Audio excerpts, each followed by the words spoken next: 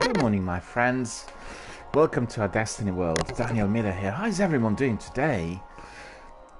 Is the weather around there where you are beautiful and sunny? Over here we have flooding and rain and wet weather already for I think the third or the fourth day running. It's just been really damp and very unpleasant, and we've had lots of outages yesterday during our broadcast. PlayStation Network in the UK suffered, and I had some problems with my ISP as well. In fact, I had to restart my stream about 3 or 4 times during our morning broadcast, all to do with that wretched rain. And I've seen some reports on TV and the weather forecast. I'm afraid down south has been really miserable, and there has been some flooding as well. So hopefully if you are watching us in the UK, you're not experiencing any of this, and hopefully you are safe and sound without any difficulties in your immediate environment, i.e. your neighborhood or houses nearby or your local rivers. And it's really strange, I have to say. We did have some wet weather in various summers, but this year what we are having is a massive drop in temperature. We had 28 degrees recently, I think 7-8 days ago, and it's been as low as 6 at the moment, and quite cold nights as well. But you know what, it's very good for my sleep. I left my window open for the last 3 nights, and I slept like a lamb. And in fact, I had a very busy day yesterday, and after a little while I've had 2 broadcasts, 2 major streams during the day, and they were lengthy, both streams lasting longer than 5 hours. So at the end of my second stream, which was obviously of Destiny 2 Forsaken, I was absolutely shattered. I went to bed and I slept. I mean, I fell asleep within seconds, and broadcasting indeed is very tiring. But you know what? My day yesterday was wonderful because A, obviously coming to completion with my Hunter, and B, it was great to be coming back to Destiny 2 Forsaken, and we were doing a co-op, myself and Marquis, who joined us, our community member from the US, and we actually played for about 6 hours, literally back to back.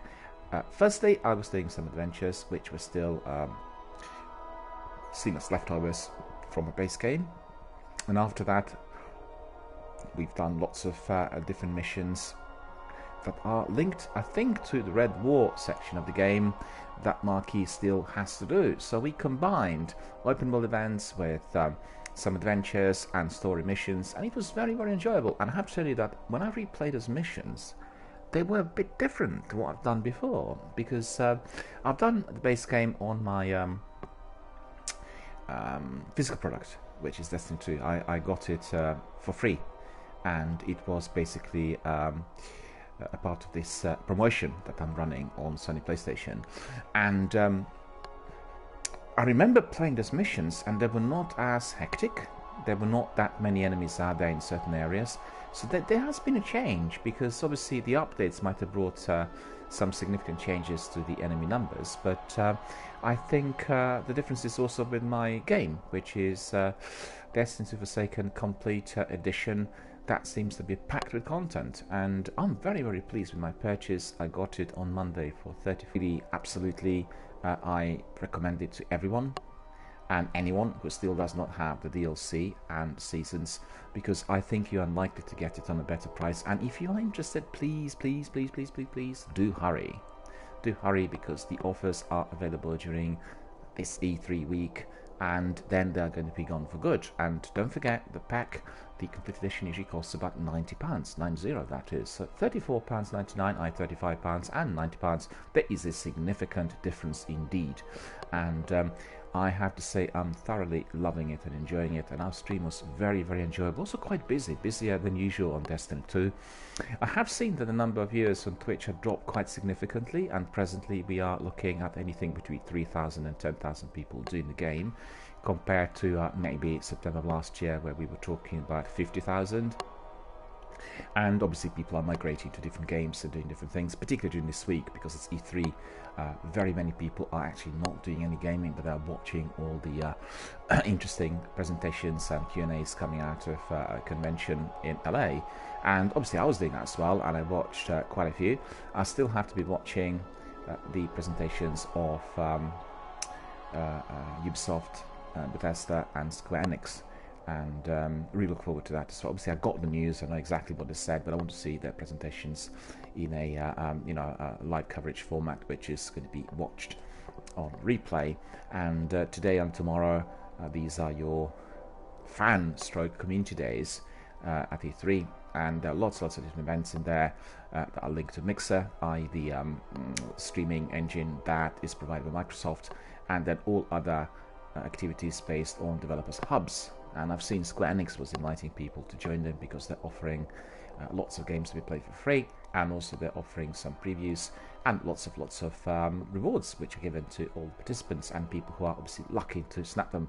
So definitely, if you are out there, if you are attending the convention, make sure you visit all of those hubs and indeed play some of the games and talk to some of the staff, and get acquainted, get busy, build your own community, make the best out of those new contacts and friendships, because what better way to make your friendships and start building your community but by actually visiting E3, being there, and indeed meeting some new people, be it the gamers or other community members worldwide, or indeed some of the people representing those major companies that are indeed in attendance. So I really loved Destiny 2 Forsaken yesterday. It was a great stream, and we are going to be carrying on with it. I need to work out how I'm going to be able to fit it in, because doing 10-12 hours of broadcasting a day is simply too tiring for me. And maybe we are going to be having half and half or so during our morning broadcast. I need to work out a strategy, so I would need to ask my community to come forward with their ideas, and also in terms of the actual time, what the time would be really seen as preferred really amongst the viewers.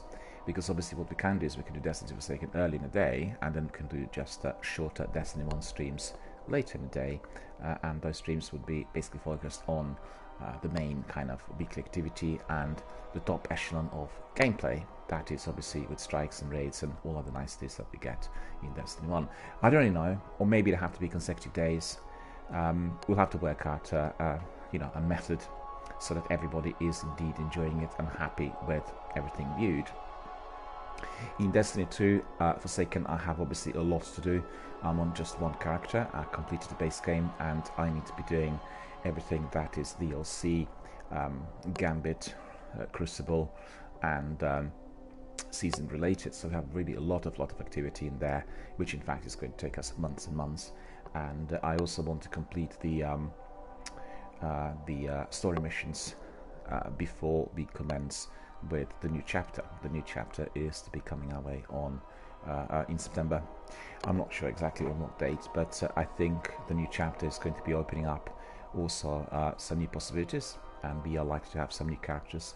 The story is going to be developing in a different direction, so it's almost like a new section of the saga. Think of the original Star Wars trilogy, and then the next one, and then the next one, and we have then those two trilogies that are obviously telling us a bit more about the Star Wars universe, and in this case about Destiny. So really look forward to that as well, and thoroughly enjoyed the gameplay. Very grateful to my community members who were popping in yesterday, Anok in particular, who was providing me with lots of tips, because there are lots of things I do not know about Destiny 2, and Anok indeed had completed everything and his grinder seasons, therefore was in position to tell me all about certain questions that I had. And it was great to have all the other community members as well popping in, saying hello, and indeed helping with our tasks. This is the best way to learn, so just I want to say to everyone, if you are playing Destiny 2 or any of these massive big open world multiplayer games, make sure you are there with your community. Build a small community on your channel or any other hub, and make sure those people come in and actually help you with whatever tasks there are, because you are going to be progressing forward rapidly. That's number one. You are going to have a lot more fun than if you were obviously doing it by yourself. You are going to be enjoying your community and friendships, and indeed you can then do lots of missions within your fire team of 3 or 6 if you're doing the raids. And that is just the way this game needs to be played, and it's obviously what Bungie wanted.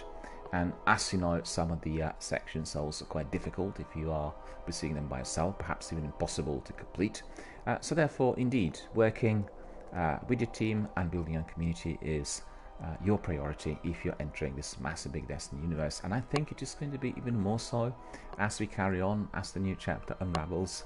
We are going to have a greater need to be revisiting with our fire team and our community members literally throughout.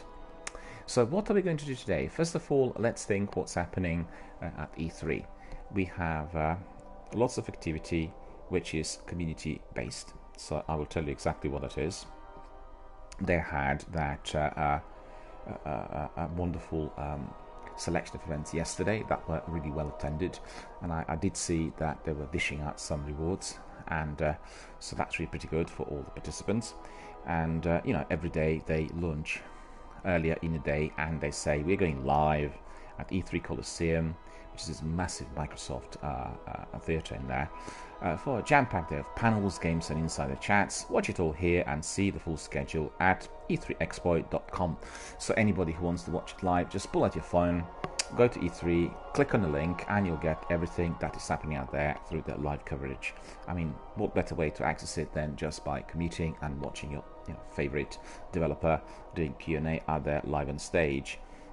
Jeff Keighley is there, and he was obviously running quite a few events and has been very, very pleased with everything that's been happening so far.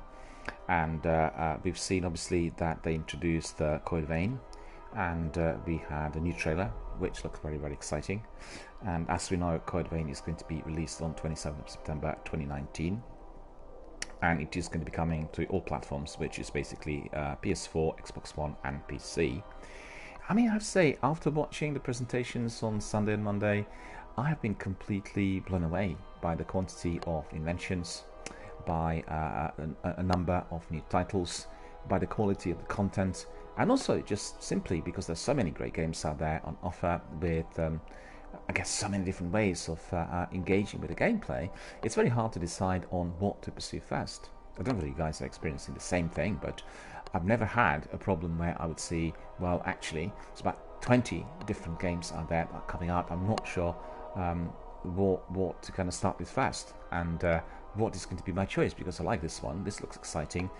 There's some innovative content in there, and these graphics are really very appealing. The music here, quite, it's maddening, but also the quantity of news. I actually talked yesterday at length about video game industry being very similar to the golden era of Hollywood of the 1930s, and I think I see two parallels in there.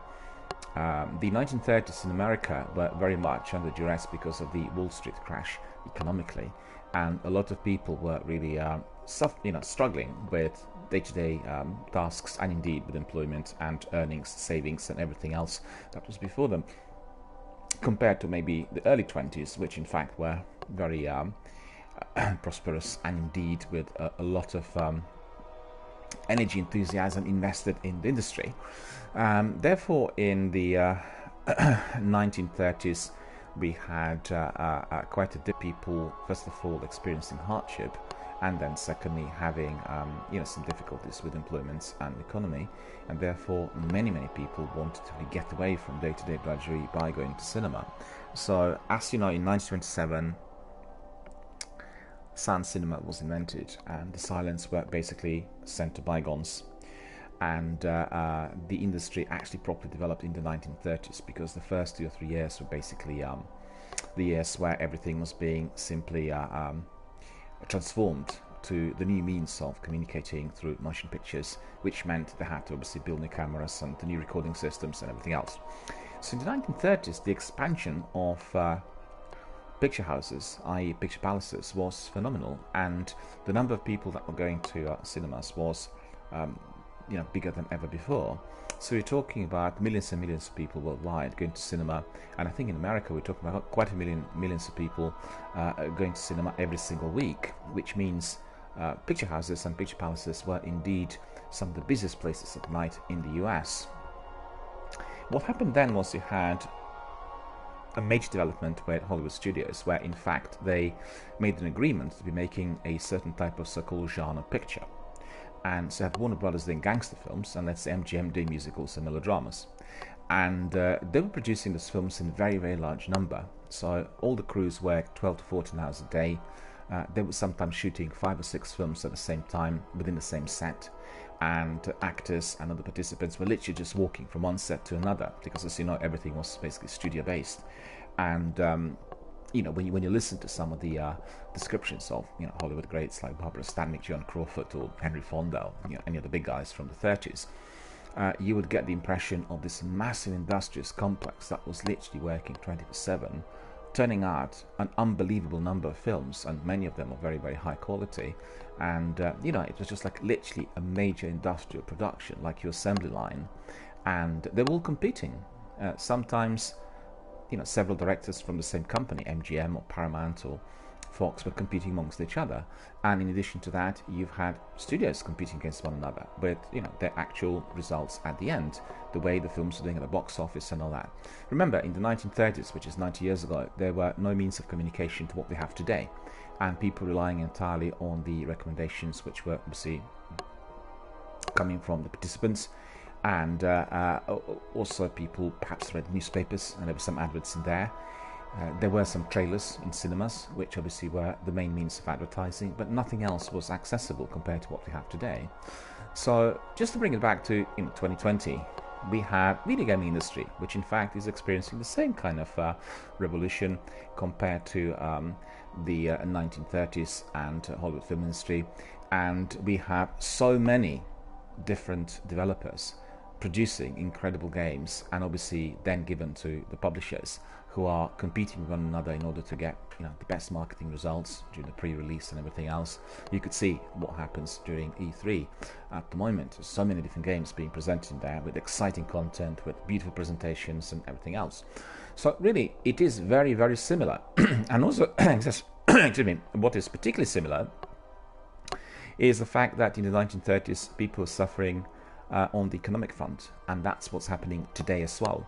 People worldwide are so stressed out with their day-to-day living. In fact, I had a couple of community members here yesterday who were talking about that, and our friend from Germany, Sorry, was talking about it live on air, for anyone who was indeed watching, about the hardships he experienced with his business in his local environment in Germany, and generally about the local kind of day-to-day drudgery that everyone has to go through, which sometimes results in people needing to migrate or even immigrate because the situation is too difficult.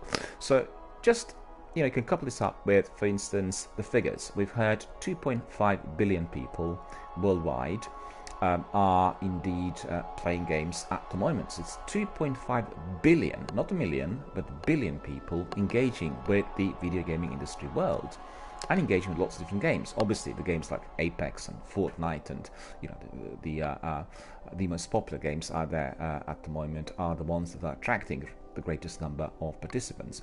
But the fact that 2.5 billion people are playing video games every single day is mind-boggling. I mean, in the 1930s, there weren't that many people, compared to this number, watching films in cinema. You know, it's just incredible. And obviously, the capacity for growth is there, and the industry is taking a stance which really wants to be, first of all, creating massive big open worlds which are everlasting in order to attract people to those worlds. So you have Oblivion, i.e. Elder Scrolls, you have Destiny, you have Anthem, you have The Division 2, you have Red Dead Redemption. All of those are big open world games, and the world there is evolving, right? It is growing. The new content is being created and thrown in as we go along. Usually it is a seasonal content, but I think this is going to change as well. It's likely to be producing your monthly content. And then the other thing is, they realize, because there are 2.5 billion people out there doing the games, they also want everyone to be accessing everything from any platform, right? So it's cross-platform, literally everywhere. And that's very interesting, because that's really quite a big diversion from the original mindset, which said, well, if we are producing a game as Microsoft, we need to keep it in our quarters. So Halo is not going to be shared anywhere, right? You're going to buy your Xbox, you're going to purchase everything from Microsoft, and you're going to be doing it on our console if you want to play it. And Sony also had the same, the same approach with some of the PC games, and it was very protectionist. But they realized that the times have moved on, tech has developed, we are living in a different era, and today it's all about speed and access. And people can't access it on all platforms, they're not interested. They've seen that Fortnite indeed excelled and topped up any other kind of stats produced by any other game, because it was cross-platform and people were coming into that arena from everywhere, and it was literally a worldwide phenomenon, which indeed still is. You know, people said that Apex is going to kill Fortnite. That's nonsense. You know, the game has its own quality, appeal, and content that is indeed very, very appreciated and loved by all the fans and the gamers every single day. So you will have sometimes, obviously, basically difference in stats and access because another exciting game will come out and people are trying it. But when you have that quality content, large community of people attached to it, it is there to stay, right? And that's just simply the fact. So basically, that's the future. And we are looking at more and more of that cross-platform content, cross-platform access, cross-platform saves, and indeed a community that is basically connecting through all platforms by coming to one arena. And Destiny is going to be like that very shortly. They did say they'll start with cross-platform saves. In fact, I yesterday talked to Sori, who was quite categoric that he does not want to purchase Destiny 2 because of all of that content that Activision introduced that was to be purchased, you know, through Perseverance, and he said that also he thought in terms of the narrative and everything else, it was literally very significantly different to what he loved about Destiny 1, and it was the same sort of complaint that lots of people had when Destiny 2 originally came out. But you could see that the direction that Bungie are taking is now completely different, particularly after they divorced from Activision earlier this year. And we are having really a lot more content, and we are experiencing many more ideas which are similar to what you get previously from Bungie when they were simply purely an independent developer. And everything is looking very, very rosy. Also, everyone who really hated Destiny 2 at the beginning is in love with it after the seasons. So, you know, we actually moved on. And what I'm trying to say is Destiny 2 is one of the games that is actually spearheading this effort. And also Bungie is literally on top of the game, because they are doing everything that our community members and you know, Destiny lovers worldwide actually want to see, and that is very, very good. So we are to be prepared for that. And also don't forget Xbox new console called Project Scarlet at the moment is going to be coming up next year, and they said it will be a remarkable brand new console that will have lots of different capacities that were not previously present on Xbox consoles. They said it is going to be either 40 or 60 times more powerful than Xbox One X, which presently is the best console on the planet in terms of its capacity and capabilities. They said we are going to be able to use Project Scarlet, the new console, as a personalized server, and I'm really excited about that. Just think about it. You can have it as your personalized server in your own house, in order to access the games and everything from wherever you are on any platform, meaning you can use your phone, your laptop, your computer, your other consoles, whatever you want, and you access it immediately. Or you will be able to travel worldwide and access all the information that is on your account through their servers. So they will be acting as a server. Obviously, the server will be communicating with all the information that's been imported from your console to theirs. Amazing. Think about it. You're traveling, you're in a coach, and you're sort of going across Europe. You pull out your tablet, your laptop, you get your internet connection on Wi-Fi, and you are cracking on with a live stream on your device, wherever you are. And it's all connected to your Xbox account with everything you've got there. Really astonishing. I think the first step will be with their Xbox Game Pass, because they want to make sure that their service is better than PS Now, and also that it does have a full cross-platform support. So not just for everyone to view it on PC, but actually for all the other Android and mobile devices as well. And that is going to be very, very significant. I can see we have several people here coming in. Marquis is here. Hello, sir. How are you doing? Good to see you, and thank you for coming. We talked yesterday about doing Destiny 1 together. We are going to do it together. We have to bear with me. And, I talk about news and everything else that's happening in the industry. And once we get to the gameplay, we are going to be doing it together. I'll bring you in, so not to worry. Here Zane is here as well. Hello, welcome. Thanks very much for coming and watching my channel, being here with us today, and being a member of our community. And here Zane is asking, how can I solo quota in easy mode? I'm at the bridge. Well, is that your raid? Because if it is very difficult. I would actually say perhaps it's not possible. And if you are really wanting to have a look at maybe some other members who are present here currently, you know, people who are watching my channel, they might be able to join you and help you. To be honest with you, I've no idea, because I've never done that many raids, and also I've never done anything of that sort solo. So you know, other people who are your hardcore veterans of raids will be able to advise. If anyone is watching, can you please provide some advice to Hirsane, because Hirsane is asking whether he can do solo on Crota in easy mode. And if anybody else knows, just please type messages and tell him, because I'm personally not aware whether this is possible. We have here Ogorilla360. Hello Ogorilla, how are you? Thanks very much for joining us. Thank you for watching my channel. We are just going through the daily news, and then once I finish that, we'll crack on with some absolute fierce, relentless gameplay as well.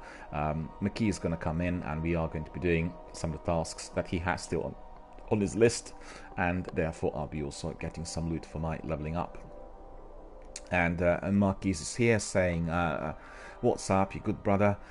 Thanks very much for coming in, and thanks for being here with us today. We talked yesterday, didn't we? But actually, did you sleep at all? Because it must be very, very early. It must be, what, about 6 o'clock in the morning out there where you are in the US. And very, very early indeed. And I had a very good night's sleep. After we completed our activity in Destiny 2 Forsaken yesterday, I went to bed, left my window open, slept like a lamb for 9 hours. I was absolutely dead, because I had 12 hours of broadcasting yesterday, and that was just about enough for me, as you could imagine. But it was a very good day, because I loved my broadcast yesterday. We've had lots of community activity, and also, like I said in my article, Destiny Bungie Masterpiece, which you can read on my blog, I actually always feel when I come back to Destiny, I'm coming back to my family and friends, and for people who are close to me. And that's exactly how I felt yesterday when I got back to Destiny 2 Forsaken. Don't forget, I've done the base game, but I did not enter Forsaken. I did not complete the DLC, and I've not done Gambit or Crucible in there. So a lot more to do, and particularly I've not really entered the seasons. But obviously I need to complete everything else before I get to the seasons. So, you know, we'll be doing that bit by bit, chiseling it away every single day. Let me just complete my news. So I was talking about Bungie and all they're introducing, as well as Microsoft, and I have to say I'm extremely excited about all that is coming out of E3, particularly from Microsoft and their quarters, because they will do, first of all, Xbox Game Pass. They will try to make sure that Game Pass is accessible on all platforms. That is going to be the first step in terms of cross-platform access. And they had quite a big presentation during their Inside Xbox the other night, where one of the guys was basically telling us how this is going to work. And when I looked at it, it seemed to me that they were combining some AAA blockbusters, perhaps in smaller number, with many games that are not as well known, but equally good. And they want them to be also accessible through any platform. So they were basically telling us how this is going to work on a laptop or PC. And I've looked at the layout, and you know, he said that we are introducing some other extensions that will make it very easy for people to communicate, and perhaps if they are, you know, considering what game to play next, there will be a forum in there for people just to respond straight away. All of it community based, and all of it very much connected to the gamers worldwide. And that's very good, because you know, there's always somebody awake somewhere, and we have different time zones worldwide, and if you're well integrated or embedded within a certain community, like for instance Destiny or Elder Scrolls and the big games with loads of millions of people worldwide who are doing it, you can always receive the help. You know, it's a bit like having live chat 24/7, and it is very exciting. And they said that they were going to introduce also a share facility through which people can simply share games and maybe do things like buddy, you know, two people together. There are lots of different ideas. I have to say, I've been oversaturated with the news, so I'm not exactly sure. I've not remembered every single thing said, but it just makes me very happy that I'm indeed alive, healthy and well in this era where this industry is thriving and equating, I guess, the experience of the 1930s and Hollywood film industry. Because if you look at it, the vast majority of games are going down that route. They're very cinematic. I think the games that are like platform games and the other ones that are perhaps with the arcade style graphics, obviously they're popular, they're very interesting. Some of those games are absolutely truly amazing, but they're having a difficulty in pushing into the markets of those very cinematic multiplayer games. You know, think of Gears of War 5 that is being just advertised. Think of the Division 2 and the open world there. Think of a wonderful, wonderful presentation that Ubisoft had on the new Ghost Recon. You know, these are the games that are very lifelike, and all the activities there are very immersive. The worlds in there are... I tell you one thing, I forgot to tell you.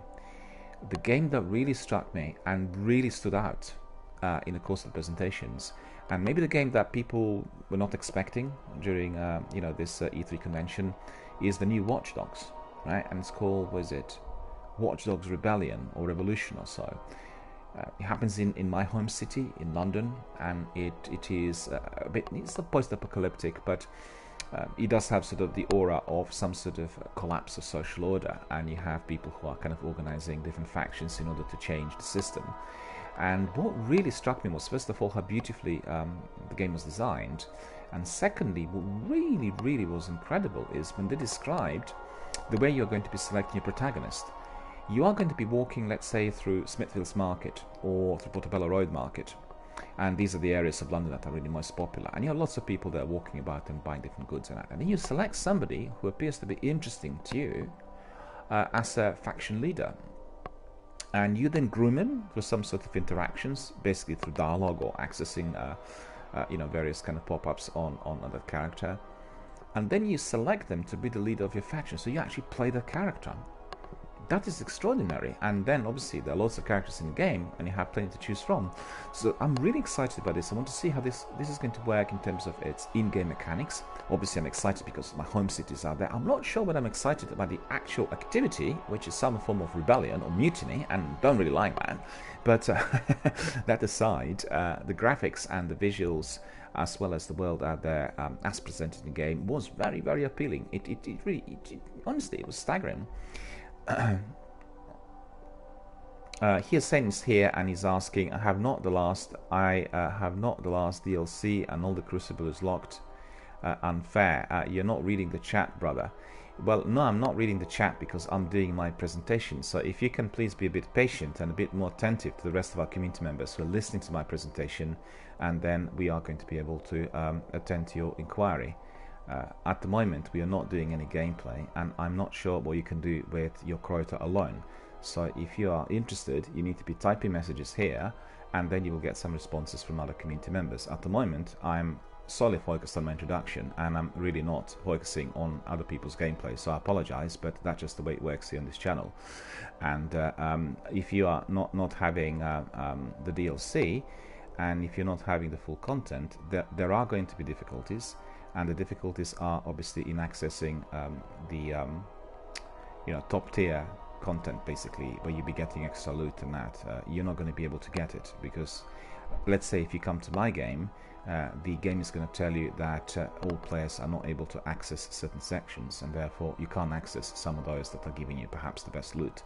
So the only solution to that is basically to purchase DLC, or to purchase, if you're talking about Destiny 1, the collection that has everything, and then you'll be able to access every single area. There's no way of beating it otherwise, you know. The game's just very clever, and obviously they want people to have every single bit of the content. As you could see, everything is progressing down the route, which is based on this, you know, seasons, and the seasons are kind of lasting 3 months, and every season has new content, and the content is then being given in order to level up. So you are doing lengthy grinds, and then you are getting more and more of your levels and your light, and that seems to be uncapped at the moment in Destiny. It may be capped if you are completing everything, but excuse me, for what I could gather and from all the information received from my community members here, they are redoing these lengthy grinds on Destiny 2 seasons, and you know, they're just leveling up and getting more light, but it is very, very arduous. It takes a long while. Right, getting back to what I was saying earlier before we had those interruptions, was about the direction that Microsoft is taking. I'm very excited about cross-platform gameplay, and I really want to see what Xbox Game Pass is going to do on various platforms once fully introduced. And also don't forget that they're offering at the moment a new Game Pass, which is called Xbox Game Pass Ultimate. So you can get a full subscription to the streaming services. You can get basically it's 3 subscriptions all combined and merging into one, right? So for $16.99, I think it is, dollars, you are going to be getting your Xbox Live Gold subscription, which is permanent, basically as long as you're paying your subscription. You are going to be getting your Xbox Live Game Pass, and also you're going to be getting the third subscription, which is your PC access to Xbox Game Pass as well. So all of that is going to be combined in one certain subscription. And for instance, if you are interested, they're offering it to you on a price of $1 for the first month at the moment during the E3 events and convention. So if you're interested, you can obviously subscribe and try the new option, which is the new pack, and you'll get it for $1. There's no commitment, there's no contracts. You know, you can obviously subscribe today. Today is what, the 13th, and you can then unsubscribe on the 10th or 11th of the next month, and you will not be charged more than $1. So what better way to try that than by jumping in today and obviously experiencing it for yourself? Absolutely the very best way. I applaud Microsoft for doing this because they've had it already during the last couple of years, and indeed it does draw people in. And as we know, the vast majority of our participants today are really very interested in finding out what certain games are like firsthand. And isn't this interesting that originally, when Xbox introduced the streaming services on Xbox Game Pass, they really wanted people just to stream, because they thought if you were streaming you couldn't really download the game to console, and maybe there's something that you will not like. Perhaps the visuals are not going to be good enough, or maybe the sound's not going to be as good as when you download, and particularly if you're watching it on the top-notch OLED or 4K TV, you will have some issues with the quality resolution, which is significant on a very sort of top-notch high-quality TV. So they thought we'll do it first through streams, and then people could obviously buy those games from Microsoft Store. But they discovered very quickly, as they experimented with maybe a few downloads, that the games that were accessible for downloading, they actually were receiving greater sales. It meant that people downloaded the game, played it, loved it, and wanted to keep it. So in no time, they realized that allowing people to download, obviously to enhance the actual gaming experience as well, through the process, is going to be increasing sales. So all the games, or the vast majority of games on Xbox Game Pass, are indeed downloadable, which really is contrasting PS Now. On PS Now, that is not the case. They are actually offering at the moment the new editions to be downloadable. The vast majority of AAA blockbusters and Sony proprietary games are not, and therefore the trouble there is that you can't be enjoying it, on your 4K TV in same kind of quality to what you would have done had it been downloadable. And I have a problem with that, because as a streamer and broadcaster, I want everything to be downloaded, and therefore I can be streaming it, because I can't be streaming through my console alone if the games are non-downloadable. Do you see what I mean? Because you just stream through the server and that's about it. So obviously Microsoft are very much in tune with everything that community members want. They're providing us with all sorts of novelties and niceties, and really all coming out of Microsoft headquarters is truly astonishing. I really honestly, I can't find words to experience and express my excitement with the new console. I think it is going to be truly your next generation console, and particularly if you look at the information that they've given us, indicating that this new console will have a full backward compatibility for all Xbox games. So they will have the Xbox library of games that will include everything from number 1 to number 1000 or so, all the games ever released on Xbox console. That includes Xbox Original, Xbox 360, the recent consoles of Xbox One, that include also S and X, are going to be instantly playable. And I think what is even topping it is the fact that all the games will be remastered for 4K usage. So let's say you bought your Halo originally and you still have the disc, and you'll use it on your new Xbox Scarlet, and you will then get an update, and this update will bring the game to the 4K present day and age level in terms of sound and picture quality. That is astonishing, and this is going to be at no extra cost. You will be paying obviously your subscription to Xbox Live, and that's it, because backward compatibility is there for you to use. Compared to that, PS5 console is going to be backward compatibility just with PS4, which means all the other games, so just think about it, PS1 and PS2 and PS3, they had an enormous number of games released, and they really, at the time, like PS1, PS2, they were, you know, the leaders in the industry. No other platform was releasing many more games than them, and they will have to really go back and do that as well once Scarlet is out, because it'll kill them, you know. You can get older games on Xbox for 50 pence or £1 today in the UK if you buy them in CX, which is the main retailer for second-hand games in the United Kingdom.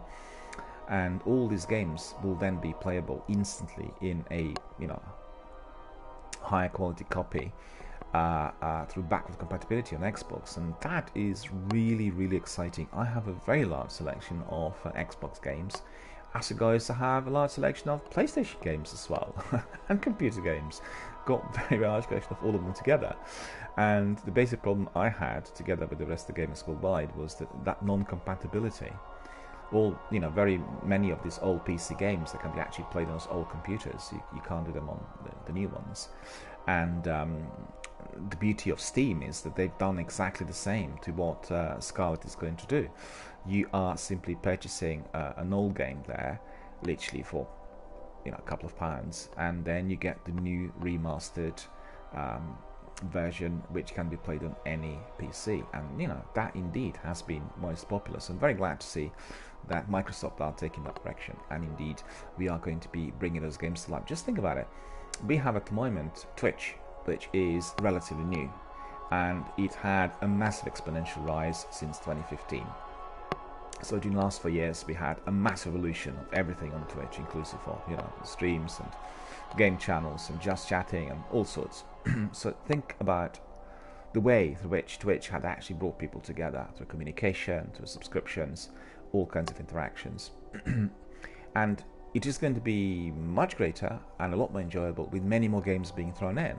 Because as you know, similar to people, who are going to cinema frequently, you have some people who are wanted to see blockbusters and the recent releases that go to multiplex cinemas, and after a few months they become really your true hardcore film fans. They go and watch all the films, and then they realize, hang on a minute, I remember this actor in here, let's say Warren Beatty, who you watched today, who's, you know, already reaching his 70s or pushing his 80s. I want to see him in Bonnie and Clyde when he was young. You know, I want to see him in Lilith, which is a film from the 60s that actually turned him into a major star. And that person will be then going to, well, the old days they go to, you know, a video library or a video store, but today they'll be going to Netflix or Amazon, and they'll be looking for that film, and they will want to be accessing it online to see it straight away, and in order to get knowledgeable on what this actor was like in the old days. So with gaming industry, it is going to be exactly the same. People will be wanting to find out about those older titles. You're playing Destiny 2 Forsaken, actually not a good example. Let's say somebody's doing a Ghost Recon Wildlands or the new one, and they want to find out what Ghost Recon looked like when they started, which was about 17 years ago. And, you know, they will want to find a game, and once they find it, they'll put it on Xbox and they'll be able to play it straight away. Or indeed, if they have it in the library and they remember, oh, I played this game 17 years ago, I want to have a refresher, I want to find out what this game was like. And this is going to work on the new Xbox. So that's incredible, and that will be also beefing up on the number of streamers. We'll have probably channels with kind of retro effect, people bringing in older games for people to remember. I think the future is looking very, very bright. You know, it's all about cross-platform, it's about quality content, and obviously that diversity. Presently, although you have all those games on Twitch, there are just a few games that are attracting the greatest number of viewers, and those are your AAA blockbusters. So if you're looking at, let's say, Apex, Fortnite, if you're looking at Elder Scrolls, if you're looking at Destiny, and Destiny 2 Forsaken, these are the games with massive communities, and everybody goes there to watch those games. But if you access, for instance, some of the other less well-known games, I'll give you an example, LA Noire. Well, it's a well-known game, but it's not been around for a long while. You know, a beautiful game with a lot of good content and very enjoyable gameplay, and once being brought back through several streamers, if, for instance, people make their own community, let's say noir gaming community, and quite a lot of noir games out there, then obviously they'll be attracting extra interest as well. So really, the capacity for development and invention is infinite, and I just really have to be patient for the new console to basically arrive to my office, and obviously to be released first of all, to be fair, and that is going to be at some point next year. They didn't actually confirm the date, but they were talking about holiday season of 2020, so I believe around Christmas time. And also in addition to that, the console is going to have Halo Infinite released on the same day. So Halo Infinite, similar to what we had with Xbox Original, is going to be pegged to the console. And we'll probably have special editions and, you know, the usuals.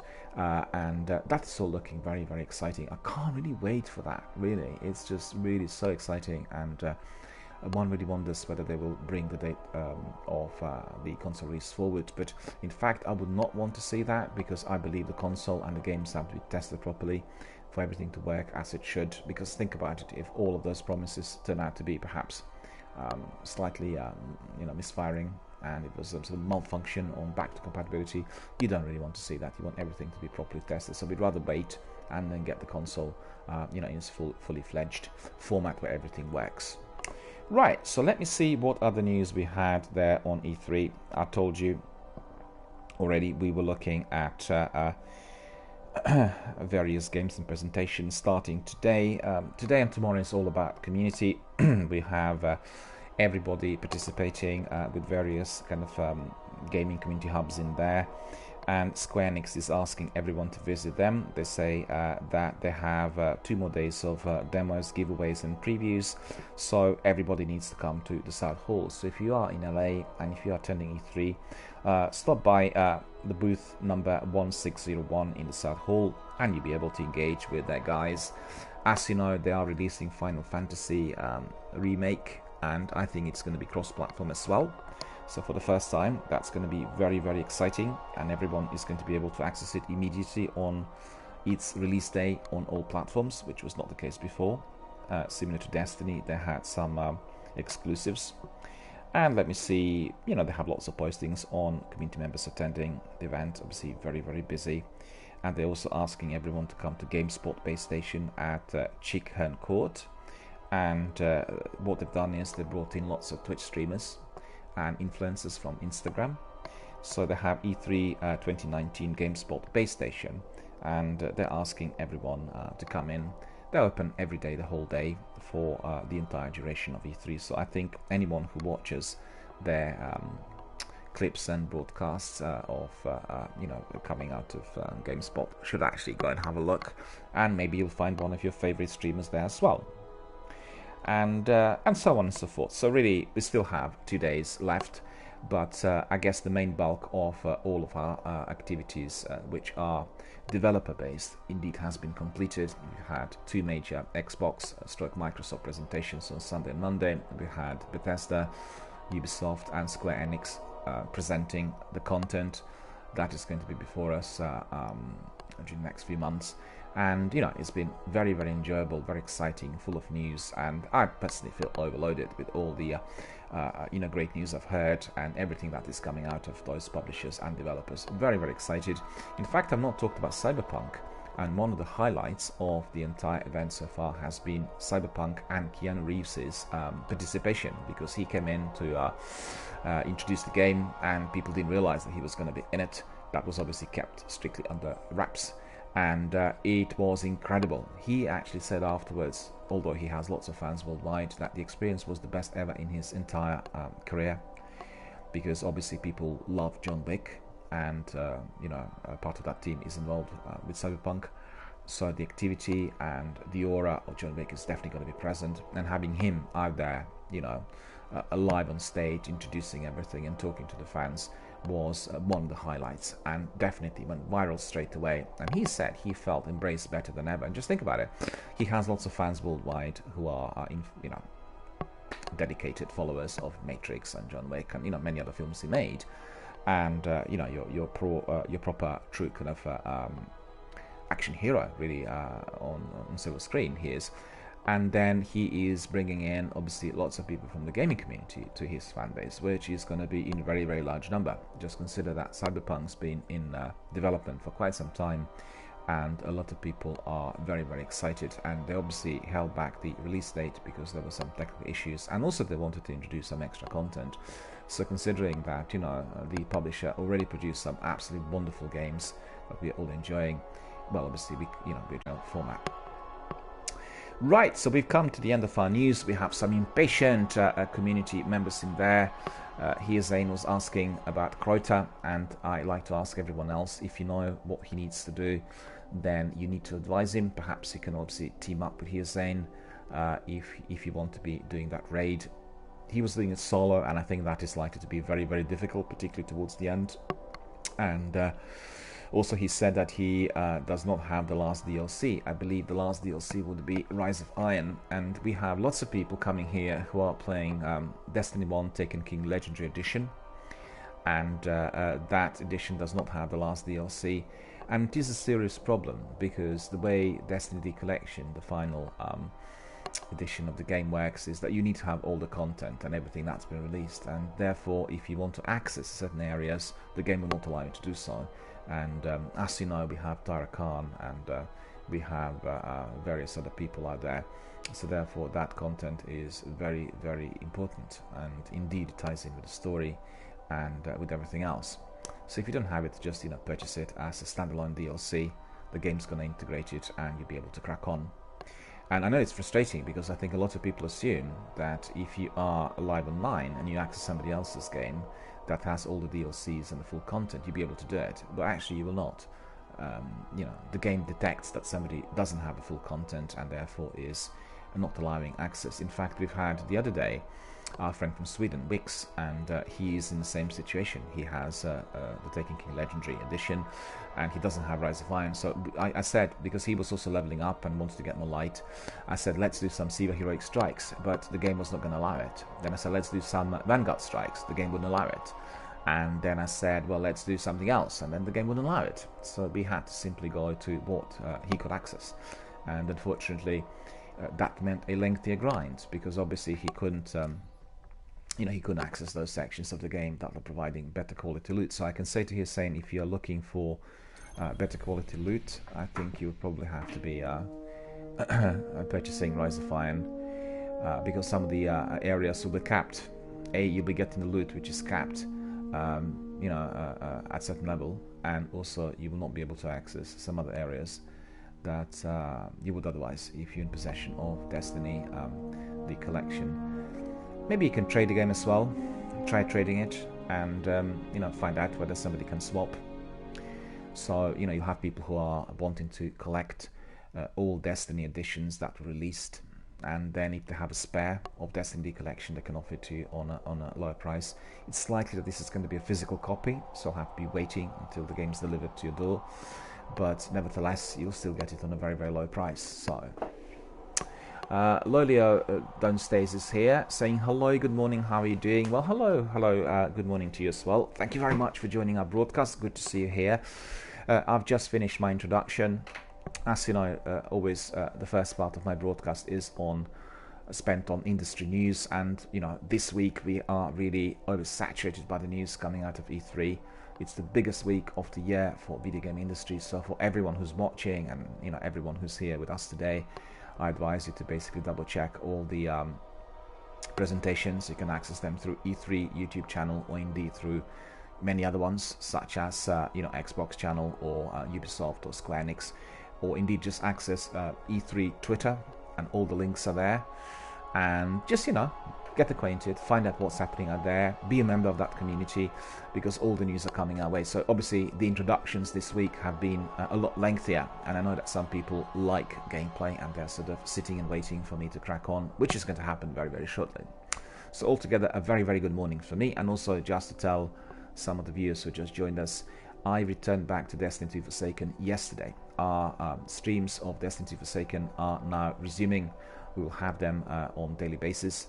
I will fit them in somewhat either during our morning broadcast, or indeed with some early evening streams, because we want to be proceeding. I now have Destiny 2 Forsaken Complete Edition, which basically contains all content that have been released until the present day, so I can access anything and everything whenever I want, which was not the case until Monday. I've had everything but the seasons and DLC, and I really want to be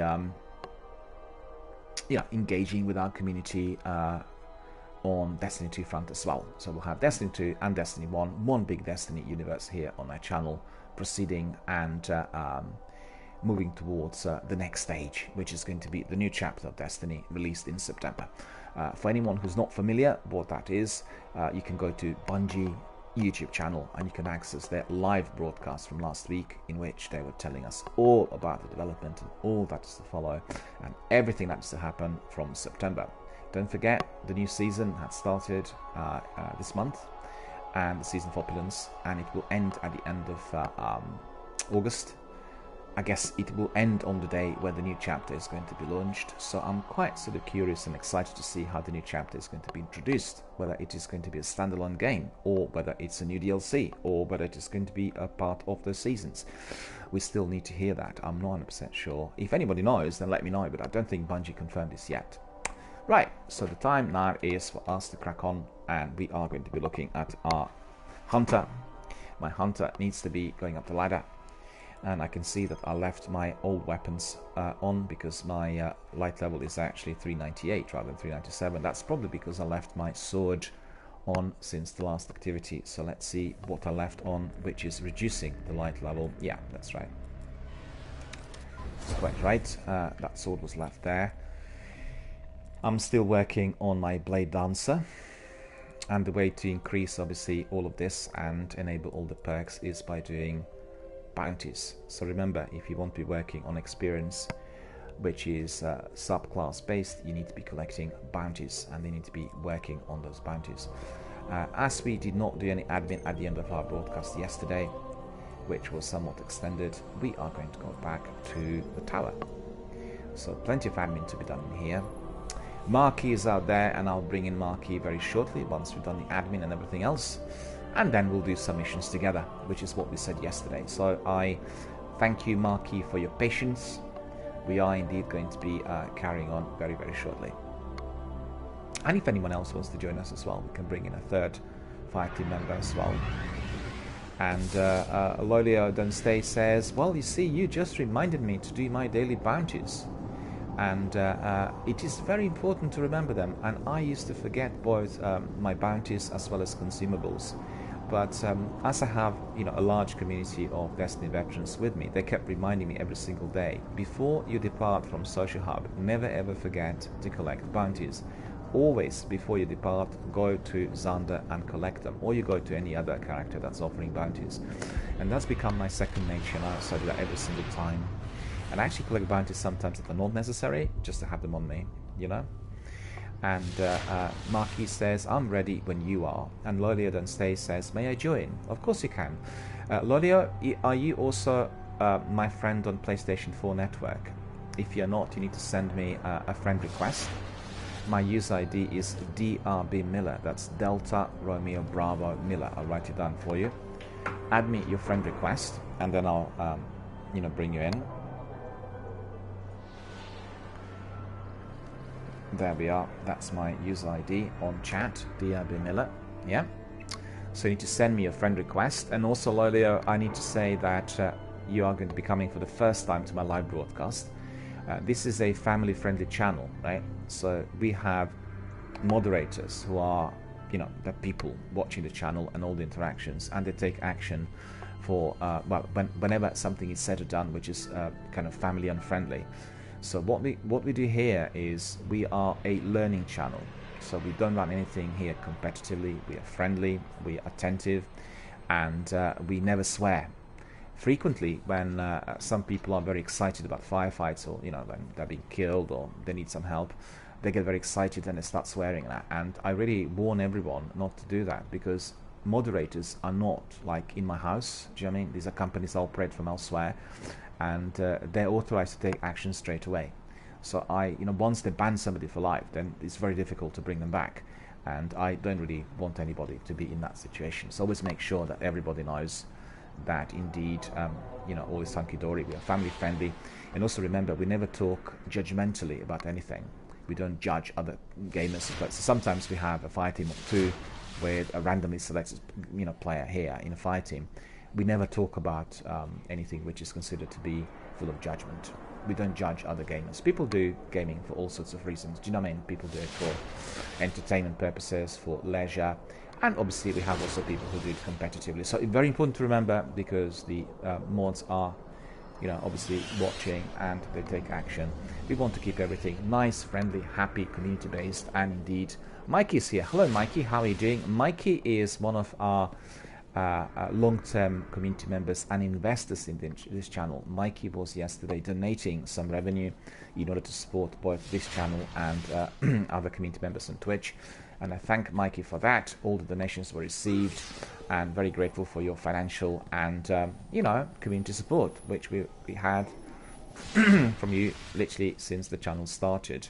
And Mike is saying, I'm good, and how are you? I'm very, very good. I had a very, very good night's sleep. Really very, very rested and more than ready to crack on both with Destiny 1 and Destiny 2 today. So very, very good day so far. Although the weather there is very bad, we have torrential rains. There's a lot of flooding in England, particularly in the south of England, and we had some outages and power problems due to that yesterday.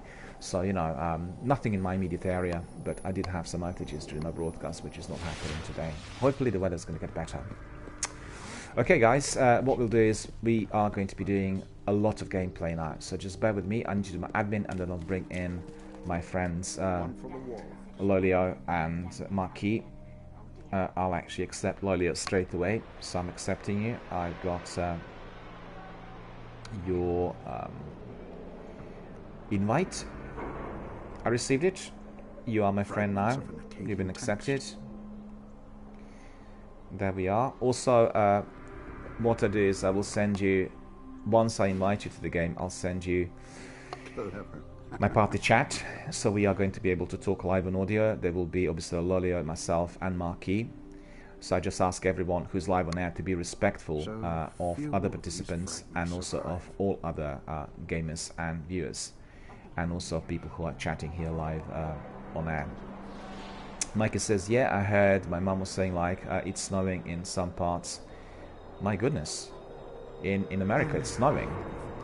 And Mike is saying hello, Lolly, and everyone's talking in here. That's great to see.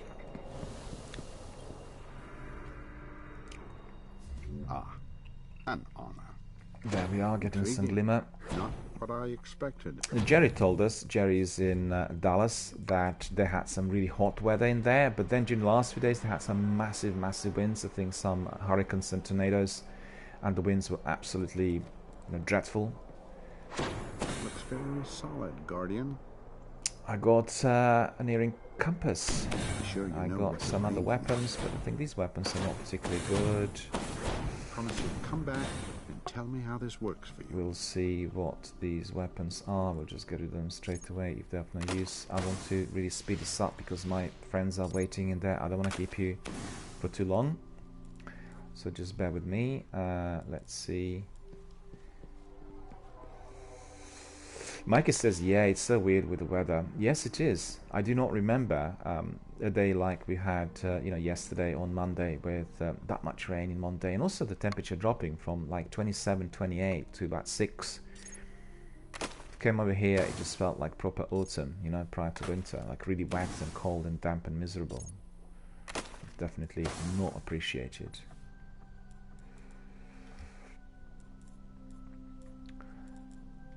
So you could see I picked up lots of blue items, and these are not particularly good, and I can just easily get rid of them.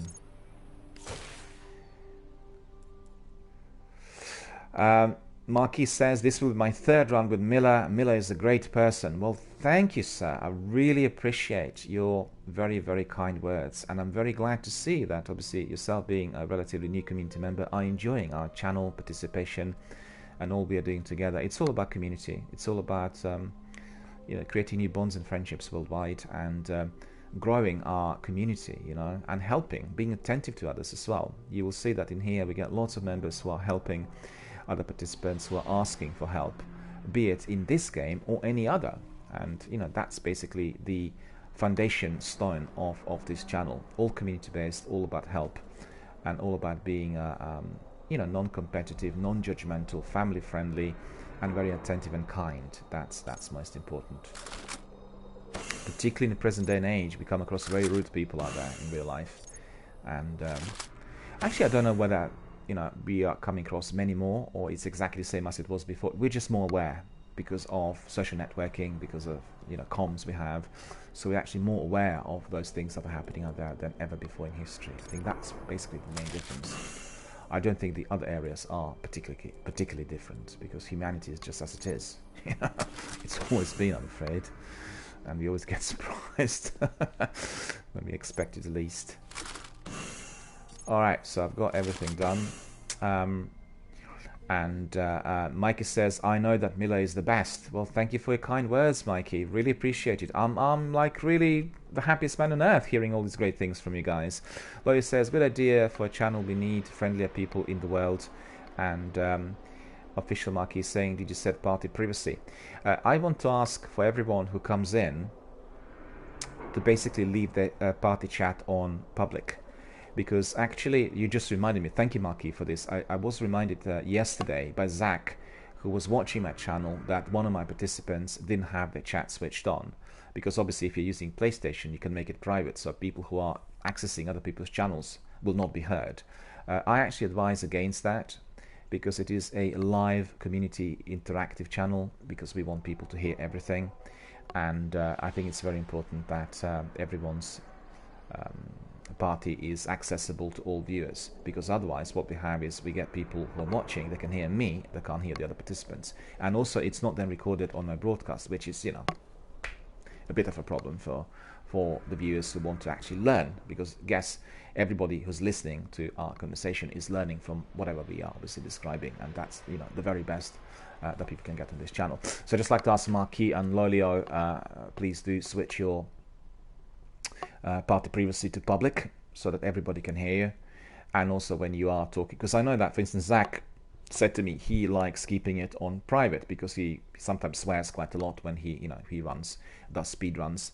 And I said, well, I asked actually whether the privacy could be changed, because people can learn a lot from Zach. Zach is an expert speed run, Destiny veteran gamer. He has a couple of world records on raids, and he knows everything about how to do it, and he knows lots of he has lots of tips and tricks for anyone who is attempting to go up the ladder with raids. So it's obviously very valuable. We can hear everything he says, because he talks about tips and various ways through which people can do missions at all times. So so that's good. Okay, so I've done the admin in here, and we have some questions in here coming in. And Lolia says my party chat is privacy settings are always on, and Lolia says I'm quiet too. And Mikey says, I have a question for you. Have you gotten any of the raid exotics?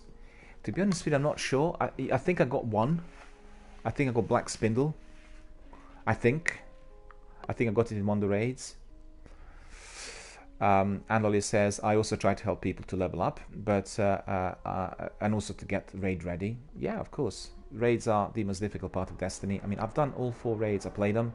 But I actually don't do raids at the moment as much, because I want characters to be 4400, and I want my characters to be raid ready with weapons as well, so still have to get some more weapons.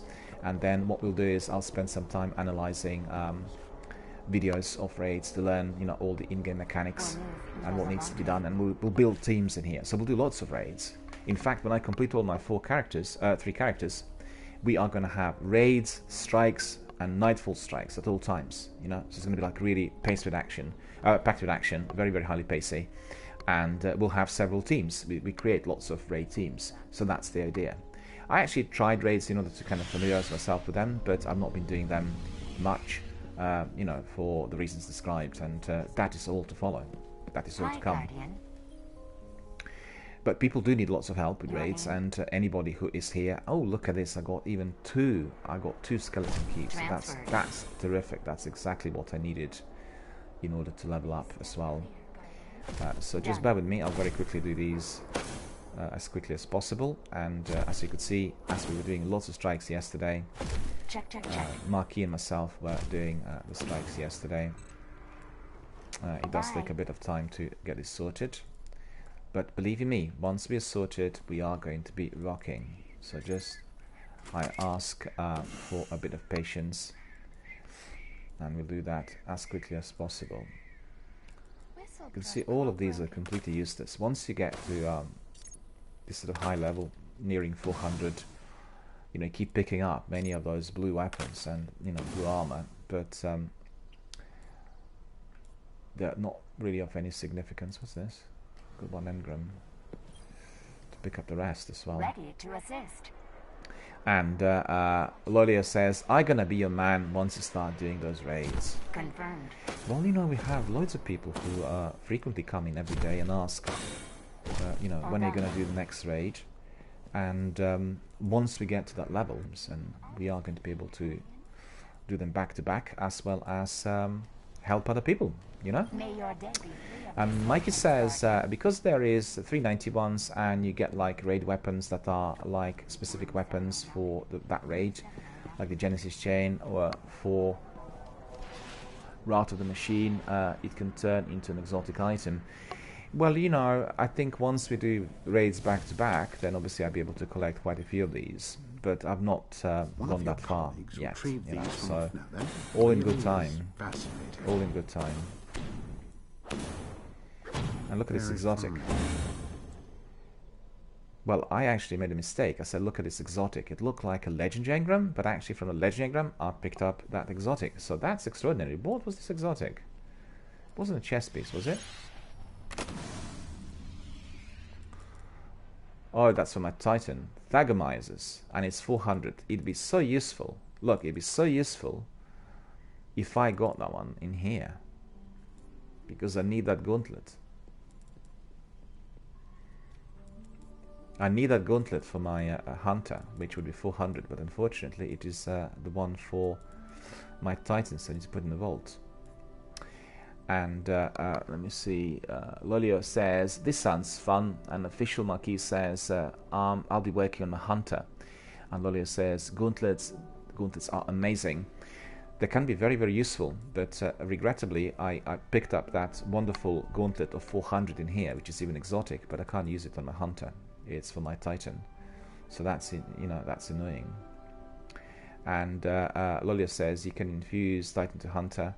That's right, but I think I want to keep my exotics character specific. You know what I mean? I'm basically no hurry, you know, because we do a lot of gaming here every day. I'm quite keen on lengthy grinds.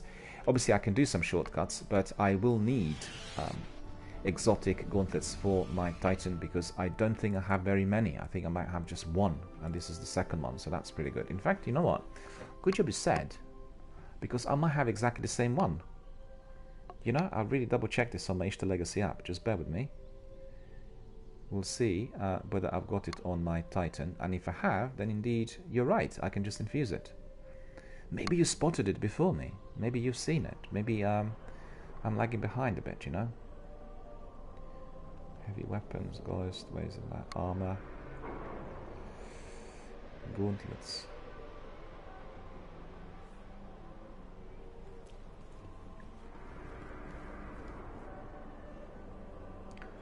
You are right. You actually are right. I do have that Thagomizer on my Titan, so in fact I could, in theory, infuse, but I'll actually have an afterthought. I have an afterthought about this. You know?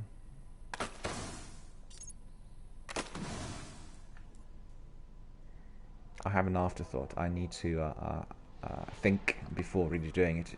No harm in just keeping it for a little while, because obviously I can always do it. I can keep it here and, you know, do it, so no problem. And Mikey says you need the consumable wish of Ayo, and then you can infuse that into your arms. Consumable wish of Ayo, you can infuse that. Yes, that's true. I probably need to get that, but let me see whether I have that. I think I have it on one of my characters.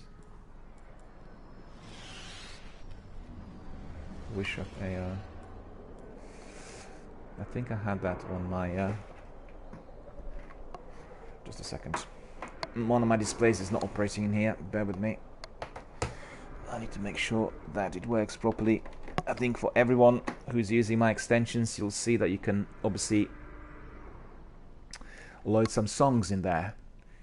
And then when you click on the extension, you can choose your song, and I believe it will play on your system. It will not play on our system because Twitch doesn't allow any songs to be played externally outside of the actual game content. But on your system, it should play once you are indeed choosing it. So I'm at the moment playing John Carpenter's song, which is basically his version of Zola Jesus' song Night, and that's pretty good. I quite like it.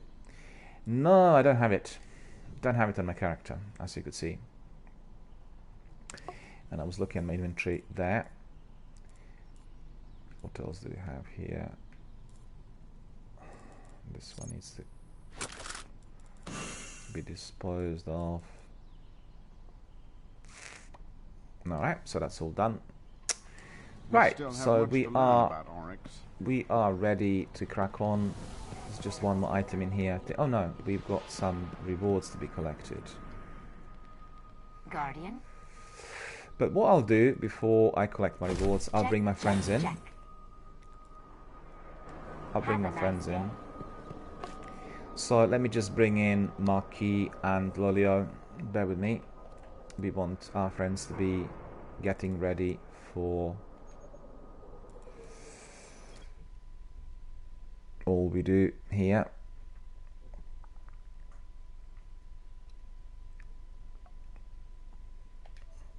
Inviting Marquis, inviting our friend. Just a minute.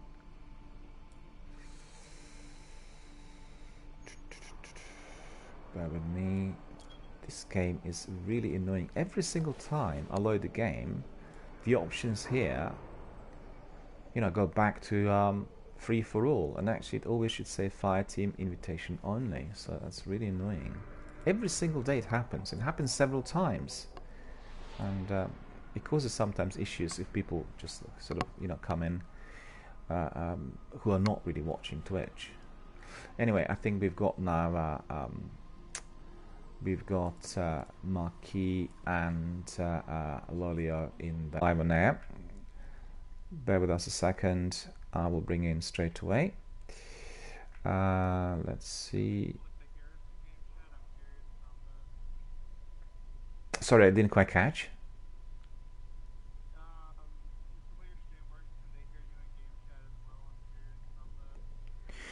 Well, if I'm in party chat, then everybody can hear me, you know, whilst we are live on air. And also, well, basically for myself, because I'm a broadcaster, the viewers will be able to hear me either way.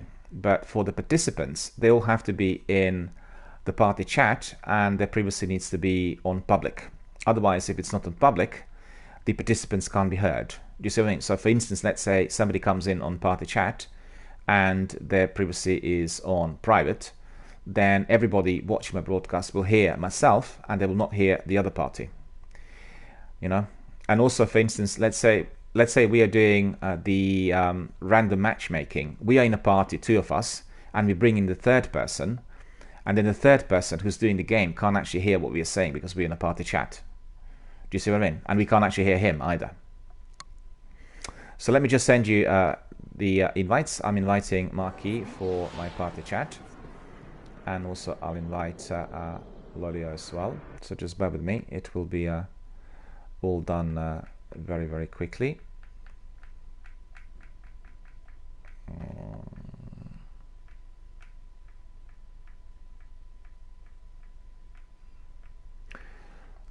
What is Lolio's ID? I can't see it.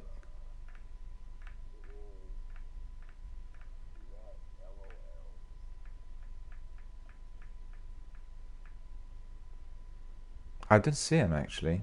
I don't see him on my list for party chat for some reason. Hang on, I'll do it again.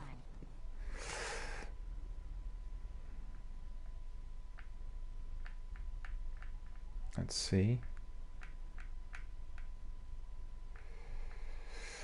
Just bear with me. I need to have a look elsewhere to see that all is in order, because I didn't see him. Um,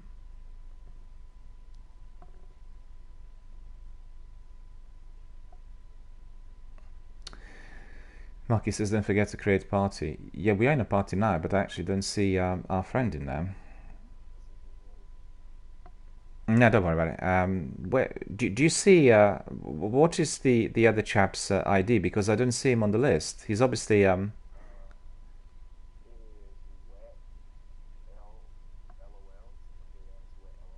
starts with wet, right? Yeah. Let me see. For some reason, oh yeah, I can see. Yeah, okay.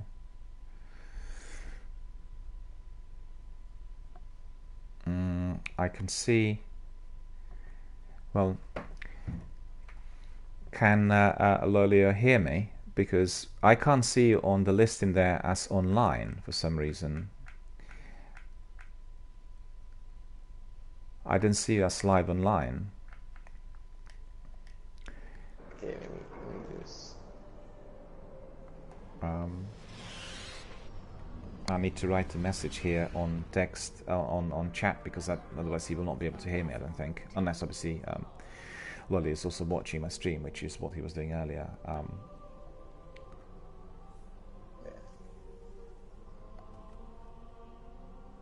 Bad noise. That's weird.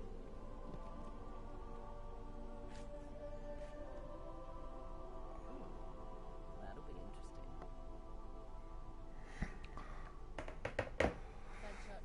High security. Sorry about the wait, but it's obviously some sort of technical problem, or maybe it's privacy settings or something, I don't know. Because obviously Lolly was indeed watching, and he's in the game, right? Excess radiation.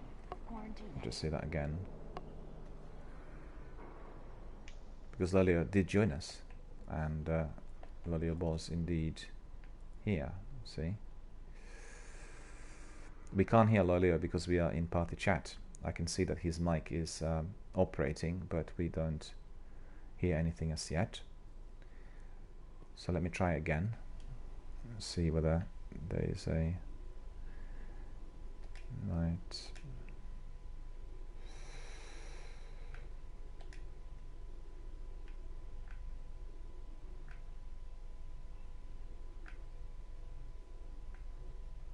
It might be a glitch. Might be a glitch, you know. I'll just do a separate invite. I apologize, obviously, for this lengthy wait, but it does happen sometimes if there are glitches, you know. Technically, sometimes things don't really work out as expected on PSN. There we are.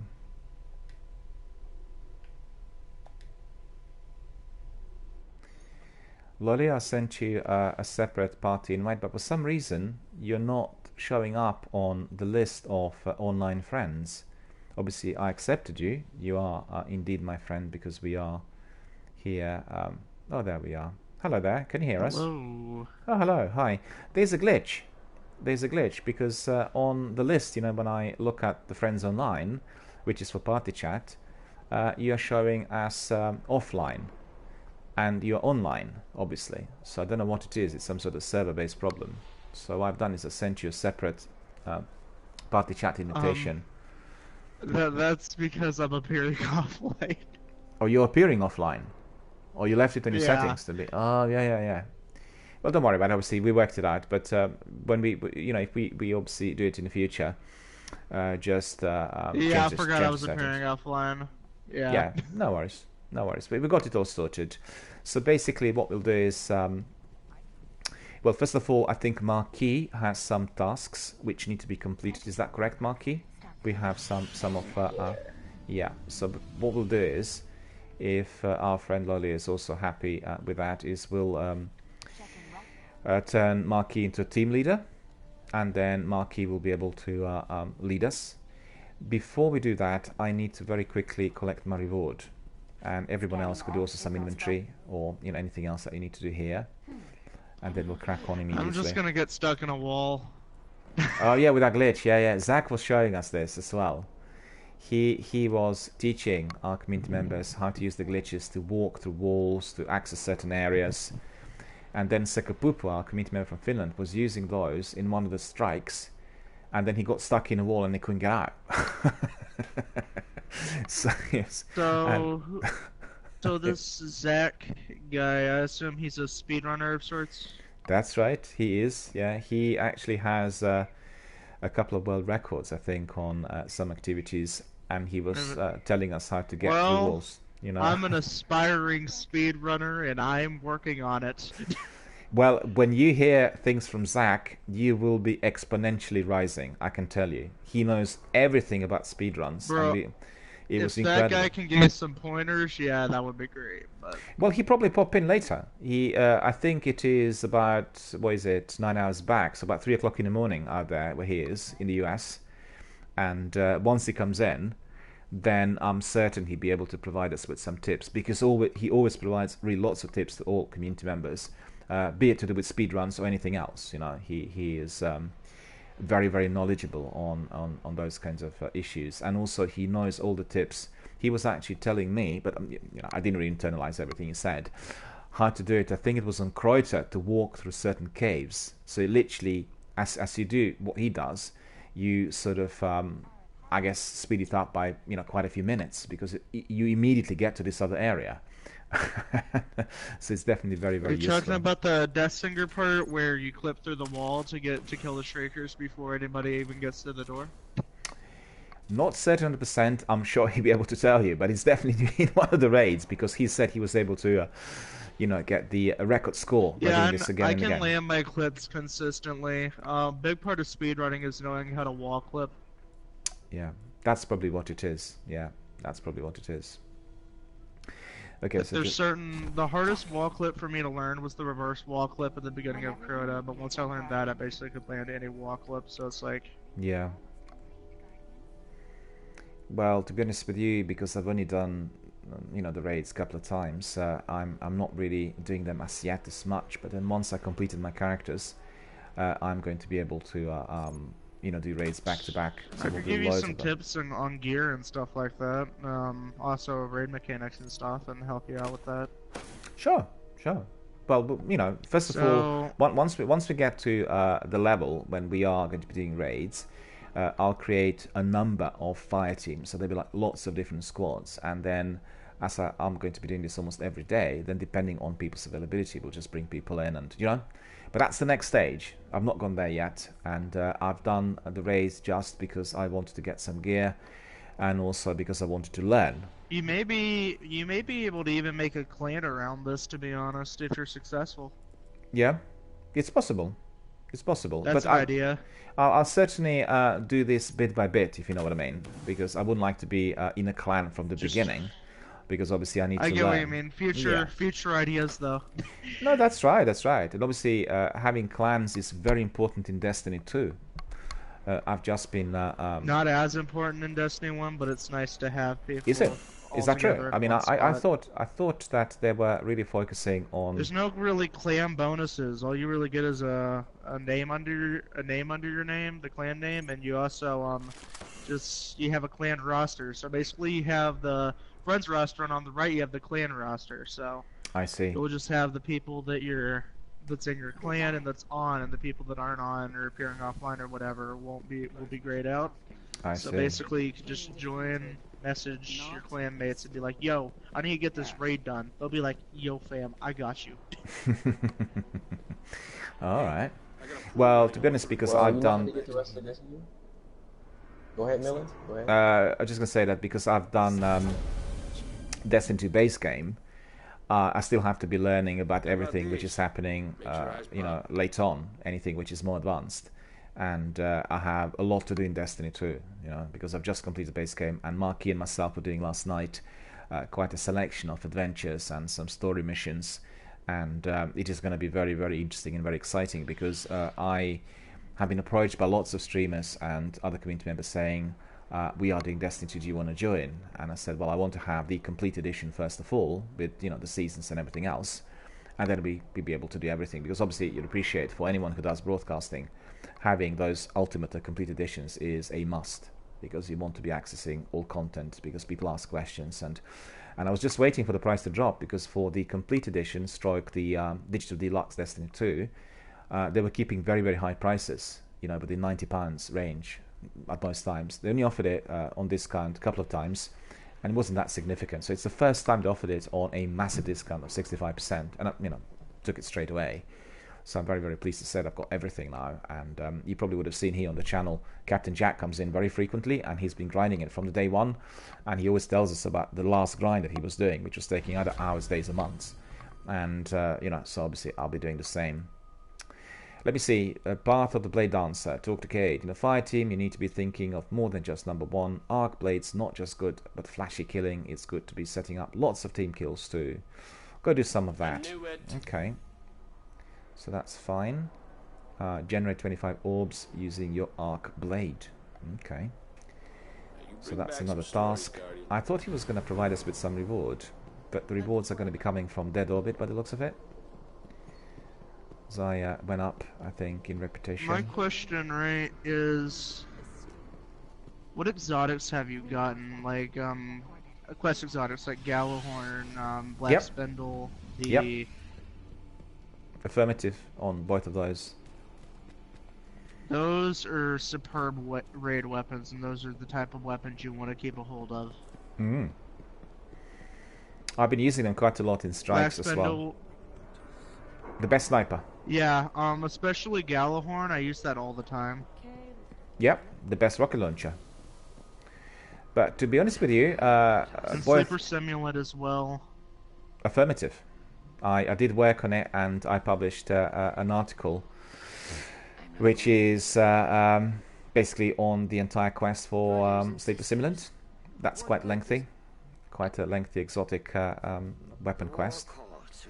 Let me just lengthy but worth doing, because you're basically shooting a giant laser that melts everything. It's pretty awesome. Yep, yep. Very useful with some of those enemies, particularly that big ogre that is, you know, in the pit. And actually, Gogoroth, you want to use Black Spindle because it has really high DPS. As well. I used both on that particular strike many times. And if you ask yourself, why is it that he doesn't have those weapons? Oh, I thought you meant Gogoroth from Kingsfall. No. It's that big ogre, you know, the one that is with chains. Fogoth. Yeah, not when you are needing to kill the Splicer Priest, but it's just one chained ogre in you know, in one of the compounds in there. And well, both weapons work very well on that ogre, Black Spindle and Sleeper Simulant as well. And I was just going to say that if you ask yourself, why isn't he having those weapons on this character? Because I'm using all three characters as a kind of a walkthrough, as a you know, kind of a learning process. I'm building up weaponry and collecting different weapons for different characters. So that if there's a need... And also getting copies of those exotics that you need on all of your characters. I see what you mean. Yeah. And principally, what happens... Yeah, that's right. But also, what I mean is, if there's a need, if we're doing some activity where I need my Black Spindle, I just transfer it through my Ishtar Legacy app, and we get it straight away. For instance, I have just one Dark Drinker, and I worked really hard to get to that level to get it. And therefore, Dark Drinker I'm using on all characters, but I will do an exotic quest for Dark Drinker on other characters as well. It's nice to have Dark Drinker all the time, just because of how useful of a weapon it is. That's right. It's a game changer. And Matthias, one of our community members, was telling me that Dark Drinker is going to be most useful.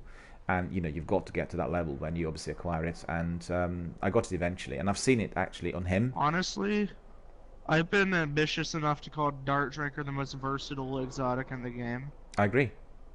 It's applicable to any situation. It works always very well compared to some other swords and things, and very useful with that, you know, like spin. When you have all the ads attacking you, particularly thralls, you have like half dozen thralls attacking you, they're gone, and even, you know, yellow by enemies there with Taken and with hives. So very, very useful. Just bear with me. I want to see what the reward is, because I need that 400 gauntlet. So I need to make sure that I've got the best weapons enabled. Just bear with me a second. I think I need to put... Do you remember how to get the full gear set that I have on? Hold on, let me inspect you. Like the head and the arms. Isn't it Treasure of Ages? Yeah, it's Treasure of Ages. It's random drop. Random Yeah, drop, is it? That's what I need to So do. you just gotta get lucky with that.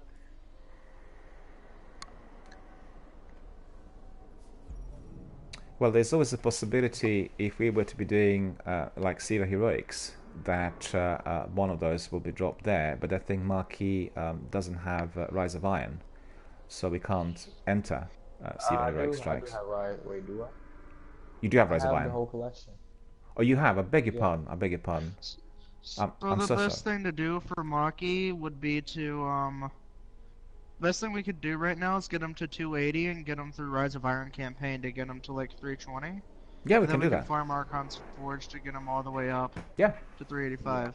that sounds great. I'm I just want to grinding apologize. this here. I want to apologize to Marquis because I obviously equated what we said yesterday about Destiny 2 with some of the content. Do you know what I mean? Because you didn't have DLC for Destiny, Destiny 2. So I apologize because I have to tell you, I have about half dozen community members who are doing Destiny 1 live online together with me, who actually are, playing it on the Taken King Legendary, so they don't have the last DLC, and therefore the issue comes up. So I just, I kind of, my wires were sort of wrongly connected, if you know what I mean, because we talked about it yesterday, and it was Destiny 2 related. I apologize. Anyway, carry on. Can I get out of timeout now? Dad, I don't want to be here anymore. Yeah, we are going to be traveling immediately. So I want to see. This is Chroma. This is weapons. Let me see. This is my corner. Get away. Yeah, we are going to get away. I just want. I'm working on my hunter. Eon Tracer vest. I got. What else did I get? F in the chat for getting a chest piece and not the gauntlets. Yeah, there's nothing useful in here. Okay, so we're ready to rock and roll, and what we'll do is I've completed everything that was to be done here. I How gotta do you- tell you a story. I know this guy. Yeah. His name's Rock, and basically what he says every time we threw a bomb on Vosek, right? He'd say 3, 2, 1, rock and roll, and that's your cue to throw it. Yeah, that's funny. And He was a really cool guy. He's a really fun person to raid with.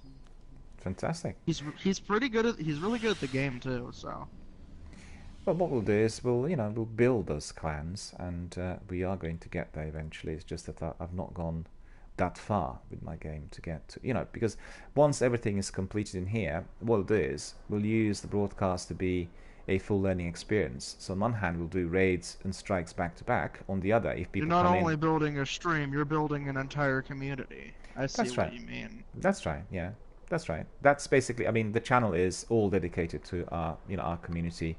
It's focused on family-friendly content and people learning and supporting one another, and therefore we have so many people coming in and helping. But at that stage, what we'll do is, you have a community member, let's say from Finland or Sweden, coming in and saying, "I'm working on my Titan. Can you help me to level up?" Like what you said about Marquis' character, and then we just do it together. A 3-piece going to different sections and Yeah. doing it together. Someone's like, "Yo, I'm level 2. Can you get me to level 40 and 385?" I'm like, "Sure, why not?" Well, I mean, Spark of Light is always there if they purchase, but we want to do it hard way. We want to enjoy that. We want to do it grind. the grindy way. That's it. Yeah, the grind. That's the idea. All right, I'll promote Marquis to our team leader. We're what we can call the OG way. Yep. We can Funny indeed. story, I got the Black Spindle from Death Singer today. Really? Yeah, Death Singer can drop Black Spindle if you've gotten Black Spindle. It's really dumb, but it's a thing. Oh, didn't realize. Well, it's always useful to have like 2 or 3 black spindles for certain, and that's a very useful tip. Hard to get, as we know.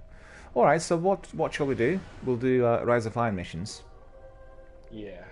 All right, just lead away, sir. All the story missions. Is he high enough? Yeah. Because I think you gotta be... Oh yeah, he is high enough, okay. It's weird, I thought you had to be like 360 to watch him, but... I'm not sure. In the years after the collapse, the world had no guardians. It had only Iron Lords. Bear with me, I'll be back literally in 30 seconds. We fought to protect the survivors of a once great age. Our battle was about more than crawling back from the shadows. Oh damn! I didn't. Darn! I'm slipping. My bad. That's a shame. I wasn't trying to skip that. I was trying to watch it.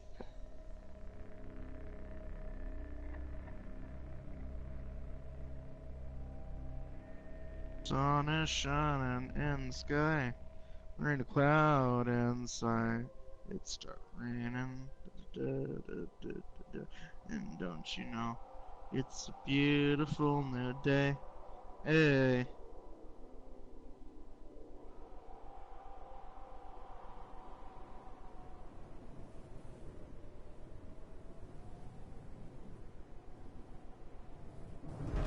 There we are, I'm back. A group of Fallen has captured Fellwinter Peak. My team and I are en route, but we won't get there in time.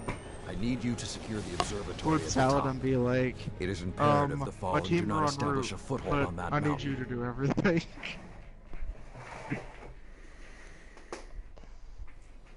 Let me just inspect my weapons because I need to have my dark drink on at all times there. Dark Drinker's my baby boy. Same The here. Fallen are working their way up the mountain. Their goal is to take Vostok Observatory. What would the Fallen want in an abandoned outpost? Things better left buried. There is a gondola near your location. Take it up to the observatory. Guardian down. Holy. Yeah, they're gonna like one-shot you. Yeah, I know. Oh god, they're actually doing damage to me. Give me that force barrier. Force barrier for the win. There we are. Am I the only one that can consider force barrier really overpowered with War Machine? Which one? Force barrier. It's the defender melee, and basically what I have a perk on my subclass called War Machine, and whenever I get a melee kill, Whoa, I this get hasn't an been overshield activated and for my more than guns 400 reload really years. fast. I see. Oh look, you got the fake bringer. Get it? Fadebringer, yeah. No, the fake bring. It's a bad pun. Ah, I didn't get it.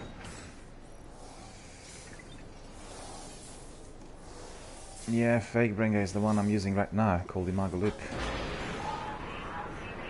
Mind you, Imago Loop's been serving me well as well, can't complain. To think we can secure the entire observatory. It's a good gun. It's just There's a it's rate of courtyard in the rolls, rear of so the it's less facility. consistent You to can get with secure a good that. You with a should good be able to roll. keep So them it's from the really Iron Temple annoying. until we arrive. It sounds good though But I when do you're prefer firing. the Like I Iron do Banner? the Iron I do Lords? prefer the Mago Loops Stay look focused. though. I There's don't know. too I much just at like stake. silver over. I just like silver over like the chrome look. Oh yeah. No, I've tried actually quite a selection, and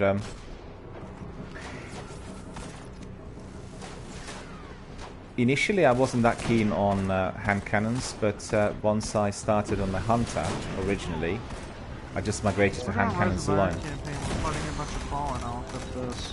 Mm. The Outbreak Prime. This thing's my baby. It looks so cool. I think there's more of them. Oh my god, you didn't stop.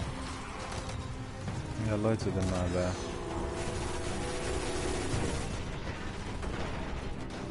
Grenade out!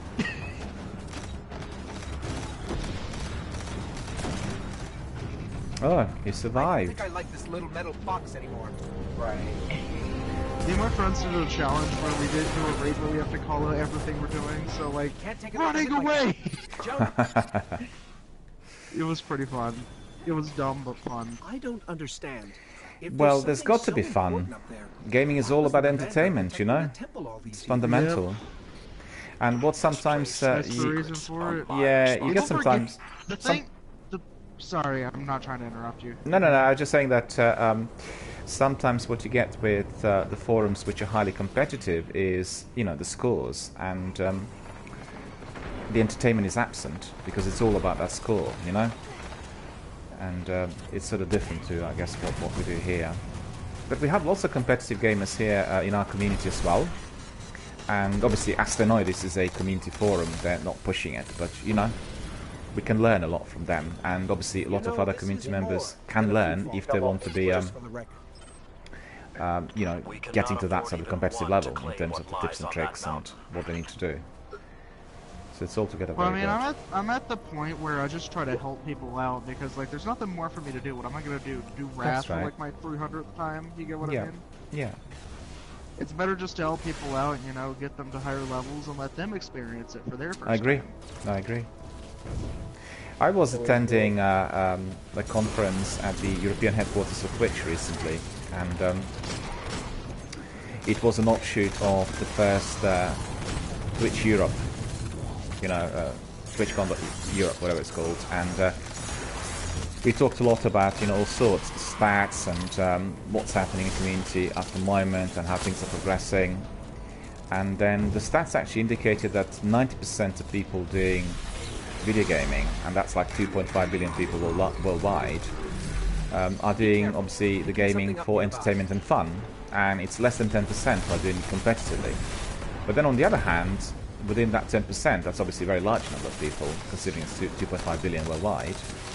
You will have, really a hardcore competitive group that's doing esports and training people to get certain scores and that.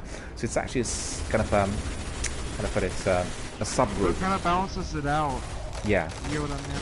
Yeah, it is a bit of a separate subgroup, within the community. But then there's that group of competitive gamers that take everything way too seriously, like it's their life. Yeah, that's right. Especially this game. People take this game way too seriously. They do. When you go to Crucible, you get that quite a lot when people are really looking for certain scores, and especially in raids, the people that yell at you for messing up once are the type of people that really need to go outside. It's supposed to be dead. I agree. And there's odd in the I've not done raids many times, but it's regenerating. I have seen met people. one of them, I assume. You say it's regenerating? Or at least seen Kill them. Sepix Guardian. Kill it now. If you have somebody in mind, then did you watch the raid? Nobody in mind, but there's a lot of them. Nobody in mind. What I'm saying is there's a lot of them out there. Doors will not be strong enough to hold it back. You must that's why I'm destroy it asking if before you've that met one of them. happens. Affirmative. I have seen other people as well who are obviously entering raids and have that competitive streak, But just like what you said, I mean, it's very important that the teams are kind of appropriately put together, so have the same sort of attitude, and people kind of enjoy what they're doing. Because if it is about scoring, you don't want a team full of people, a bunch of tryhards that just want to get it done and be like, I want to get. Well, it's okay to want to get it done, but it's like, I'm not getting any fun out of this. I just want another clear on my river. You know what I'm saying? Yeah, I agree.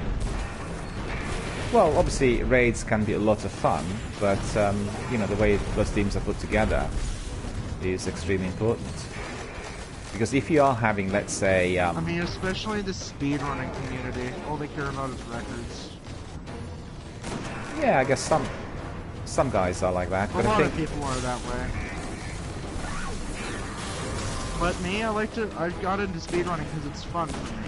It's like, it's enjoyable to go through things as fast as possible and be like, it's like going faster than you expect. You get what I mean? It's really weird but fun. it's also improving a game if you obviously did everything and spent, a lot of time doing everything in Destiny. Then it's like raising the bar for yourself, isn't it? Doing the speedruns. Yeah, it's like another thing to do. Yeah. It's like my own artificial fun. Certainly is. Oh, we destroyed the... I mean, there's no reward for it besides, stats and stuff, but the reward is fun. All this trouble to break It into always an is. old temple? And because obviously you have that's that the challenge, thing. and you carry on. And Someday, all of these people that take these games way too seriously are gonna realize, Even what old was I wolves taking still that seriously bite. for? Shiro, It's what's your just a game. status? Eventually in their Around, life. make sure the Yeah. area's clear. So the way Be it there in a works, sec. right? Well done, You have all Guardian. these people The temple is taking secure. it super Now we seriously. can... What exactly is it going to accomplish in their life later on? I agree. Shiro, get a lock on it. I just picked up. Wait, multiple impacts near the wall in Sector 17. So that's They're my attacking view the on, sensor people that grid. take games They must know too where Siva seriously is. and Guardian, get really go to the angry Cosmodrome immediately. because If Sepix escapes, they're not the Fallen succeeding. won't be our only It's problem. okay to fail. It's human error. Well, how to put it, the trouble is, because obviously all is delivered in a competitive multiplayer environment, and you have the many thing people is- both watching and participating, there is this degree of tension building up, because I guess compared to, let's say, if you are doing football, somewhere locally, you'll have just a limited number of viewers, right? And when you are, Yeah. let's say, streaming live on Twitch, and you will have many community members, and there's an audience of certain size, then people get very excited about the fact that they're doing something which is going to be viewed and perceived as being tremendously good, i.e. excelling in certain skill. But as you said, there has to be some sort of balance there somewhere, so it doesn't become You do have contagious to for other take people. it seriously to Yeah. some point doing a raid, but not to the point where you're yelling at your friends, or not even your friends, but random people for no reason, essentially. Well, I can tell you, I can compare this to another situation which is completely, unconnected, because it's in a completely different area of operation. Warren Buffett, obviously, of Warren Buffett, the most successful investor of all times. And people asked him many times, how come that you're so successful for so many years, 70 plus years? You're always, on the top of your game. And he said, well, I was never set out to make any money. And he's the most successful investor in history. And what he does, and he says, I like the achievement, I like the enjoyment of looking through all sorts of accounts and exploring things, and then finding out for myself what the best course of action will be. So basically, he is in the investment business. He's out there to make money, but the money is not the main thing. Do you see what I mean? And therefore, he's more successful because he approaches it from a different angle. You have a lot of people who go into, financial markets If it and comes trading from and all that. passion, it can end up becoming your successful life. Yeah, that's right. I know, with these other people who do competitive gaming, it's the same sort of thing. It is very important for people to be able to sort of It's sit very back. important to remember that it's just a game, but you're doing the thing you enjoy to make money, so it's at the point where... Well, that's right. At the It's same only a time, game. you don't want to lose, but it's still just a game. I can tell you That's- something else, which is also from another field. The field is film industry. Alfred Hitchcock, one of the most successful, the most well-known directors in film history. He had a very, very good relationship with lots of different actors, and one of the actresses who was very temperamental and very emotional was Ingrid Bergman, and he loved Ingrid Bergman, and he used her, in 3 of his films, and she was the lead actress in Notorious and Spellbound, and the third film as well.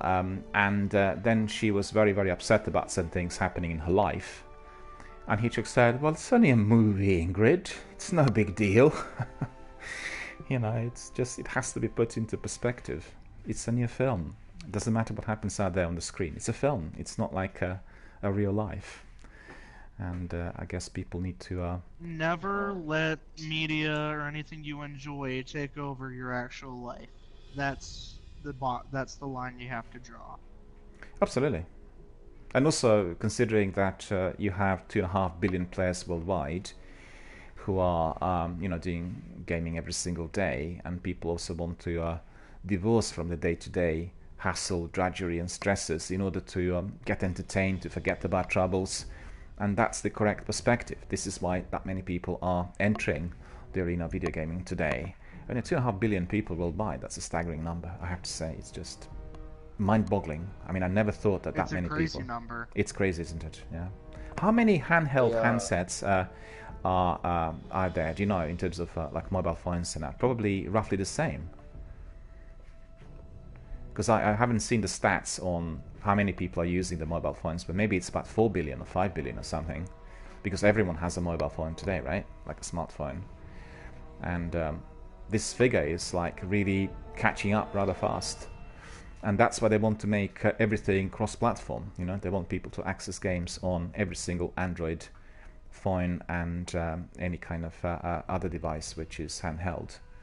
And that's the next step. That is what they were introducing really this week. I think Xbox is going to be leading the industry. But it all comes down to if they want to agree. They will have to, because you know the industry and the way things are developing is basically pursuing this direction, which means they want to beef up on the number of participants. You want people. Well, basically, what they've done is they observed that with Twitch, you will have initially people just watching, and then once they watch some channel, let's say half dozen times, they'll talk, right? So they'll communicate through chat, and after about a dozen times, they'll ask whether can we come in, can we actually do this game live with the broadcast and other people. So it actually brings people in for you know, a greater sense of engagement with everyone, and they also know that a lot of people who are occasionally gaming with others are also watching Twitch channels. So let's say they're driving and on their phone they're listening to what people are saying. And you know, so the idea is to be able to make it accessible for everyone wherever they are. And If I do recall, I actually was in your Twitch chat while I was riding in a car. you were, yeah, that's right. And I remember you said, I'm driving, and I said, please do not watch my channel whilst you're driving. Do you know what I mean? Because I did have people to say, I'm driving, I'm watching your channel. And I said, for the name of God, please do not ever do that. And then the same person said, well, actually, I'm not driving, I'm being driven. It's just, you know, there's like a, what do you call it? The autoresponder, which was providing a wrong selection of words. But I'm not 100% certain, because sometimes people, when they're held up in traffic, they also tend to, you know, use their phones. And I'm always telling everybody, everything in good time. Hey, Miller, I'm gonna switch characters. I'm gonna switch to my Titan. Yeah, sure, no problem. Did you get any loot in there? I'll be Any right back. pickups or anything of interest? Done. Nothing good. Yeah, same here. It should have given you a 320 piece of armor, though. That's why you want to do it. That's how you get to 320 from just the campaign. It has 100% drop to drop you a set of 320 gear. Chance. Yeah, it dropped me a 320 headpiece, but my headpiece is already 365. So I dismantled it. But I'll be right back. Yeah, everything that's not like 300 and 320 or above, equip that.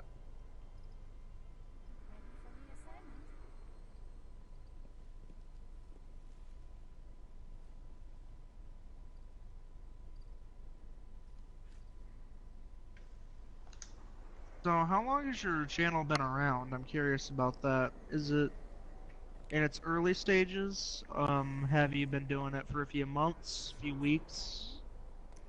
Just bear with me, I've been receiving some messages from other forums. I'll be responding instantly. Yeah, basically this is a new channel. I've set it up basically as an experiment, because I run other channels, well, other hubs on film and music industries. And the idea was really to see what sort of response the gaming community would have to, you know, this sort of presentation, which is community-based. So I started last year in September with a few streams, and then I selected Destiny to be the main game really for the channel. So it's been going on since then. And so that would be, let's see, 9 months in total, but it's about 7 months of streaming, because I had lengthier breaks during that period as well. And follow the channel, other people pop in, say hello, but it's become really quite busy. And right from the beginning, people said, you're the only channel that's streaming Destiny here every day on Twitch. and that's one of the reasons as to lots of veterans gravitated to the channel, and also they like the friendliness and the approach Yeah, it's which is also all based nice on to community. have, like, you may be able to bring some life back to Destiny if you keep Yeah. this up too. Like, I need an kind of invite. revive the community of the game, if you get what I mean. Yeah, yeah. Well, the idea is just to provide a beacon of hope for people to be coming back to Destiny and exploring it, because just like any other game, I think especially since they introduced Destiny 2, one had like a major drop on viewers and people who were doing the streams, and even more so after they introduced Destiny 2 Forsaken Seasons. And that itself, just hold on a minute. I have a couple of things I need to tend to. If you can, guys, just hold on for 1 minute. Is that right? I'll be back very, very shortly. It's not letting me join. Okay, I'll invite you again. Just bear with me. It says fire team full. I did invite.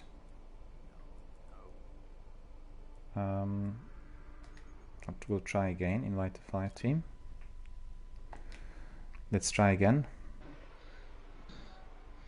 Now here's the thing. Is it allowing you to come in?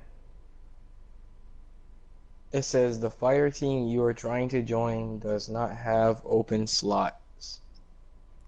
Well, it can't be, because obviously if you left. It's because you're in the tower. The tower is full, and sometimes that happens. Okay, so what we'll do is we'll go in your orbit. We'll invite you again, but just you have to bear with me. I need to respond to something that's come in, so we'll do that immediately. Just bear with me. Okay. We'll go in your orbit, and then I'll invite Marquis yet again, so that all should be good.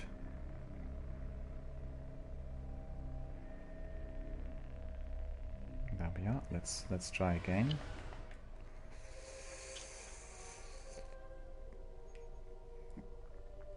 Invite the fire team. Let's see. I'm here. Is it gonna work? Yeah, that's right. That's cool. So just bear with me. If you can just hold on for a moment. Or indeed, if you want to go to another destination, I'll obviously join you very, very quickly. There's something I need to do here. Literally, it's going to take me 2 minutes. So if you want to proceed, you can. But I'll join you in 2 minutes.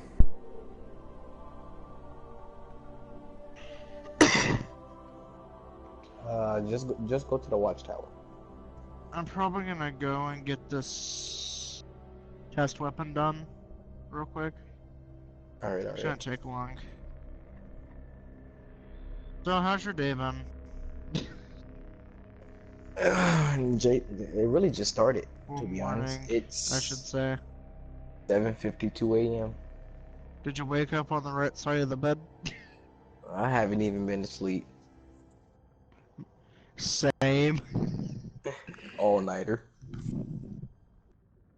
Bro, no energy drinks or anything, just pure stamina. Pure television. Pure television. Pure HD TV burning my eyes all night. That sounds pretty accurate. Big old flat screen, bright screen, burning my eyes all night. Why's it gotta be a flat screen? Why can't it be like a thick screen or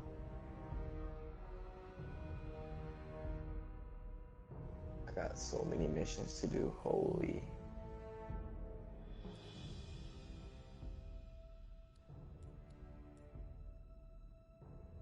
I got to do the Lost, Taken King, and the Dark Below. And I gotta do the Dark Below Kurdistan.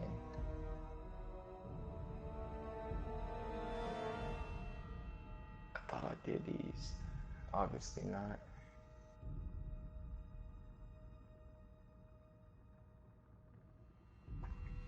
Well, I got a lot of stuff we can do. So, I think we should start with your Finish Your Rise of Iron campaign, and then after that, our game plan should be getting you some good exotics and grinding you up light. How's that sound? My rods of iron. I gotta fucking. Oh, oops. I gotta I keep slipping up. I About won't the tell case. him. No, he can hear me, but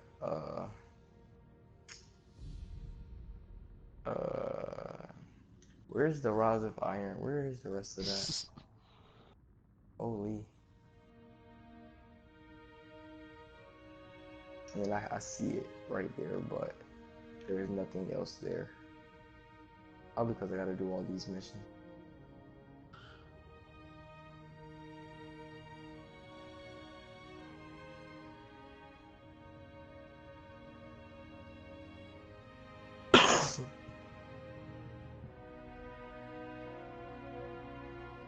I gotta do Prison of Elders.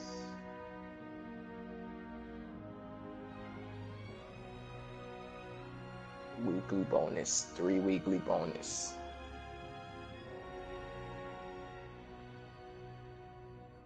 Arena. This hand cannon feels really awkward to use. You know how the test weapons are always trash? Bro, I don't even like the hand cannon. I have no accuracy with it.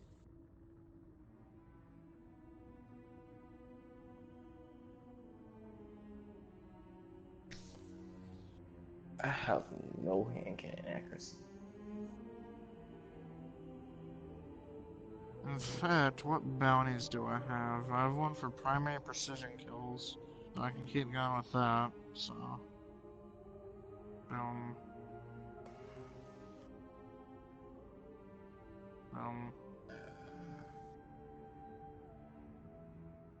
I need to do my my weeklies, my what is it? I need to do weekly story playlist, level 42 story, recommended like 380.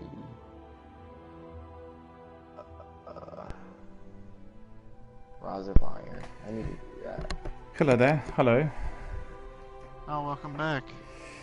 It looks like something happened and I don't see you anymore in our fire team. So I'll invite you yet again. Just bear with me. Oh, he went to go do something. Yeah, I'm just like trying to complete my bounties, so I'll be right there.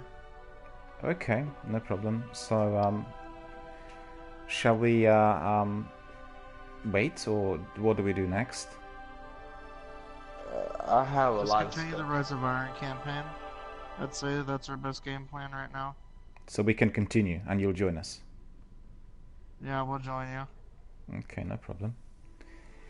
Bear with me. We have In30 in here. Hello, In30. How are you doing? Good to see you. And In30 says that he is watching us, and he can hear some people talking, but he couldn't hear me. The reason for that was I was on a 5-minute break. I had something that had to be done here immediately, and I'm back now, so you'll be able to hear all of us talking. We are proceeding with Rise of Iron campaign. TDM Bats is here as well. Hello, how are you doing? Thank you for coming here today. Thank you for being with us, and thank you for watching the broadcast. And Tim Bats is also asking when we are going to resume. We are resuming right now. And thank you for coming. I'm going to need an invite. Can we do my weeklies? Yeah, we can. Yeah, no problem. I don't see any more on the list again for some reason. Don't know why. Are you again invisible? I'm going to change that right now. Yeah. Well, it's very important because I had the same problem on my other hub, where people will be coming in every minute of the day, and I kept it permanently invisible, but that wasn't to do with video gaming, it was to do with other things. Okay, so let me see, I don't see you. I should appear on now. Okay, so for the benefit of our viewers, we have Marquis and we have Lolio in here. We are doing Rise of Iron campaign, and I think we are going to be doing some weekly tasks as well. Yeah, I have to do 1, 2, 3, 4 weeklies. One is Uh, weekly story playlists. That is level 42 recommended light 380. It's really not wanting to show me, is it? Oh, there we are. Yeah. The missions above the solar system. Okay, I have to do the Siva Crisis Heroic. I need to do weekly Nightfall Strike, very hard. And I have to do weekly featured raid Old Russia on Earth. Okay, so I think if you are happy, we can just simply crack on with Siva Crisis Heroic, if that is one of the things that you need to do. Would you want to do that, or do we do anything else? We can do the Siva first. Okay. I'm just trying to work out whether I need to turn into the team leader again, or whether we can just do it like this and it will register for you as well. Do you know, Lolia? Is it going to register if we do them? It should. I'm still doing it. It should register. It will. Okay. Yeah, I guess the other option is if we are to be doing story missions, because obviously you can guide us through whatever needs to be done. You want to see something painful, Miller? Inspect my subclass. Your subclass? Look at my perk Illuminated. Okay, let me just have a look.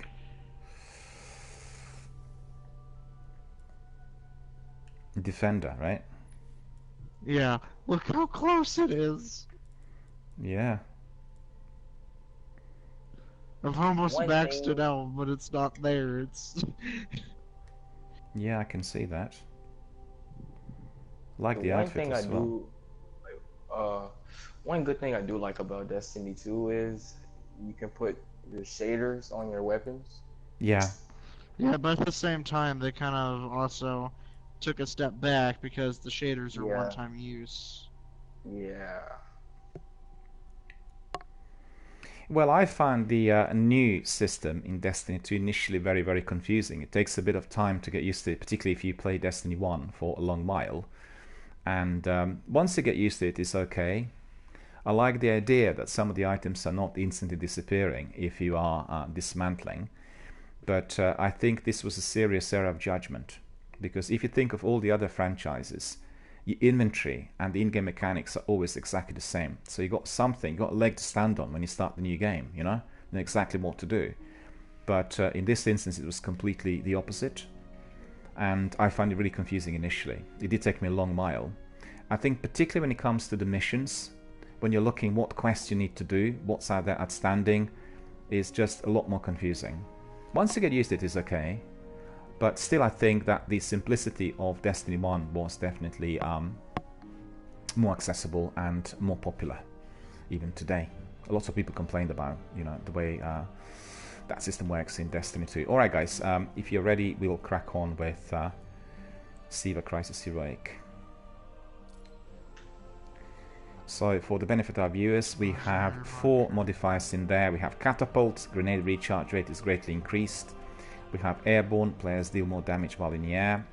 We have Exposure, Guardian shields are increased but do not replenish. And we have Heroic, enemies appear in greater numbers and are more aggressive. So basically, Heroic is going to work against us, and Exposure to a degree. And then we have also Airborne, where we deal more damage while in the air. And Catapult is going to work in our favor. If everyone's ready, well, we if can you can crack survive with Exposure, it's actually kind of a positive modifier. Exposure, yeah. Well, it just varies and it depends on a strike as well, doesn't it? Some strikes are kind of more difficult and they work completely against you. Some strikes are kind of stupid, not gonna lie. Like the Abomination heist, that one's really dumb because there's bullets. There's like stuff firing at you from all directions. When you're fighting the Abomination. So you gotta kill, like, you got the Knights up there, you got Acolytes and stuff shooting at you. There's a lot. So, funny story, right? Me and my friends were doing Kingsfall, right? When we were doing Oryx and the Thralls came out, and then he said, why are they called Thralls? Why don't we just call them Scratchies? And we all started laughing. And basically we're like, I'm like, do you know your Scratchy lore, bro? And he's like, no, I don't Whether know we my wanted it or Scratchy not, lore. Basically, we stepped made an into entire the meme, right? ball. And basically, after we did that, let's get why to am I taking saying out their basically so commands, much? one by one. So basically, Wallace to Ark. anyway, From what I can gather, he commands the siege advances from an Imperial land tank outside of Rubicon. we also had He's shooties, well protected. which were With the right team, anything we that can shot punch through those bullets. defenses, So we have take this beast shooties, out and break their grip on Scratchies, freedom. ogres were big Scratchies, and orcs was daddy Scratchy. We need to write this down for our community, you know. People love this. Alternative Let's find names. access to their system. See if we can track down Valis to Just Ark. hold on a second, hold on a second. I need to grab my hot drink, you know. Literally will take me 1 We second. need to have our unique. We need to have our unique callouts for our raids. Well, that's also a possibility because this is what people do in PvP when do competitive multiplayers. They'll have their own names for certain activities and for certain things, which I think is great. I usually do that when I play military games because what I do is I talk in military language, and a lot of people don't understand it because it's full of abbreviations and all sorts. So it's very, very good. And you got your own crew, people know what to do. I've not played those for a while because since I moved to a different area, in this local area where I live now, which is a very nice area, they do not want to provide us with fibre optic.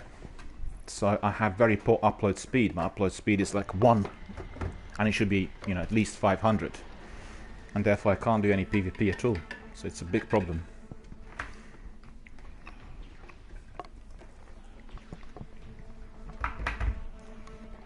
The joys of Britain.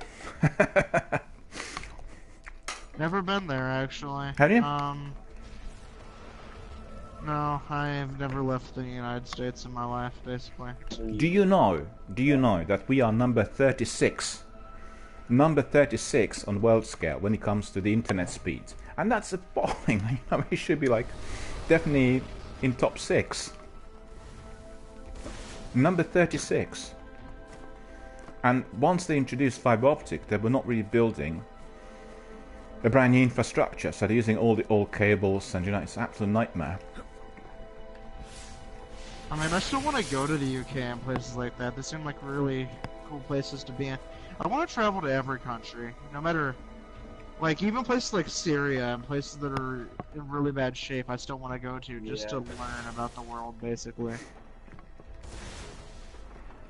Don't judge a book by its cover. I can just tell you that traveling is fundamental because the vast majority of people stay in the local area, and when you travel either countrywide or you travel worldwide, you realize how diverse, how vibrant, how exciting the world overall is compared to the local kind of drudgery of local area where people get stuck in their ways, and and it's very important. I want to live a life with... My dream is I want to live a life with the woman I love and just travel the world with her. Well, I can tell you one thing. I can tell you something about this dream. If you access my contacts and friends on Twitch, there is a couple that is exactly like that, and they are running the Twitch channel called Awkward Travels. Awkward Travels, and the only thing they do in life is travel around the world, they love each other, and they stream everything live. It's extraordinary. You've got to have a look at it. Awkward Travels, you can't miss it. Awkward Travels. Yeah, Awkward Travels. And she's American and he's French. And they're really funny. And what's interesting is I watched them whilst they were in Rome and in Vienna and a few other European cities.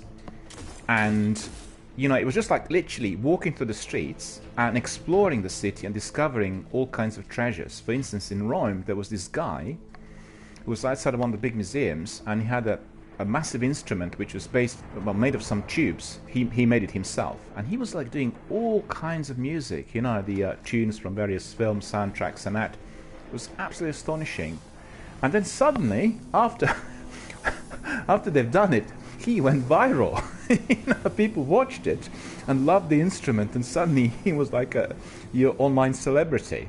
So really, really worth catching. They're very funny. She's very good. She could be like a television presenter, the girl that runs it, Alright, let's just crack on with some action. They're trying to kill me. They're trying to kill me. I'm confused. Have you seen those, guys? Have you seen those Destiny parodies? Yeah, I've seen a couple. They're No. great. No, I've not watched any of it. Basically, there's Destiny song parodies, and they're just amazing. That's all I'm gonna say.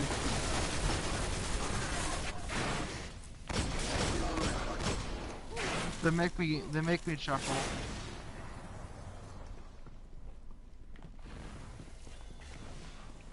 And make me miss the good old days of year one. Year A long one, while Destiny, back. boy, that shit was great. When it first dropped. Trials of Osiris, you played it, right? It was during the first year, wasn't it? During the second year. All I know is when the game first came out, I played it. I played Trials and failed miserably in the past, yeah.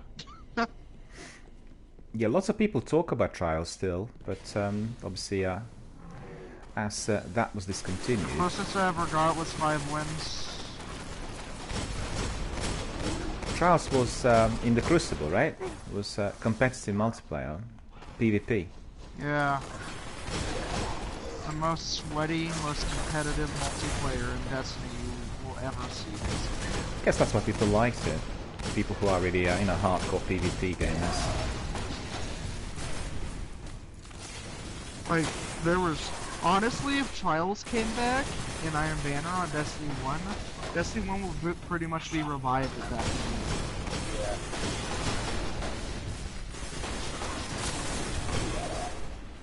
I even think a lot of them big YouTubers would go back to Destiny 1. Well, to be honest with you, Or at least the big streamers would stream Trials of Osiris. certainly, weekend, yeah, like- and I think that this is exactly what Bungie want. You know, since they divorced from Activision, they are going back to the roots. Divorced from Activision, I love that. Yeah, yeah, and they basically will be bringing everything like to one arena, which is currently present in Destiny 2 Forsaken Seasons, and I think that's the plan. The plan is for everything Destiny related to be accessible through there. You remember when we had problems with Halo when they discontinued with online support, and like we played Halo for almost 10 years, and suddenly everything was gone overnight, and everyone complained ever since that Halo needs to be brought back in, and and initially they couldn't do it because of the costs and the way the tech was then. But then eventually we've had Master Chief Collection and Halo Remastered and everything, and I think in the future, think about that new Xbox, which is Project Scarlet, right? What they'll do is they'll have Project Scarlet release, equating what they've done with Xbox Original. It will be, Halo Infinite, which is going to be proprietary to Xbox, with special editions and everything, and principally, what they'll do is they'll bring everything to one arena. You know what I mean? So everyone will be able to access everything at all times, and that's exactly what they want. We may still have to be waiting for a while to get there, but I think we are going to get there. And the most popular They're content. saying they're trying to make it so if you buy the game, you don't have to buy anything else. Well, I think the idea probably would be that you stay in that world indefinitely, and particularly if it's like rich and full of activities. And I guess it equates the old idea, we created the game, we own it, and if you want to play the game, you have got to be on our platform. But that's the old-fashioned model. That's out of the window because all the other companies already confirmed. What's happening in here? What I'm worried about is Shadowkeep, because they said they're bringing back a lot of content, and that's kind of worrying, because why would you bring back old content when you can make new content? You see what I mean? Well, that is open for discussion overall in the industry, because you could see that with the Resident Evil remake. It was a bit of a risk, really, to do it, because people said, well, what's the idea? It's the same story, it's just going to look differently. But it turned out to be a massive success, and we are having our Final Fantasy as well remade. And the benefit of that is going to be Well, I mean, that's a remake of classic games. Yeah. Like, but this is a sequel to Destiny 2. Yeah. Destiny 2 is the sequel to Destiny, Yeah. and the way it is I see it. You should make completely new things in a sequel. You should add to the story, not go backwards. If you get what I mean. No, I agree with that, but I think the reason for them redoing certain things may be to do with the tech front. I mean, for instance, if you think about it, let's say they want to integrate Destiny 1 and Destiny 2 together. So you come to, let's say, the season area, and you can access everything, like all the planets and everything. They will have to be doing some work to the older game, because I think technically it will not be functioning to that, to the degree which is required. So I think it is definitely progressing down that route, and I'm quite excited. I actually see Destiny 2 as being quite revolutionary in terms of what it's offering at present. And what's important is that Activision, potential, of course, every game. Activision are no longer involved. Sorry. And that's most important, Oh no, I thought my super was something else, and it's the super from my other character in Destiny 2 Forsaken, and I was on autopilot since last night, and there you go, it doesn't seem to work with that weapon that I equipped. Sorry, interrupt you, sir. I'm on tank duty. Yeah. Why exactly did Bungie, what pushed Bungie over the edge to get rid of Activision? The last straw was basically when Activision, without any permission, released the sales accounts of Destiny 2 Forsaken, and they indicated that the game was selling badly. So that really was, not acceptable for the developer. So that basically did it.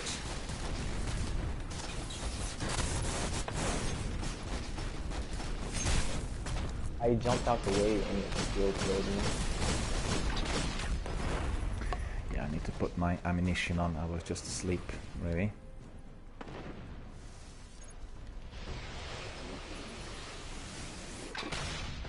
Oh, the tank is still there. He's really low though.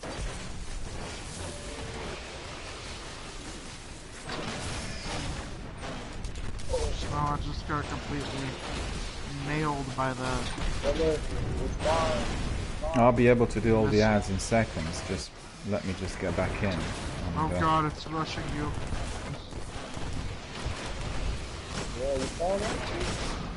The back left leg is the one that needs to be taken out.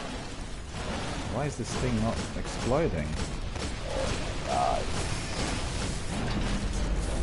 see it, I see it.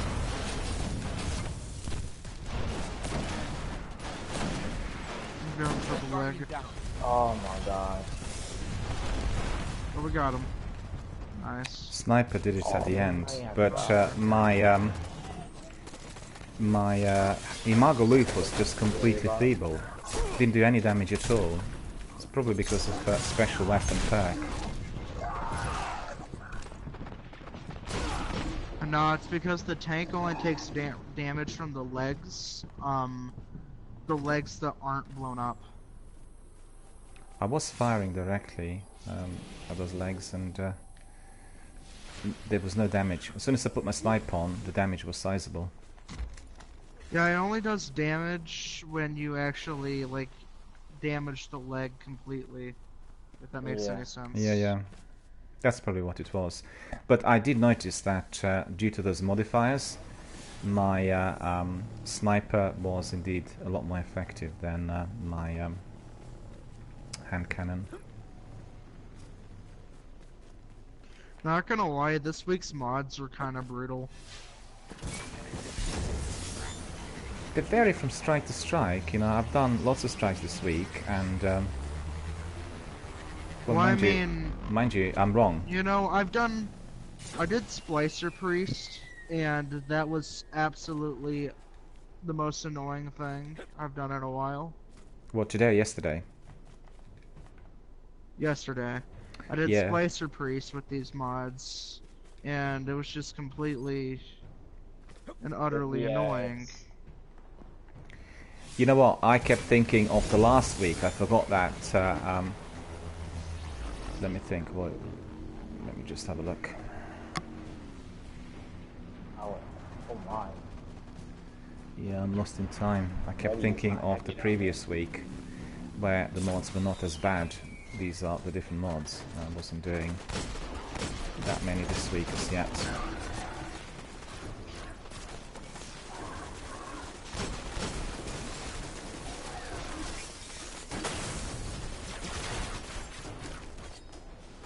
I need that heavy ammo that dude is not going to do. Alright, so look at that.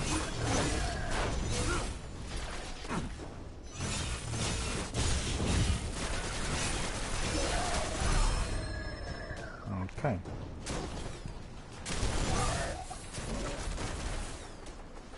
I have to say I love my dog drinker.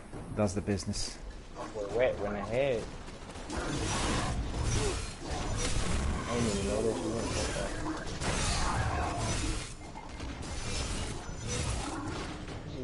Who died? Oh no, I'm the only one behind.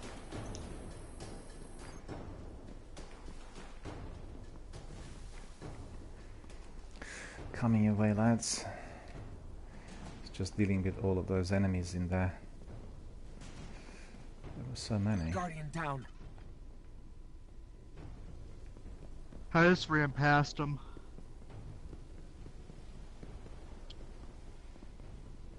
Me too.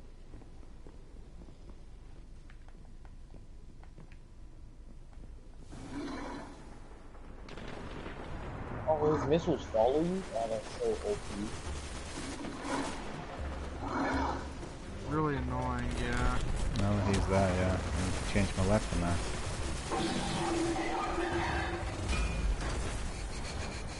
I'll use my Kreuter on him. Yeah. Run now, brother. Yeah, run. Walk away. You can't beat us.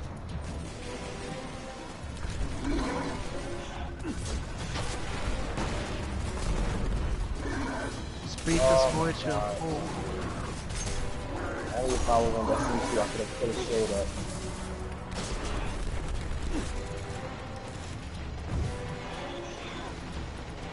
Where is he?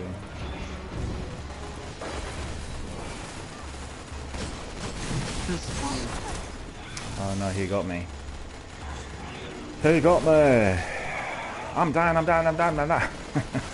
It's funny because... Kill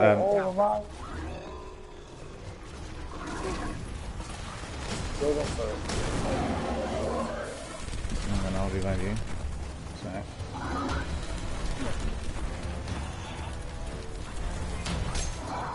Holy. That was really unhappy.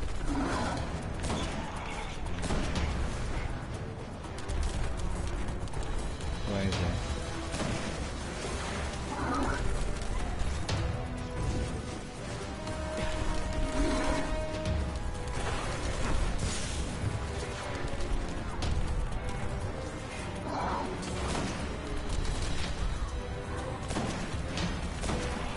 I'm missing them. Wow. We got it. Well, looks like a dead body. I'll in let here. Commanders of Allah know He's there's gone. one less problem on Mars. Volus to Ark has finally been defeated in the Cabal command. Do you guys fancy doing the Nightfall strike? Darkness runs. More fleets will come and new leaders will rise. I'll have to see the You must be modifiers ready to first, face for them sure. all. Okay. Because I thought if we were to do the Nightfall, then I can get some of the 400 loot in there. And I have Are you 2 sure it's skeleton high enough to do keys. the Nightfall, though? Hmm? I have Way. Because obviously the Nightfall is the most beneficial for me. Illuminated. I'll get the best I wonder quality if he's loot, high 400 enough loot level in to do there. the Nightfall, though.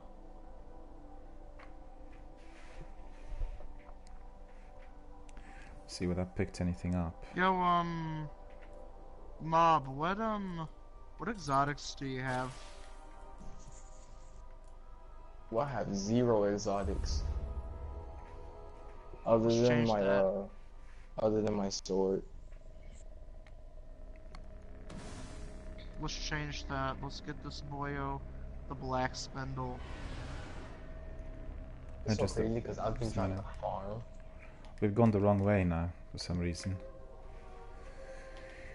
Didn't provide you me get him with. the black spindle? Yeah, I just want to get out of here. I want to go to the Nightfall strike. In a bid to restore their nexus. In time, Venus will be consumed. The game was too fast. It was not allowing me to get out. Scouts report that the Vex have upgraded the Nexus mine with tech from the Vault of Glass. Whilst I was doing something else there.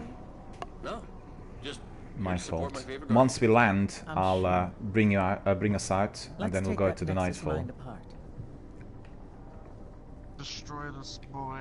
Because I think last week before last, I got the Icebreaker after we completed our weekly Nightfall strike. So that's pretty good. It's the first time I got the Icebreaker. Is this Nightfall? Hold on. No, I'm just going back to reading orbit. massive numbers Going of back to orbit now. It's an invasion. Usually all you see out here is Vex. The game just basically threw me in. I wanted to go to Nightfall, but we were just being brought back to Siva. Right, so let's have a look at the weapons that we've got. Loli, what have you got there? What weapons will you use? Gotta see the modifiers first. Okay, we'll look at the modifiers first. Nightfall. So we have exposure. Okay. Guardian shields are increased but do not replenish. Airborne, players deal more damage while in the air. Fresh troops, some enemy squads have been fortified with additional reinforcements. And small arms, primary weapon damage is favoured, so that's good. Epic, heavily shielded, so not too bad really. We don't have Juggler, which is, and what's the other one? Berserk, we don't have Berserk. One of the worst ever Nightfall that you can get? Yeah. Rainbow Burn Juggler. The worst.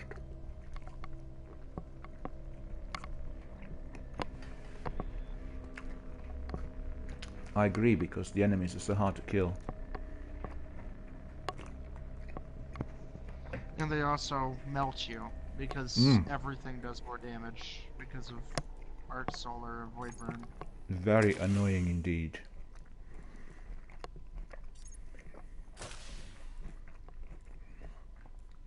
Thankfully, that's never happened. What hasn't? This I know of. Rainbow Burn and Juggler. Two of them together. I did actually play once with Matt. I'm not sure what the modifiers were, but the enemies were like almost completely damage resistant. And Matt's really one of the Destiny veterans. He played it since the beta test days, and we just, it was very, very difficult. I'm not sure what, it might be that one of those modifiers was indeed applied, but really, really difficult. Right, just very quickly want to have a look. Okay, probably would change it to my dark drinker. Yeah, if you guys are good, we can rock and roll. Rock and roll. Rock and roll. It's interesting you mentioned your colleague in there, your teammate, because I had a friend many years back who always used to say, "Let's rock and roll." That stayed with me ever since. And also had another, well, he wasn't a friend, he was a client. He used to say, "Nah, mate, this ain't my jazz." All music related, This ain't my jazz, mate. I thought it's so funny. So I kept saying, "This is not my jazz anymore." And everyone laughed. He said, "Oh, this is so funny." Because it's not really commonly used expression, in London, so to speak. And, well. There we are. Ready? Yep. Cool. There we are. Launch. Curious to see what strike we are going to be doing as Nightfall this week.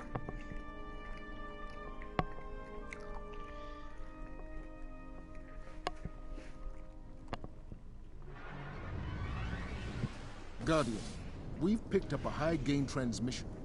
Origin point is somewhere along the coast, near the Cosmodrome.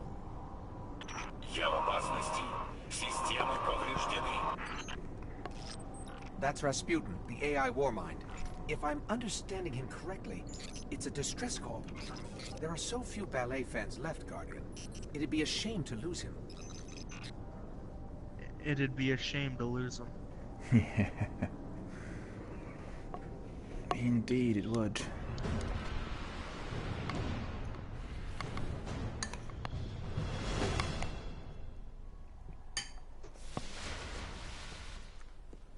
We can't afford another Omnigul situation. Get in there, assess the threat, and aid Looks like I've rescue. hit the perfect weapon for this A strike. threat to the Warmind is a threat And that to the is? city as well. Outbreak Prime. Which one? Does extra damage against Fallen, and it's full, and the strike is full of Fallen, and also it's also a primary, so it gets the benefit of small arms. What is the weapon? I didn't catch. Huh? What's the weapon you said? Outbreak Prime. Oh, yeah. I do not have it.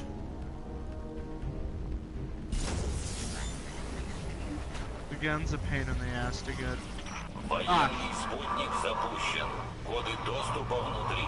Sorry. Rasputin's dropping a war sat from orbit. It contains codes we'll need to gain access to his bunker.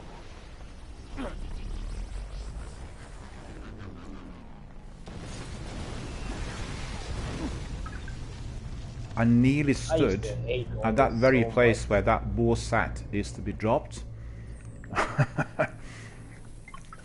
So close.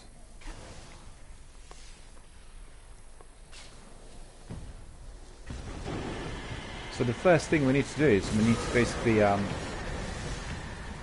shoot at those heavy guns once the ship comes in.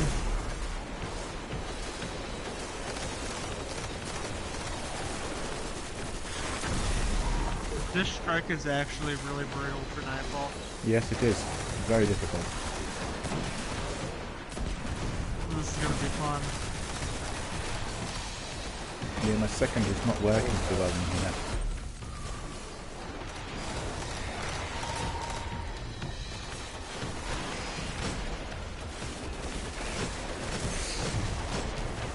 You know what we forgot? We forgot to pick up that bounty for our Nightfall strike. Well, I certainly forgot. Guardian down. Where is it? Why is? Oh no, it's Nightfall. Yeah, I have to wait until I can revive you. Guardian down. Oh, good. Oh no. Sorry, just a little longer. I think Rasputin's testing me. Nope, we're all dead. Yep, that's We a are rip all in the dead. chat. Do you have that bounty? I have a solution.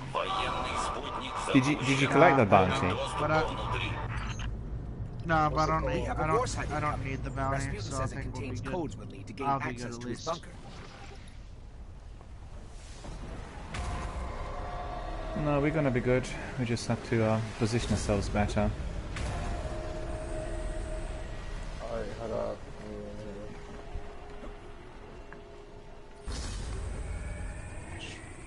You got like extra stress. What did you just get? Said you found something. Yeah, I completed one of my bounties. It gave me X, yeah. X right. Fusion rifle. Never heard of it. That's interesting. We have completed several already. And yeah, sure, hearing of excellent at last. This is my solution. My all-powerful solution. AK, it's the only solar weapon primary I have, so I'm using it.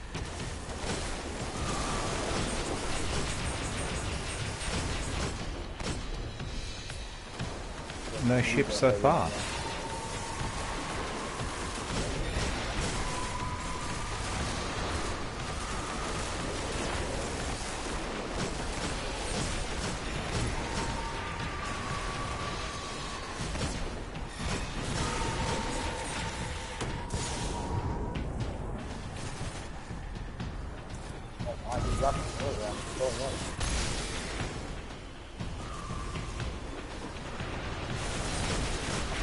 Yeah, that's good. That Sorry, wizard was just a gone little quick. longer. I think Rasputin's testing me. Why is it not? Yeah.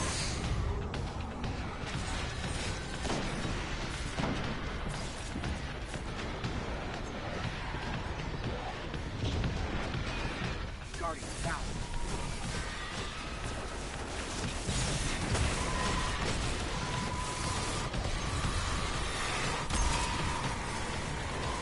Guardian down.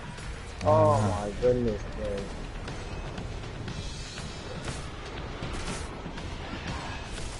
No, I can't survive. Use rockets. Brutal, just like you said. Just give it a second. I'll be back in 30 seconds, yeah? I'll be back in 30 seconds. Don't advance. Военный спутник запущен. Коды доступа внутри. Okay. We have a war site incoming. Rasputin says it contains codes we'll need to gain access to his bunker.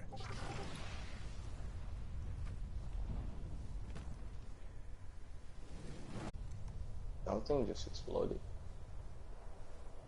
Yep.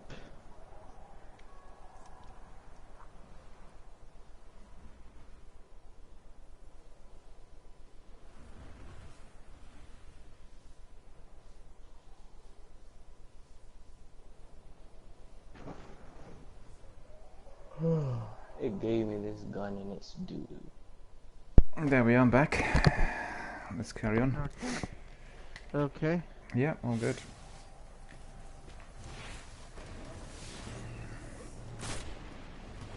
Brutal. Yeah, indeed it is. But you know, We'll We beat are- it though. we are going to complete it. So all good. And I'm I'm gonna never in. stick with Outbreak Prime. That's probably my best bet. The Vex didn't really help out. Mm.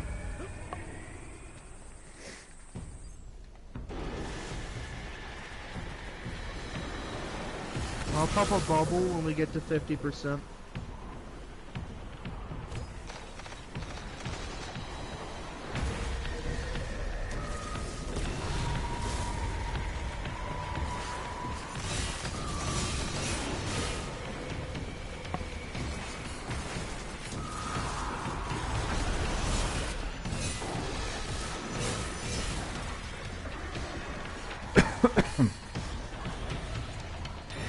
All I'm gonna say is thank God there's not ships.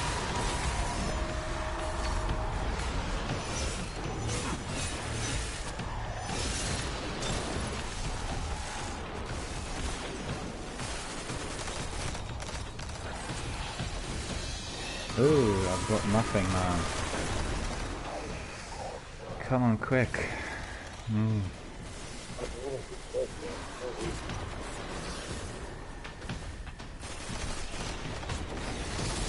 Oh, missed him. Sorry, just a little longer. I think Rasputin's testing me. Guardian down. Guardian That's down. actually really stupid. It spawned on me, bro. They did, yeah.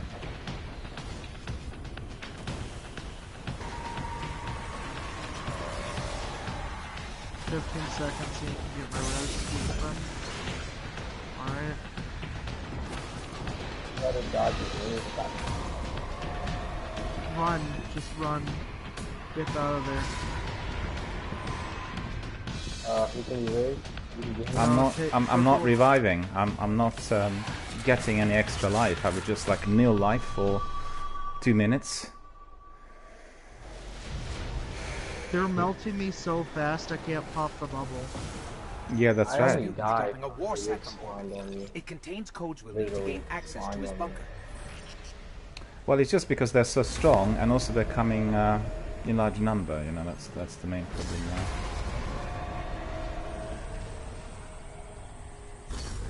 As soon as it hits 50%, that's when I'm popping the bubble.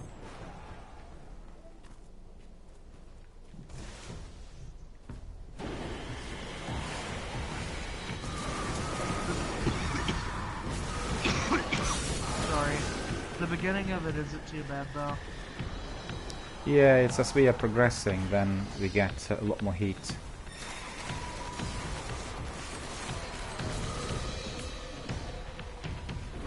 When the lizards start coming out, that's when the problems start.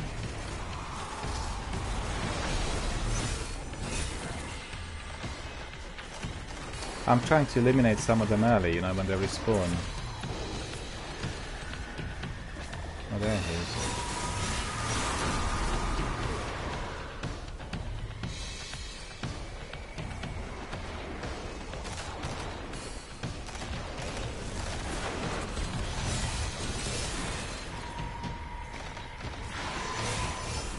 Where was that? It was just gone.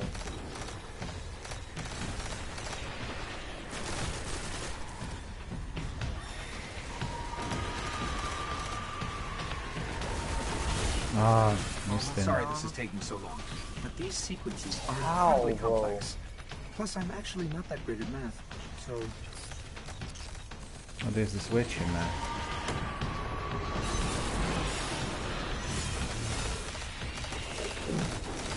The witch behind you, Captains, Miller. bro, they do a lot of damage.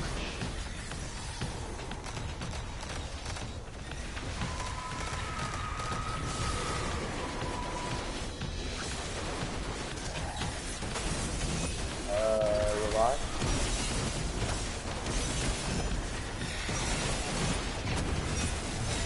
Start thinking for the win.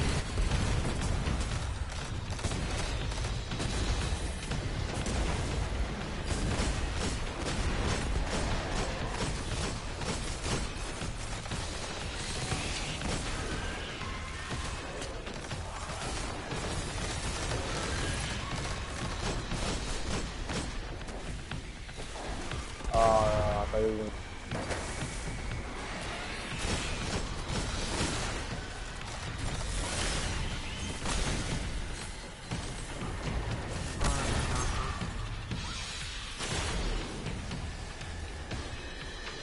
I've got access. Let's go. Yeah, bro.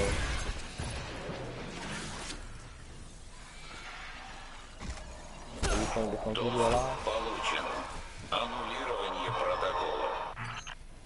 I'm detecting comm signals deep in the vault. Well, we succeeded. Anyone with a radio could have picked up Rasputin's distress call. We did. If we don't shut it down, That's the half hardest part of the Cosmodrome strike. could The be at rest his of it front should be a door. cakewalk. Yeah, that is difficult. Okay, now...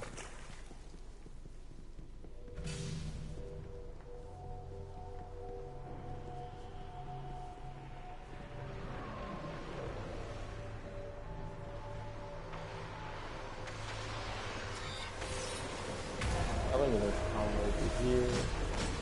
I went out with a bang. Guardian down. Where y'all going?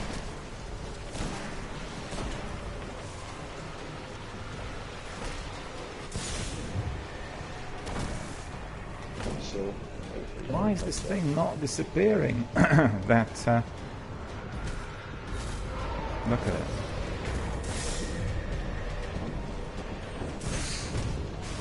No, couldn't get it. My sniper was not effective there, I'm afraid. Yeah, I just rushed him like an idiot. I'm gonna be more careful.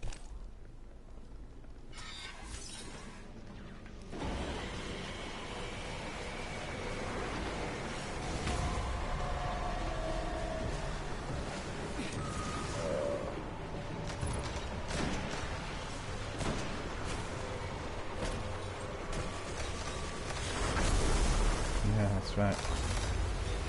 Start to do that as well.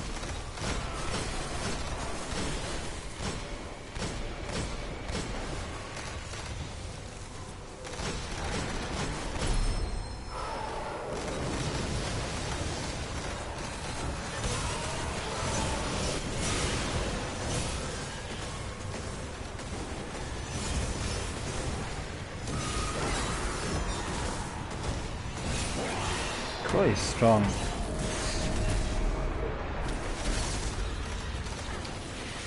They're very heavily shielded. And This yellow bug actually took 2 spins on Dark Drinker and he was still alive.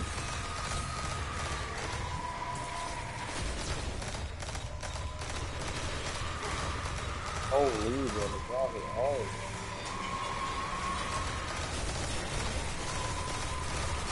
Imperial's here. Hello Imperial, how are you doing?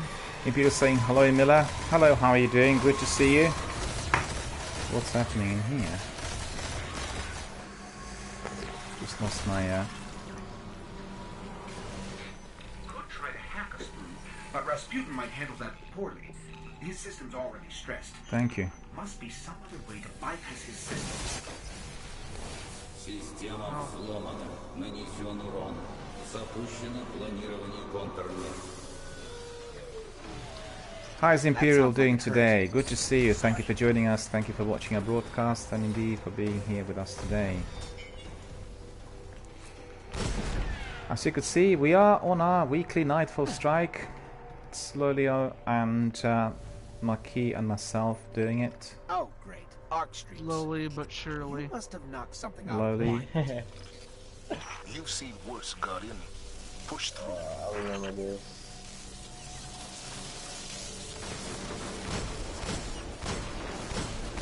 Imperial says I'm doing well. You did it already? Oh. Oh. Got it. Oh, I forgot about the explosive. Forgot about the explosive. Guardian, down. Oh my god. I forgot all about They'll those. be gone very soon. I just cheesed the whole thing by Titan skating. Well, that's pretty good. I'm gonna revive you in a second.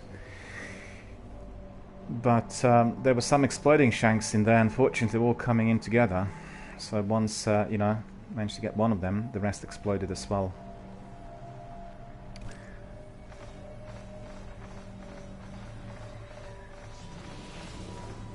There we are.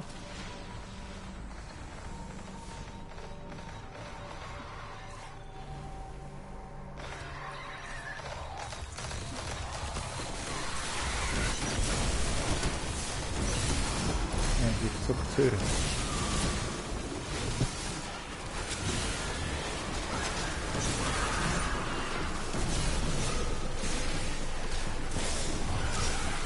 Oh, get off. Get off.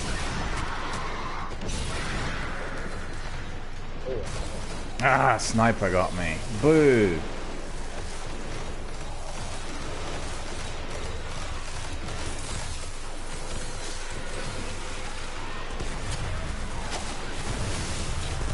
God, there's so many trolls in there, look at that.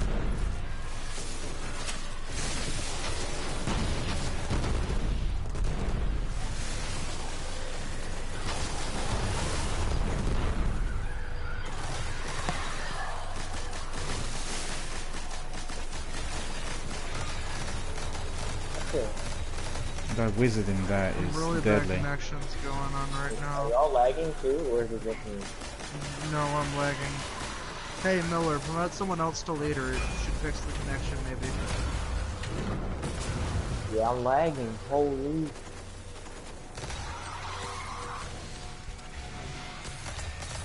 Oh, that's really delayed. Behind you. Oh, hello, teleporting out of nowhere. We'll sort of stable. I take it back.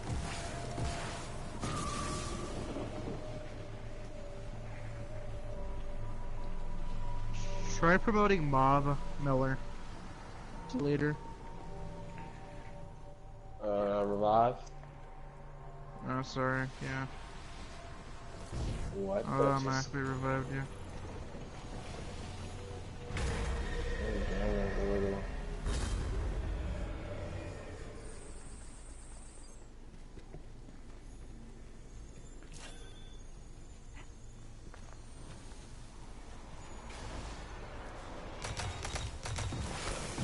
You can just skip these ads. Rasputin has some incredible technology at unlocking key down. I'm almost surprised he doesn't have breaches more often. I guess it comes easily. Don't know what. The ads just Don't know what stopped me in there.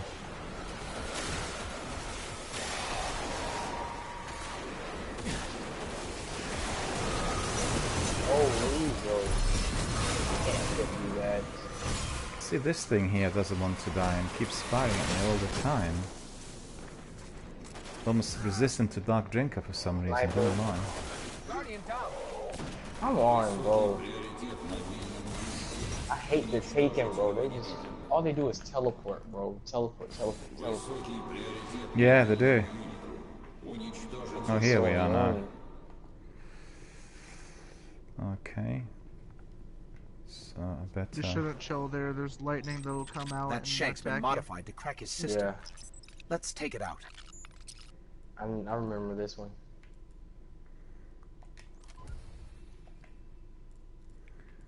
Just grab my heavy. Revive you.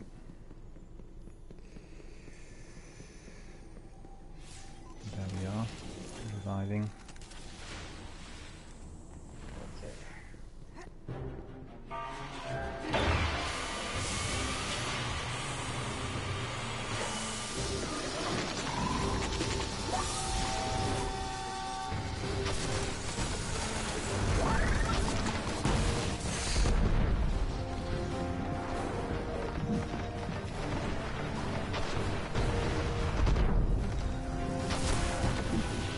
Don't know why I died, but I did.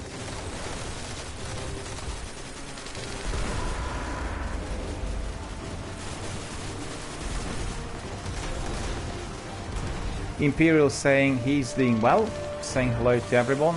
Thank you for coming, Imperial. We are doing our Nightfall strike, as you could see. Approaching the last section of it. We're doing well, actually. Still about 8.5 minutes left of it. And I forgot to pick up my bounty, so I'm not completing it. Which is ridiculous, but it does happen. Well, you kind of bombed me, holy. Oh, goodness, bro. I had all of them on you. I can be revived if anyone wants to come in. I was trying to get revived, but I had yeah.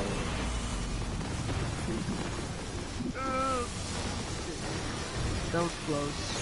That was really close. No heavy ammunition already.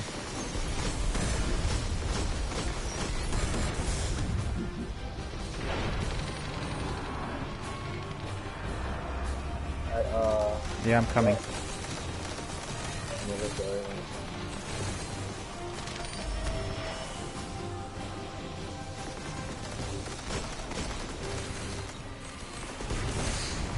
No, I don't have any more ammunition. No heavy.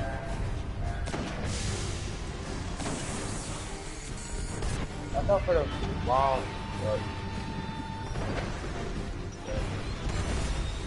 oh, I don't know what killed me, but something did.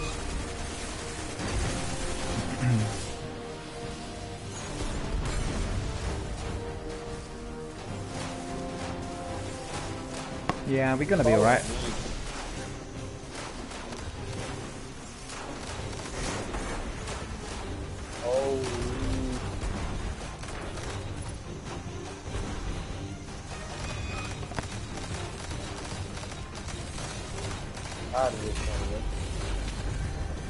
He's down.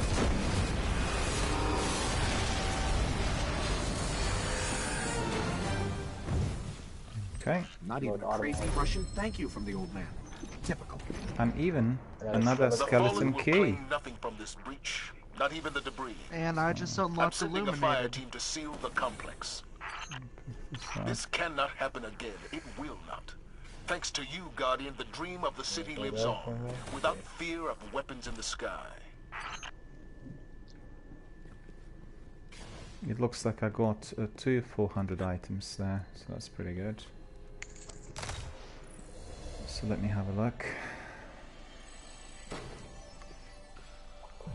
Alrighty. Treasure of the Ages, baby. You got Treasure of the Ages, yeah? It didn't give me it. And I managed to get... Treasure of the Ages isn't a random drop. It drops from the things it tells you it drops from, and it only drops once a week. Huh? I thought that's what we were on for a minute. I forgot. Uh, 365.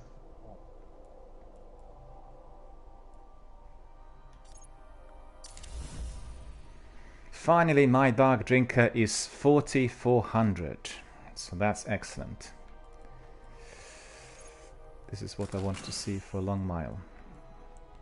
So 400 Geist, 400 Sword, 400 Imago Loop, but the secondary is the one that's lagging behind. It's only 395.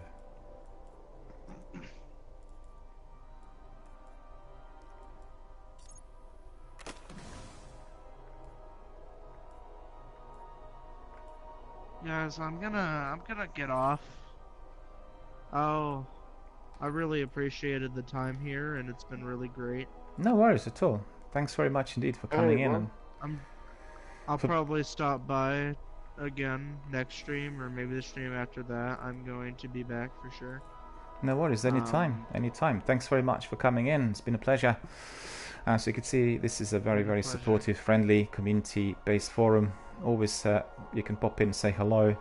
And then sometimes if we are indeed kind of busy and tied up, then other people will be around also to come in, do fire team membership, and you know, always a lot of good activity in here. So that's all pretty good.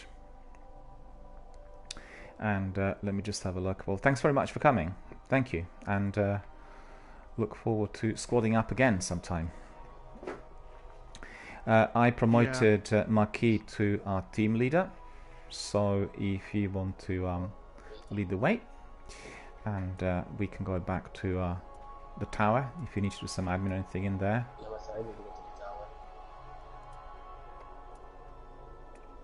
Thanks very much to Lolly for coming in, really appreciate it, and thank you for being a valued member of our community, and we look forward to squadding up again at some point. Look forward to that.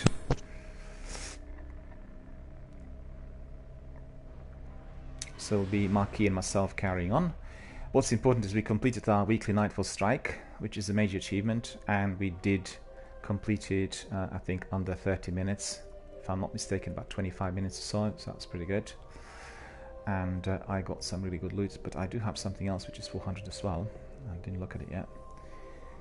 And let me see. It's that 400 Racket Poltergeist as well. Okay, so we have another Racket Poltergeist in there. Okay, this one we don't need. And did achieve one very important step, which is my sword is 400, and that's excellent. Alright, my sword's not 400 yet. Yeah. Well, I was really waiting for something to come in on my heavy, because I really wanted Dark Drinker to be, you know, as high as possible. And Dark Drinker is one of my favorite weapons, really very, very powerful, and indeed extremely deadly, as you could see in these strikes we've done so far. It really dispensed with many, many of those weapons. The trouble is that in this Nightfall, those captains were taking 2 full spins, or maybe sometimes even a 3rd spin. It's how strong they were, and very, very hard to kill with any other weapon, in fact. Alright, so we've got some stuff in there as well. Postmaster. Your name? Just one item. And we'll go to our friend Master Rahul in order to decoy as well. An honor wielded wisely. And we are also receiving some rewards. So this reward is, well, not really ideal. God of War. Always an interesting conversation, Guardian.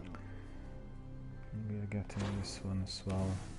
Might of Light. Okay, we have some motes. That's pretty good. Always good to have some extra motes.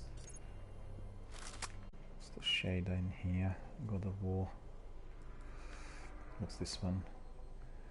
Wells Guard.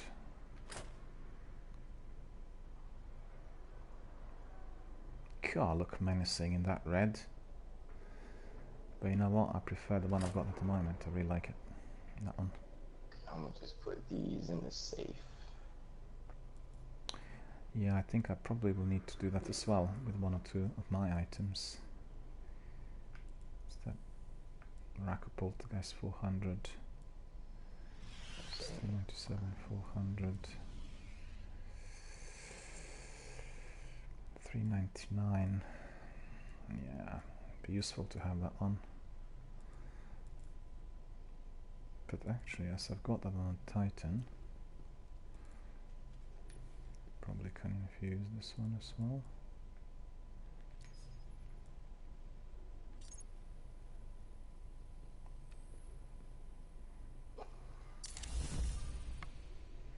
There we are. We are now 400 there. Need to buy some relic iron.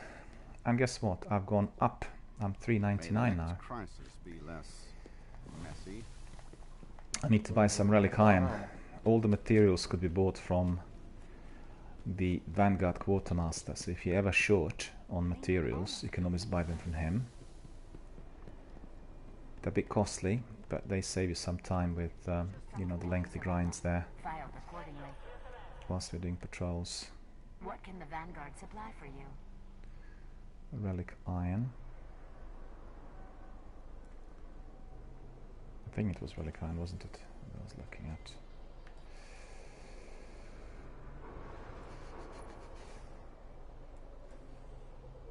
Yeah, relic iron. So we'll buy some of it. Some relic iron we'll purchase.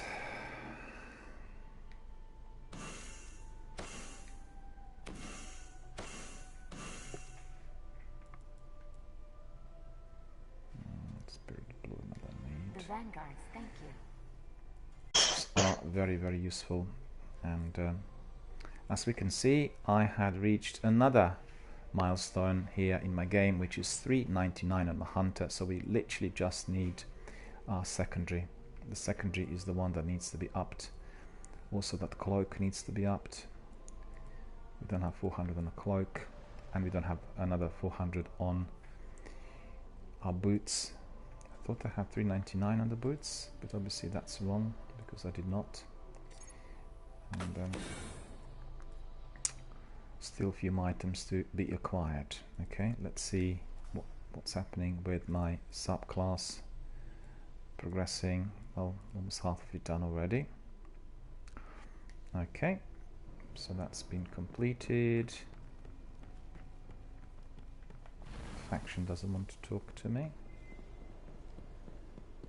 Somebody else does, by the looks of it. So what shall we do next? Siva Heroic Strikes? Because we did one of them earlier, but obviously we can do a few more. Just have a look, whatever is out there for you. You can do any. Let's do it. I got a lot of stuff to do. Well, just, you know, pick and choose. Hold on, whoa. No. Just need to get my reward from Kate, and then we'll go up. And let's see. I think my, what was it? Armor. Yeah, armor probably the best. Or Cromer. Let me see. You know the trick in there. Whenever you're collecting rewards, before you collect them, you always have to have the top gear on. Because sometimes you'll have the top gear which is not, you know, comprising some of your favorite weapons. And then if your top gear is on, literally every single slot on the inventory, then you will get higher quality items. But otherwise, if you have, let's say, like I have a sniper which is 5 points short, then the reward is not going to be as powerful. So it's always a good idea to keep that in mind. It's something that my community members taught me. And so I'm not sure. Need to see again my character. So it's the gauntlet. No, it's not. It's the boots and the cloak. It's the boots and the cloak. Oh, also this artifact as well. Okay. So let me see. I'll take then Vanguard armor. Oh, that's good. I got boots 400. I think that's 400, isn't it? Yeah, it is. Yeah. And I can really infuse the other ones. which are tireless striders. So infuse.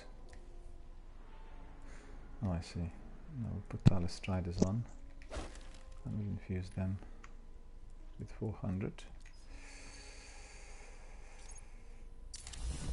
And there we are, 400. So that's pretty good. I'm just like 2 items short of 400. So what I need is... No, it isn't actually, it's 3 rather than 4. I need to have my cloak, I need to have another artifact. I think artifact will be easy to get, and then I need my secondary. Everything else is 400. Right, I'm ready. Let's go. What shall we do next? I gotta check. Okay.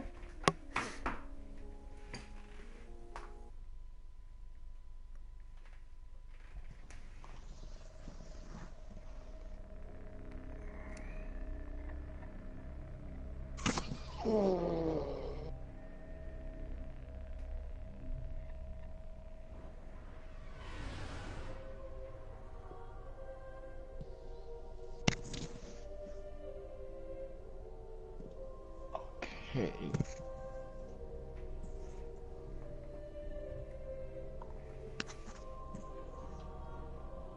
Wait a minute.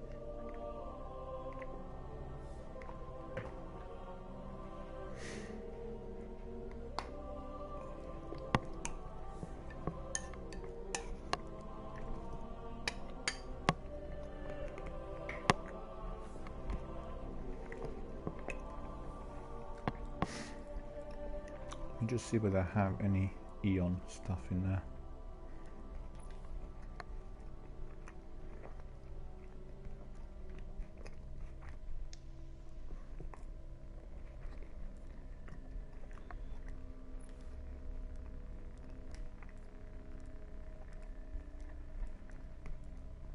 Horizon Iron. I'll show you something before we depart. I have Eon outfit, which is Future War Cult outfit, and looks really good. Once it's sort of placed. What's this? That's not it. Eon. Tracer gloves. Eon boots.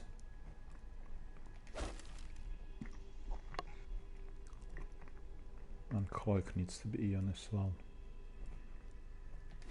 Watch this. See this? I've got everything Future War Cult now, which is like my cloak, my boots, my gauntlet, everything is Future War Cult.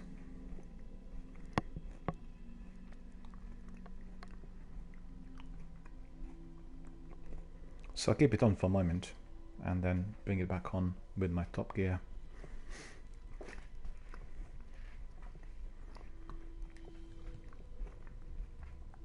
There we are. I see it. It's a bit like what you said if you had that other Taken outfit. This is the best outfit for anyone who belongs to this faction, because basically you get your cloak and you've got your gauntlets and you've got your boots. It's everything showing. I need to do chest piece as well, actually.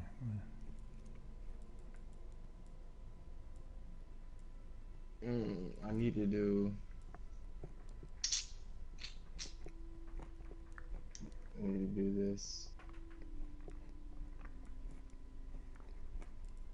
You want to run this? Which one? Earth and the Moon. And just give us a second. I want to put this stuff back on. Where is it now? 400. What was it? 399, wasn't it? This one is the same. 400, 400, 400. Yeah, I'm sorted. Yeah, sure.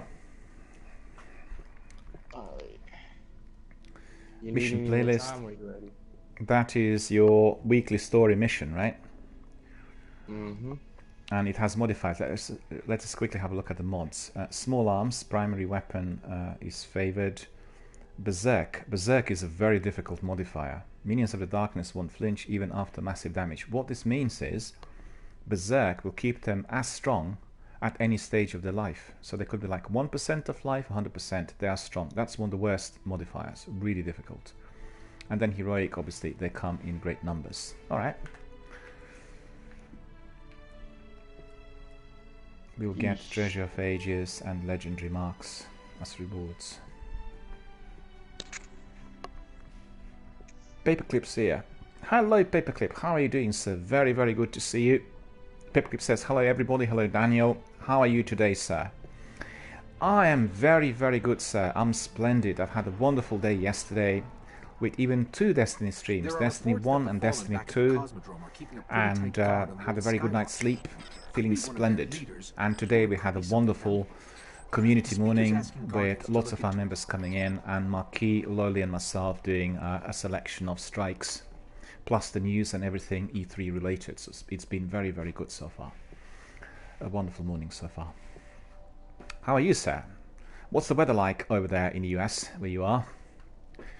We are experiencing some very damp weather. It's very cold. It is and very sunny outside over here in the US. It is.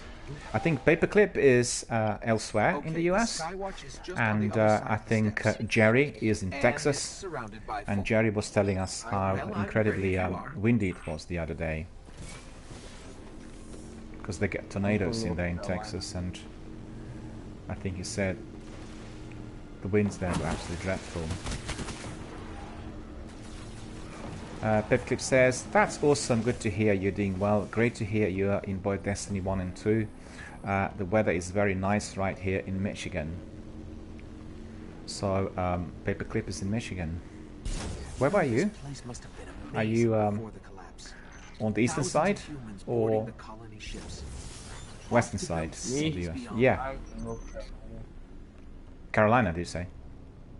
Mm-hmm. Yeah. So, Marquis is in Carolina, and Paperclip is in Michigan. Up the hill, the building with the radar, that's the sky. And I'm in London. Very, very far away from you guys. And Paperclip says, many parts of the US are having good weather right now. Well, that's pretty good. You know, we had very, very hot, very good weather, but it's gone back to autumn and very, very cold and very miserable. And you know, on Tuesday, I think, no, on when was it? On Monday, the downpour was like equivalent of 1 month, which meant we had massive flooding in certain areas and many problems with transport and everything else, which is dreadful.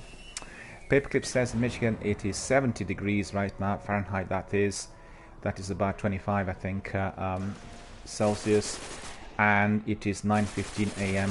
this Wednesday morning. Yeah, in here it is 14:15. You are 5 hours back, and it's already halfway through the afternoon here in the UK. 2:15. The wrong way. And Paperclip says the Marquis, North Carolina is a beautiful place to live. Yes, I've seen it in films. Boring. Marquis says it is a bit boring out there. I've been here too long. But you know, it is. We always kind of enjoy some other areas. A link to the lunar colonies. Yeah. Outside of our own neighborhood. You grow up in somewhere, you live somewhere for so long, you just, I don't know, I've seen everything in North Carolina, so. Well, you know, in the area where I live, which is in London suburbs, this is a historic town that has like 1,000 years of history. I can get it open. And you come to it and it's like absolutely wonderful. It's like Oxford or Cambridge. History is visible on every single corner. But if you ask anybody who lived here all of their life, they'll tell you, wow, what a boring place to be. Nothing's ever happening in here, you know? Really didn't want anybody getting in. It's very similar, I guess. And I can tell you for myself, as Londoner, I really had it in recent years because London's become overcrowded. There are too many problems with transportation and generally too many people everywhere, 24/7. You never get any rest or respite. You know, if you live sort of in urbanized areas, which is basically almost the whole of London today, it's always active, day and night. and everything's extremely expensive. You know, the city has become completely unlivable. So, you know, a wonderful city with so many different activities, you know, taking place at all times, but obviously for us that live in the vicinity, we have other concerns.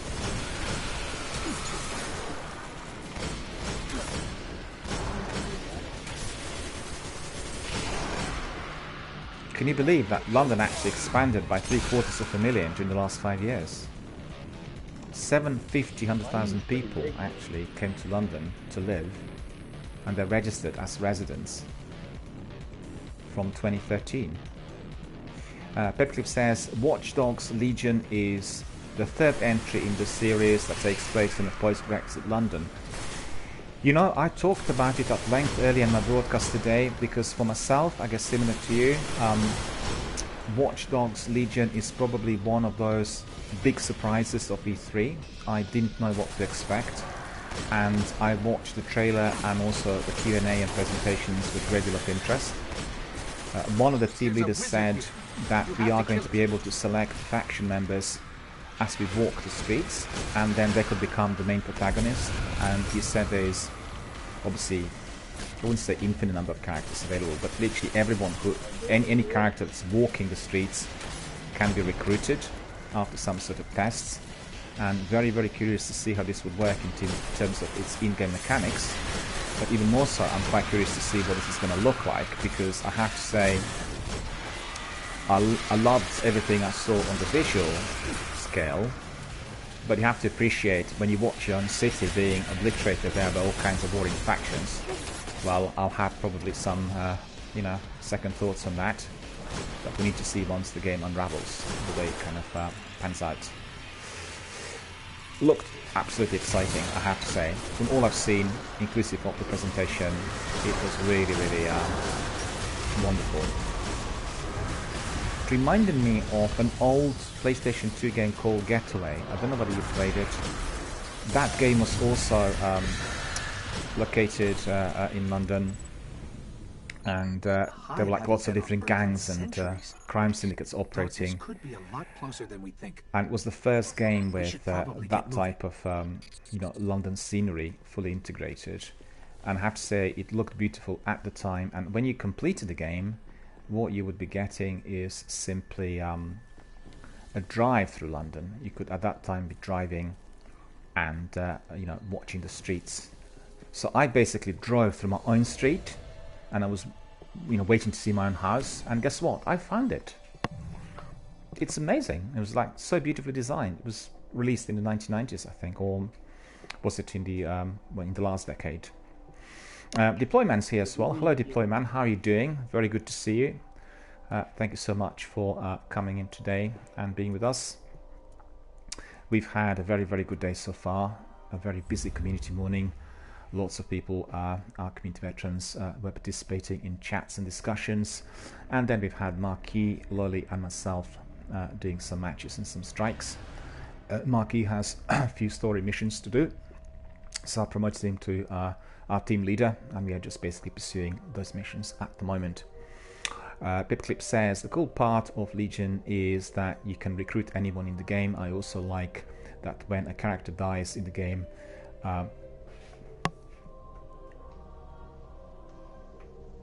that character is no longer available for the rest of the game. Very ambitious. I hope it lives up to the expectations. Deployman says, I'm very good. How are you today? I'm great. I had a good night's sleep. Yesterday I had 2 streams, Destiny 1 and Destiny 2. I acquired the complete edition of Destiny 2 Forsaken, which means I can access all content as from Monday, and we are going to be doing a lot of Destiny 2 Forsaken here on my channel.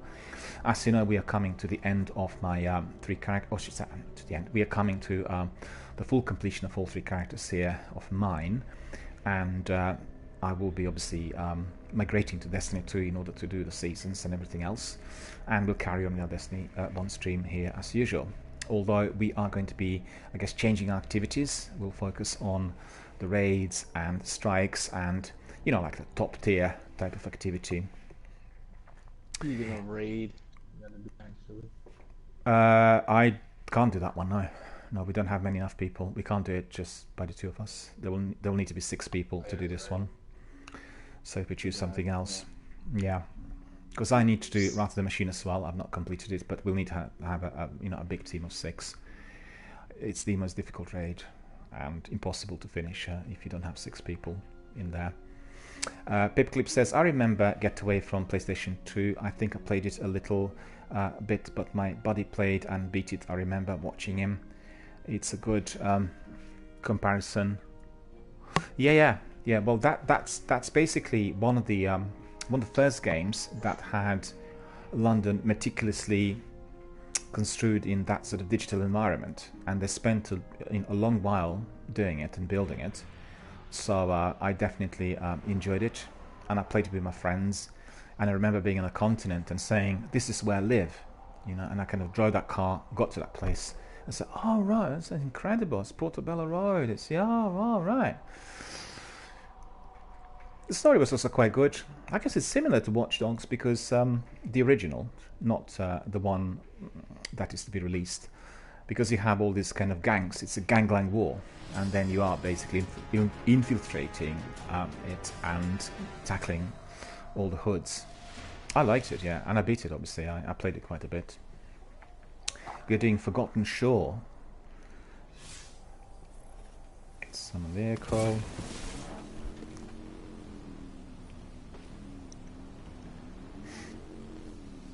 As you can see, I quite like my outfit on the Hunter character. Very appealing. Probably my favorite outfit altogether on Hunter. Really like it. Let's see, am I going in the right direction? I think I am.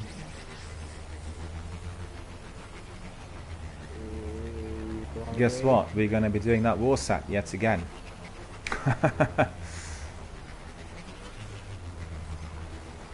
One, we just completed this Nightfall.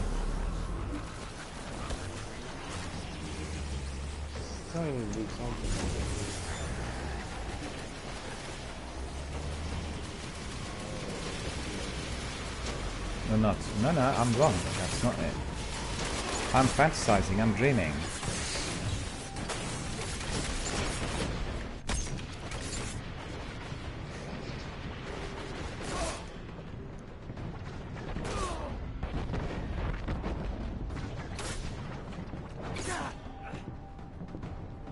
Where is this ghoul that's trying to neutralize me? I can't see him.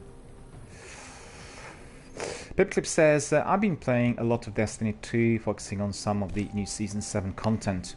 Well, I looked it up, and I think Enoch and myself talked yesterday about this. I was kind of curious to find out what sort of access and I'll be able to get, but it looks like because I've not gone up to the higher levels, I couldn't access any of the seasons. I've not played any DLC, basically. And I haven't played or completed Forsaken.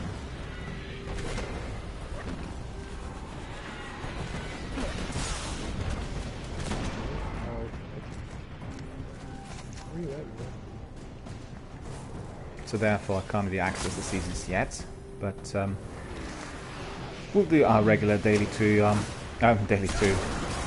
2 broadcasts, and therefore I'll be able to level up and do everything. We're really excited about those seasons because I've heard so much about them through our friends and community members. So therefore, can't wait to do those.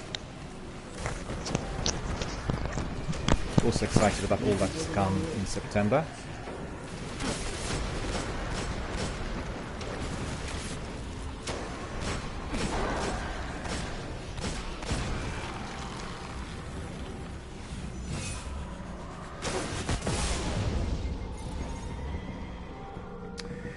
Pipclip says, it's funny how different Destiny 1 and Destiny 2 are. There is a lot of fundamental changes that impact gameplay. At first, I didn't like Destiny 2. I didn't like Destiny 2's changes, but over time, they made tweaks and changes, and I really enjoy Destiny 2's unique take on Bungie franchise. I tend to agree. I wouldn't say that I ever disliked it. I like Destiny 2, but when I was having a second run on some of those adventures on Monday, you know, when I purchased my special edition, my complete edition, I have to say I was staggered by the difference. The difference was incredible because they tweaked it quite a bit. And yesterday, when Marquis and myself were doing some of the adventures, they were also different to the way they appeared to be during the year one. So I was very, very pleased, and I think that Destiny 2 is obviously progressing down the route which is you know, just the one that we want to have.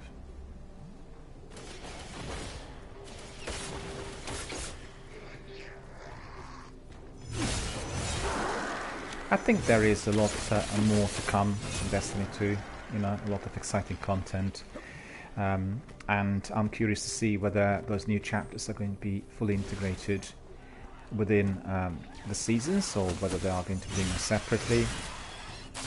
I'm not sure how everything is to be released, but they obviously want that world to be infinite and constantly evolving. So, you know, the idea is to have everything integrated within one world and one arena for everyone, and also multiplayer access. They will have cross-platform saves from September. That is going to be accessible on the day where the new chapter is launched, and then we'll be just carrying, you know, everything forward. Really excited about that, really, you know, looking and sounding really great.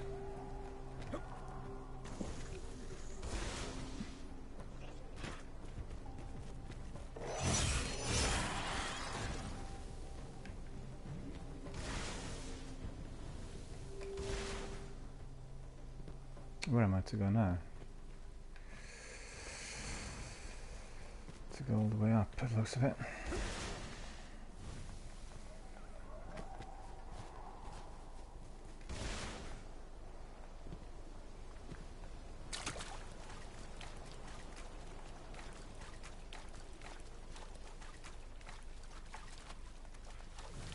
Is there a cave or something that you got in?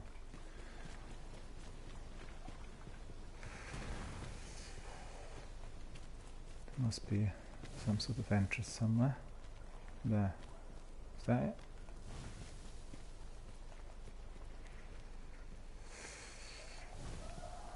Where's the entrance? Or did you just jump to the platforms? Hold up.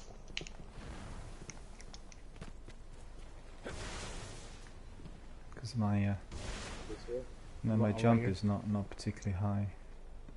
Probably need to change my perks. Hang on, just give us a second. Oh, you're there. Okay, follow you.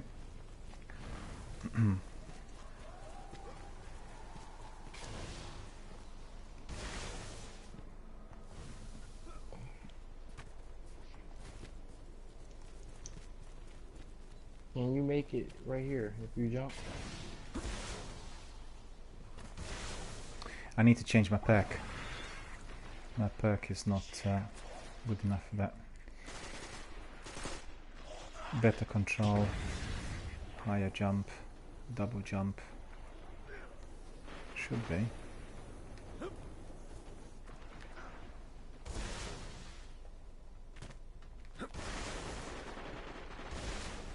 Yeah, I managed to get through. I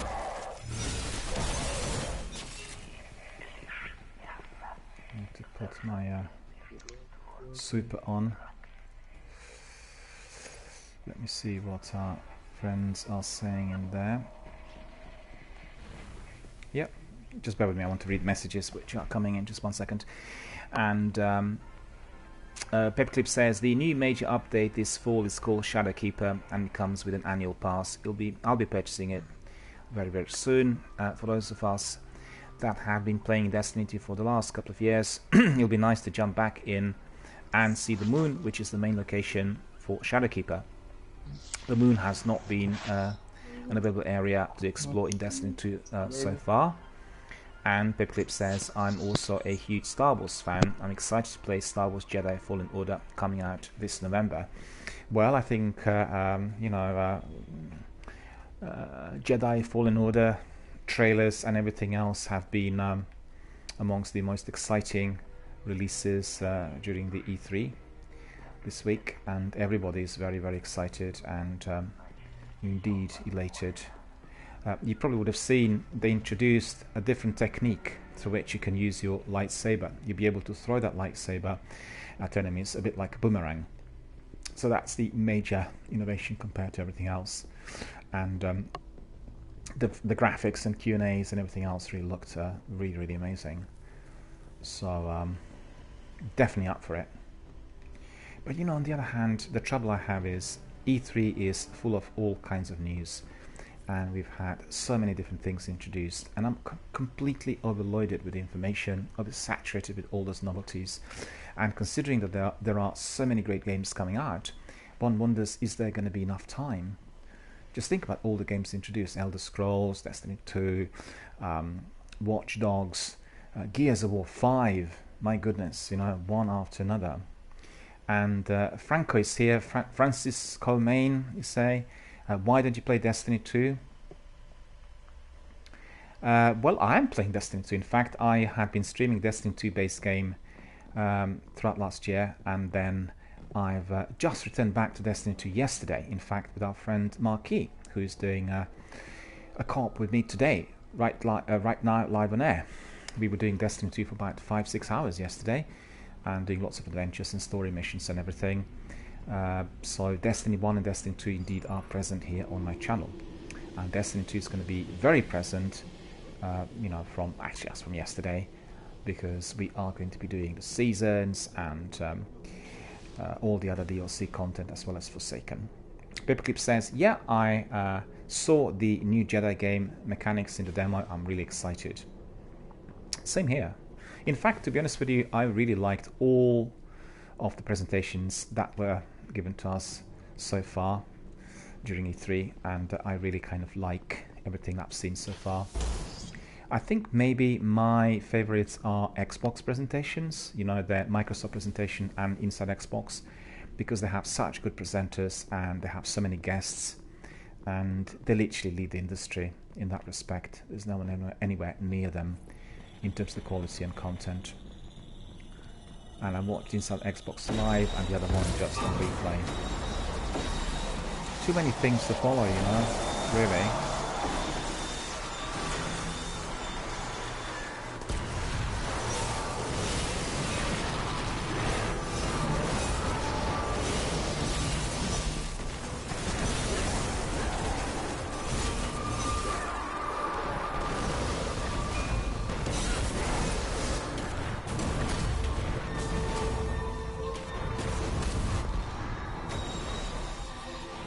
Cool, that's all destroyed. More.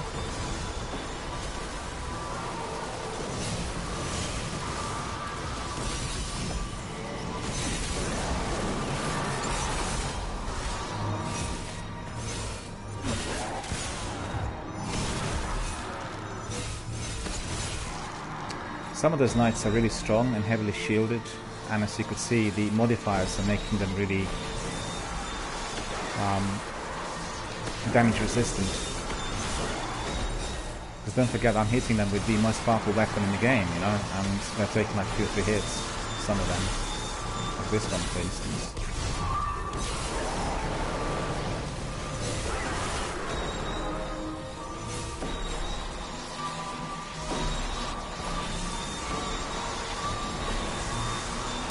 Pipclip says, Xbox had a good presentation. I think we are going to see a lot more AAA content in 2020.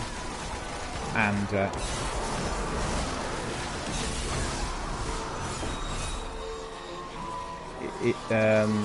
I say this because Xbox confirmed it's launching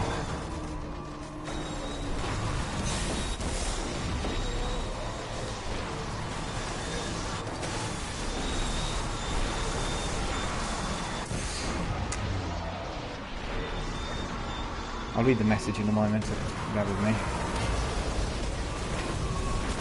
I need to do something with this beast.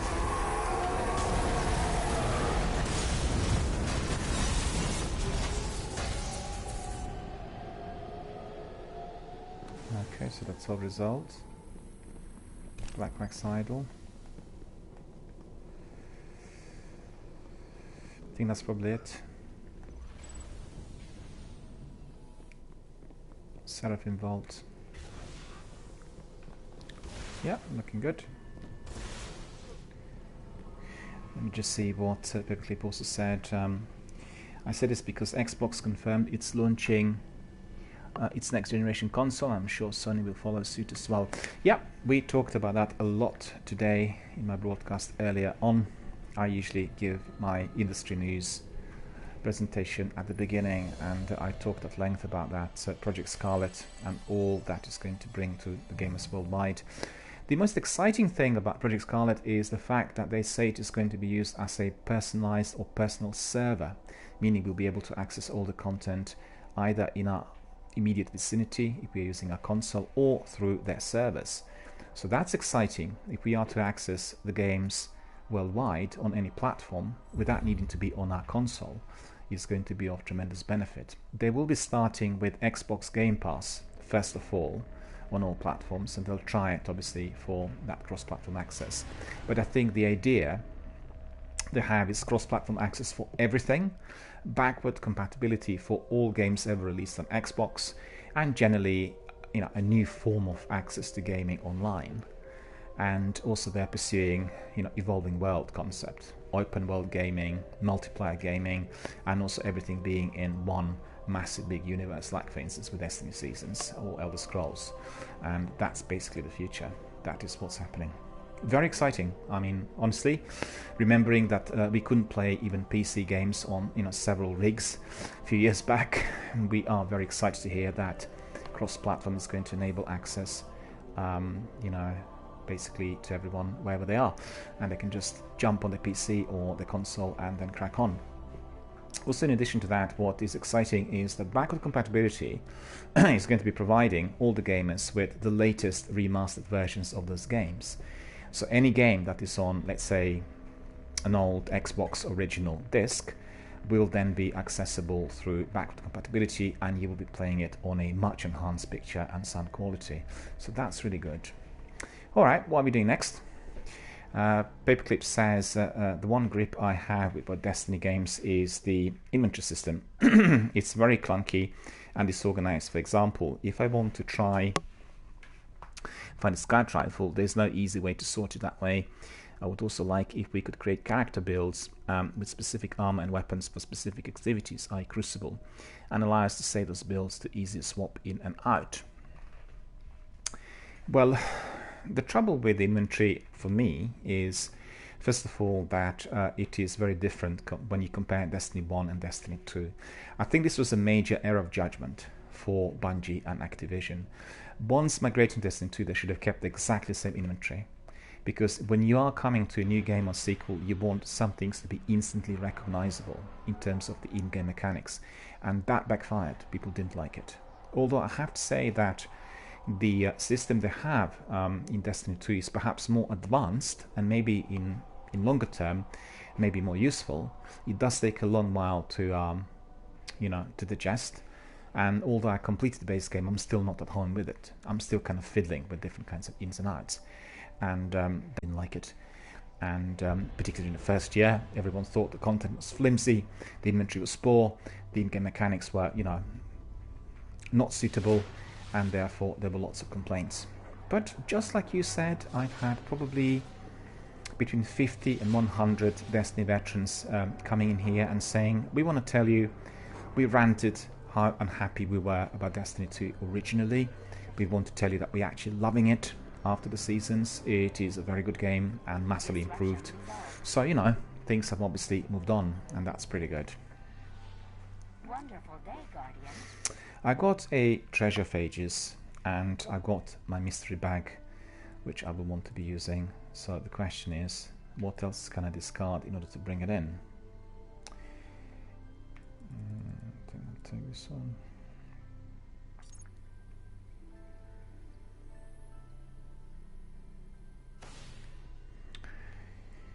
Let's pick it up. Let's see whether there is going to be an item of high quality there. And to see my character, do I have everything top notch? Yeah, I think I do. And we'll go to inventory and we'll try our mystery bag. Mystery bag, use.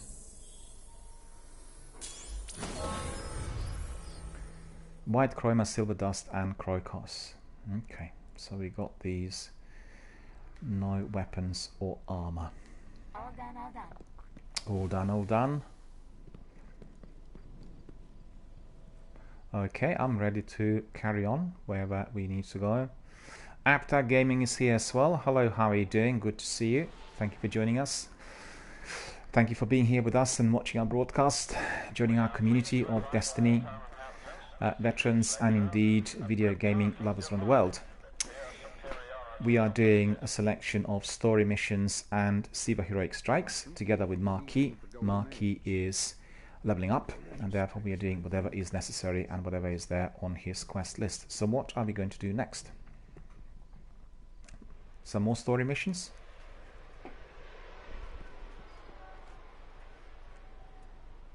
Can Marquis hear me? Because I can't hear Marquis. North American Empire just before the collapse.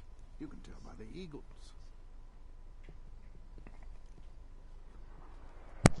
Sorry, my bad. My mic was muted. Don't worry, it's alright. What should we do next? You need anything? You good here? Good to go here? Yeah, I'm good to go. Yeah, I'm fine. Mm-hmm. He's wasting our time.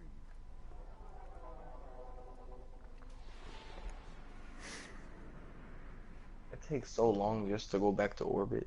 It does, and that's very different in Destiny 2. Some of the activities like jumping on a sparrow are instant and makes a big difference. Yeah. Well, you know, Destiny 2 is a new game, receiving all the updates, and Destiny 1 is already, what, 6 years old? And by the way things are going at the moment in that industry, those new things are popping up every hour rather than every day. And it's extraordinary. When you watch trailers for the games like Watch Dogs or indeed for Ghost Recon, the new one, you just wonder really where we are going. The new Ghost Recon is so hyper realistic, and really the battles and ambushes and incursions in there are so close to life that they even make me worried, you know. I like Ghost Recon though, great game, and also excellent for team effort. When you're playing a team of 4, it's absolutely terrific, similar to The Division and what is it, Rainbow Six Siege. Sorry is here as well. Hello, Sorry, how are you doing? Good to see you, sir. How was your dinner yesterday? Was there a problem? Was DRBMiller broadcast on the list as being the culprit for delays? Sorry and me were playing yesterday a selection of missions and talked a lot about all sorts of issues as well here on my channel. Sorry is our community member from Germany. And it's so wonderful to see that our community here on the DRBMiller channel is fully global. We get people from all countries, you know, from Finland, from Sweden, from South Africa, from Australia, from New Zealand, from US, from Germany, from Spain, from Italy, and the list goes on and on. I forgot the UK. it's more than obvious. But to be honest with you, I don't get many UK gamers coming in here. I do have a selection, but I think our friends from the US and also from the continent massively outflank the Destiny gamers from the United Kingdom. I don't know why that is. Maybe just to do with the fact that they've not come to the channel, you know, or perhaps lots of people in the UK are not playing Destiny. That's probably the other possibility. But amongst those who are, obviously our UK friends and community members here, we have a number of Destiny veterans and people who are always contributing with very valuable content. So indeed, they're always welcome and very helpful indeed with lots of different comments, tips and views. Just to mention to Sorry, we still have that wet weather out here. It's still pouring down in rain. It's quite cold as well. It feels a bit like November rather than June. So Aptag says Aptag is in the UK. Well, that's wonderful. Thank you very much for coming and welcome to our community. It's just that it's a global community, and I think the vast majority, well, not vast majority, very many people who love Destiny are based in the US, and people who use Twitch broadcasting channels. That's the main reason more than anything else. We have very many UK Destiny gamers. I know quite a few in real life out there as well. But it's just one of those things. And also it depends on the day. Sometimes you have more people coming from New Zealand or from Australia because, let's say, I'm streaming at the time, which is kind of easily accessible for them, considering the time zones. It is sometimes difficult for our US friends because my streams generally are daily streams in terms of the British Standard Time, UK time, and when I start at 10 o'clock, there will be any times from, let's say, 10 in the evening in the US to about 5 in the morning, and therefore it's a bit difficult for some of the chaps to come in early. But nevertheless, the vast majority do come in later on during the day. The shrines of Oryx must be destroyed. The Shrine of Oryx is the next step, and this is going to be quite tricky, as we are just, excuse me, the two of us, losing my voice, apologise. There is a shrine here. Take a It's sip of further some in the water, Helm bro. than anywhere we've been. We I should always have destroy 4 it litres before of it's water too with late. me, and a hot drink, because I did appreciate when you do broadcasting and talk literally for hours, vocal cords can get affected. But actually, I don't really have much problem with that. The only trouble that is frequently taking place if you've got like change of weather, like hot, cold, and that, and then you pick up some bacteria and viruses, and then those vocal cords suffer a bit. Otherwise, it's all good.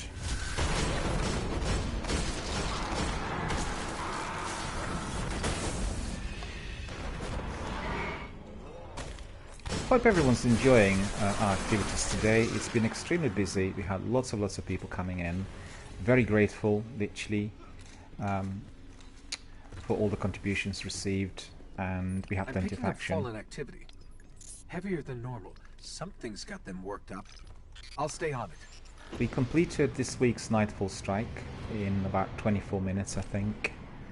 And that's really great. They're but invading the I Hellmouth? forgot to pick up my Nightfall bounty, which is dreadful, but it does happen to me sometimes. Multitasking sometimes is affecting my judgment. And because we had a lengthy E3 introduction, I didn't want my friends Lolly and Marky to wait, so we were cracking on with activities ASAP. We were then going back to the tower social hubs as frequently, and therefore I didn't pick it up. Doesn't matter. We'll do it again another day. Maybe we'll do it on my Titan or Warlock as well. I guess what was very interesting in our discussions here today is that we all concluded we do gaming for entertainment and we want to have fun, and our friend Lolly was actually giving us some vignettes about this. And Tonzak says, oh, Tonzak's here. Hello, Tonzak. How are you doing? Long time no see. Not seen you for what, a couple of weeks or so? You must have been busy, right? E3, E3, E3, of course. I've been watching everything E3 related. You can access my Twitter. A few thousand bits of news on my Twitter related to E3 and all that's been happening so far. And I think I talked in my broadcast quite a bit every single day about all that indeed has unraveled. Loads of interesting news and activities, as well as innovations that are to come our way in months to come. So very excited about that, I have to admit.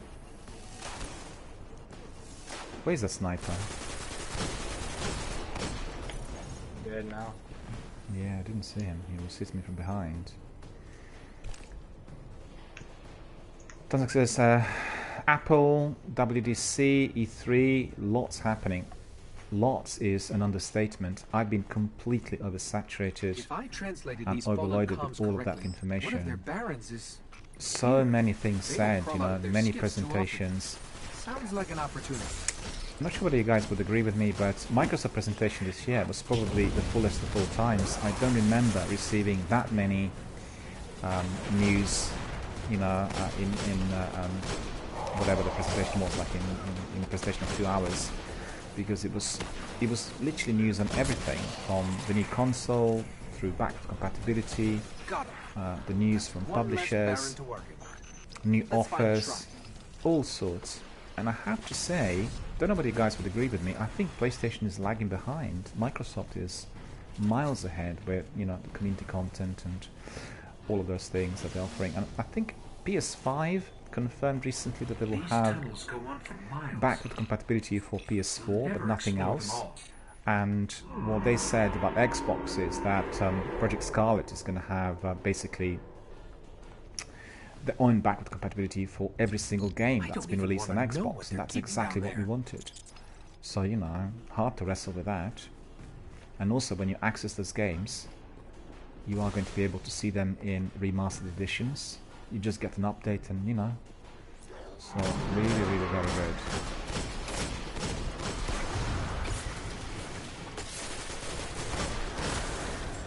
Done success, and I decided to play Destiny 2 again, taking my Titan, killing it off, and restarting the story.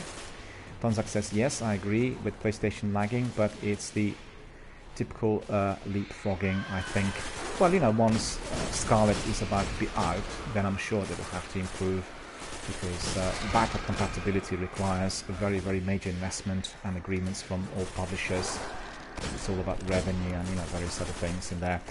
It's interesting because one of the guys from that team was doing a presentation on Inside Xbox, and he said that they're obviously starting out first of all with multi-platform access, cross-platform access to Xbox Game Pass, and they're introducing lots of games. So he was basically telling us and showing us how this is going to work on PC. Looked very exciting, I have to admit. And all other things are still going to follow, you know. Well, I'm very excited about cross-platform access to Xbox accounts, you know. We are going to be able to do anything from, well, they said we are going to be able to do anything from wherever we were. So the option is going to be you use your console as your personal server, or you're using their own servers in order to stream certain games and activities. And all of that is very, very exciting indeed. And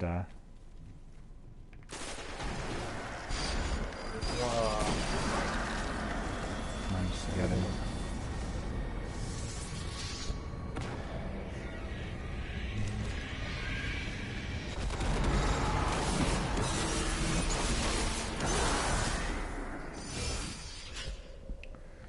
Okay, we are doing those, they're all dead. And Donzak says Sony have been establishing little projects such as the PlayStation Classic micro console and doing rather badly at it. I just don't want Sony to change their DualShock controller. No, I don't think they will be changing it actually. I think they will keep in the same way as Xbox want to be keeping, you know, their own proprietary controller. In fact, they're introducing the Xbox controller Elite. That looked incredible once taken apart. We've seen all the animation and everything there. And they also introduced a new controller for people with disabilities, which was, I guess, presented about 6 months ago. And that turned out to be really, really popular. As we are. And it's possible that Sony and Microsoft will, you know, kind of evolve into something else, because they confirmed that their new partnership for cloud usage already has been established. And, you know, they may be running the business a bit differently to what we've experienced so far in the last 25 years, 20 years in fact. So let's wait and see. Maybe good. But really, honestly, I don't know whether you watched on Zach that State of Play presentation that Sony did recently. It was much worse than appalling. It was embarrassing. I mean, if I was one of the executives there, I would be ashamed. When you have Inside Xbox and all the other presentations, you know, coming out of Microsoft, which are top-notch, high-quality television style, and PlayStation just had a couple of trailers kind of banged up together and a voiceover, and that was it. And even that didn't work properly. It was dreadful.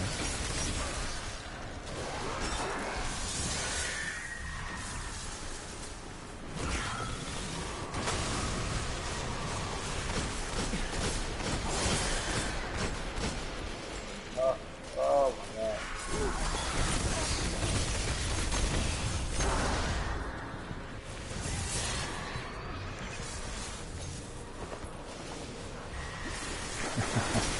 I'm not succeeding well.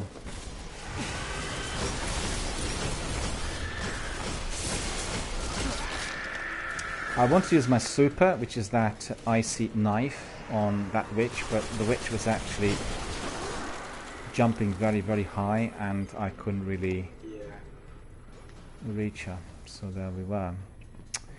And Tonzak says, but for the meantime, I'm waiting for more news on the PS5. I'm not keen on switching platforms for now. Well, as you know, I'm basically cross-platform. I have everything, you know, Xbox and PlayStation and PC. And presently, I'm doing everything through my PlayStation. But I think in the near future, what we'll do is we'll basically use our Xbox and PlayStation for the streams that are going to be, you know, a bit more interactive with all extensions and overlays that can be introduced through, you know, PC connection. And also, what's important is, I think, once I connected my PlayStation to the PC, I'll be able to stream the games which presently are just streamable through PlayStation Now services, using it as a second screen. And that will be very beneficial because, you know, Sony PS Now, they have 700 games on offer. And there are games like, for instance, The Last of Us or Fallout Las Vegas and Fallout 4, which I really would like to stream here. So it will be a lot more beneficial. But, you know, on the other hand, the reason I've done it like this is purely to build our community. There's a massive big ogre in there.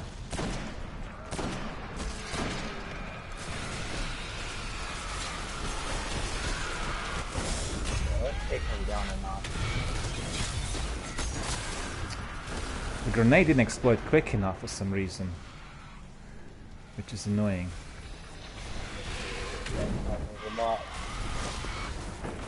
Why isn't it reviving?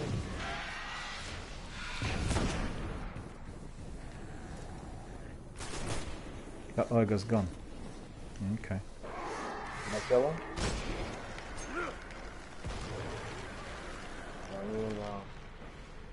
There's some knights in there, but it looks like you're right. Okay, didn't see anything. Alright. Yeah, I used my sniper on that ogre, and he was causing some damage, but then I was surrounded by those trolls, and it didn't really change my weapon quick enough. And what I did need to do was also enable my heavy.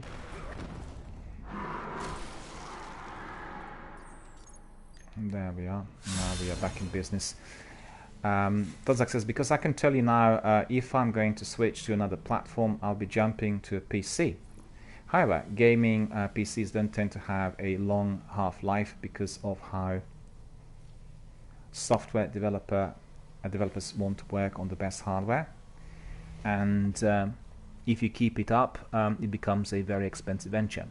I played on PC before, and frankly, got sick of upgrading. Well, you know, I guess what I'll do is I will be using my PC as a transitional hub, if you know what I mean, because once you plug in your Xbox and PlayStation into your PC, you can be doing a lot more with your streams, but the actual streams will be happening through that particular console. And I've not been doing this so far because what I wanted to do was simply to do it organically, with as little interference as possible for us to really grow our community. And as you can see, the community has grown. We have very many members in here who are coming in and talking, you know, with everyone every single day, and therefore we are looking for maybe some novelties. You know, once we come to 12 months of operation, we'll introduce some nice bits, and that's going to be appreciated by everyone. I talked about this whilst I was attending that conference.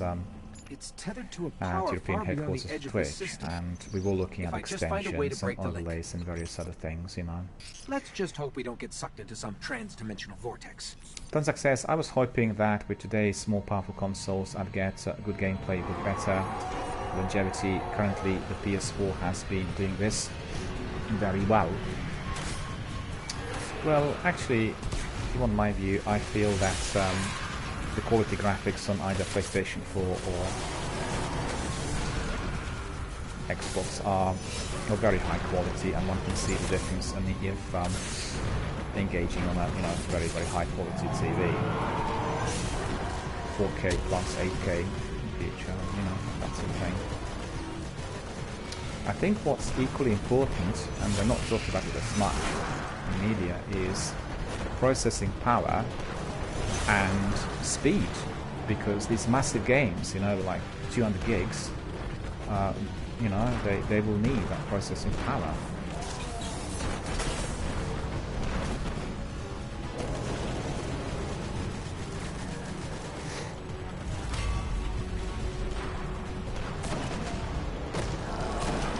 Yeah, he's gone. He is gone. It's weakened. Destroy it.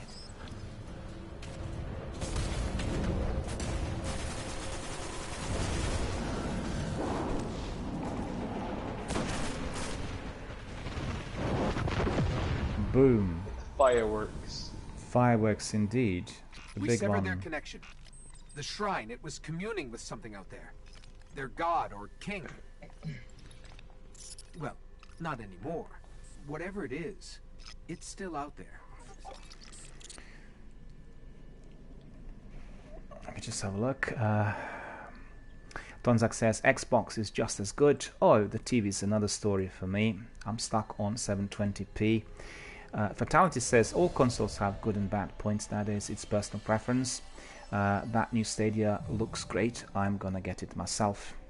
Yes, indeed. They were talking about it during the convention, and you know, it's very exciting to see that they're introducing Google Stadia, and well, it is going to be a bit more competitive, I guess, with all of those consoles up and about. But I look forward to the next generation graphics and next generation speeds. That's really my own kind of personal, you know, thumbs up experience, because when you're downloading any games, massively games on PlayStation at present, it does take a little while. Regardless of the internet speed, it's just simply the processing power, and I think the new consoles are going to be definitely accelerating. So don't forget, I mean, for us in the UK it's going to be a problem, because the new generation consoles will require the fastest possible internet, and we are really lagging behind. It's quite difficult to get fiber optic in certain areas, and even if you get it on your kind of personal account, the upload speeds are very, very poor. So Fatality's there. Hello Fatality, how are you doing, sir? Good to see you. Thank you very much for joining. Thank you for being with us today. And Fatality says, what are you up to, buddy? Well, to be honest with you, I talked about it quite a bit. I acquired Destiny 2 Forsaken Complete Edition, so I've got the entire Destiny 2 Forsaken content. I can play anything at any time, and we are going to be having many Destiny 2 streams here as well, in addition to Destiny 1. We already resumed with Destiny 2 streams yesterday. It was my, I think, 19th or 20th stream of Destiny 2. I completed the base game, so I'm carrying on with some adventures and indeed with DLC. And we are going to be doing this. Last night, our friend Marquis, who's doing actually the missions with me right now, was here with me. We were doing Destiny 2, indeed, for quite a few hours. And on the other hand, I'm watching everything E3 related, soaking up all the news and inventions, and indeed in my broadcast. So, you know, really good, really happy. And wondering about your local area, Fatality. Is it like cats and dogs in there? Is it flooding? Because I've seen some really bad weather reports concerning some parts of England, particularly down south, and I'm wondering whether you're all right, because the dreadful weather has been really doing a head in during the last 3 days. And I can tell you, in my local area, which is just outside of London suburbs, I should say, we've had like a downpour for about 14 hours. The rain didn't stop, although we were not affected with flooding, but it's just like really dreadful and cold, you know. Dropped like 20 degrees the temperatures, but like 6 or 5 even. It's ridiculous, from about 27, 28. So let's see what our friend is saying. Donzak says, Fatality, I agree. So for me, my plan is to get a new TV and a PS5 at some point in the future. And Fatality says, yeah, that's nice, and with crossplay coming, nice move. And Fatality says, you know, PS5 is going to be amazing. Can't wait, it's okay so far, but yeah, I'm on yellow alert. Yeah, I've seen, because I know you told me that sometimes the weather conditions are adverse. I mean, I'm certainly hoping that the rain is going to stop. Because, you know, we've had EML yesterday, and he said it was cats and dogs in Ireland for already about 5 days. And we got everything from Atlantic. It just, you know, literally came over the Irish Channel. And therefore, the western counties were probably most severely affected. Dreadful. dreadful, really. And really feel for people who are suffering from flooding.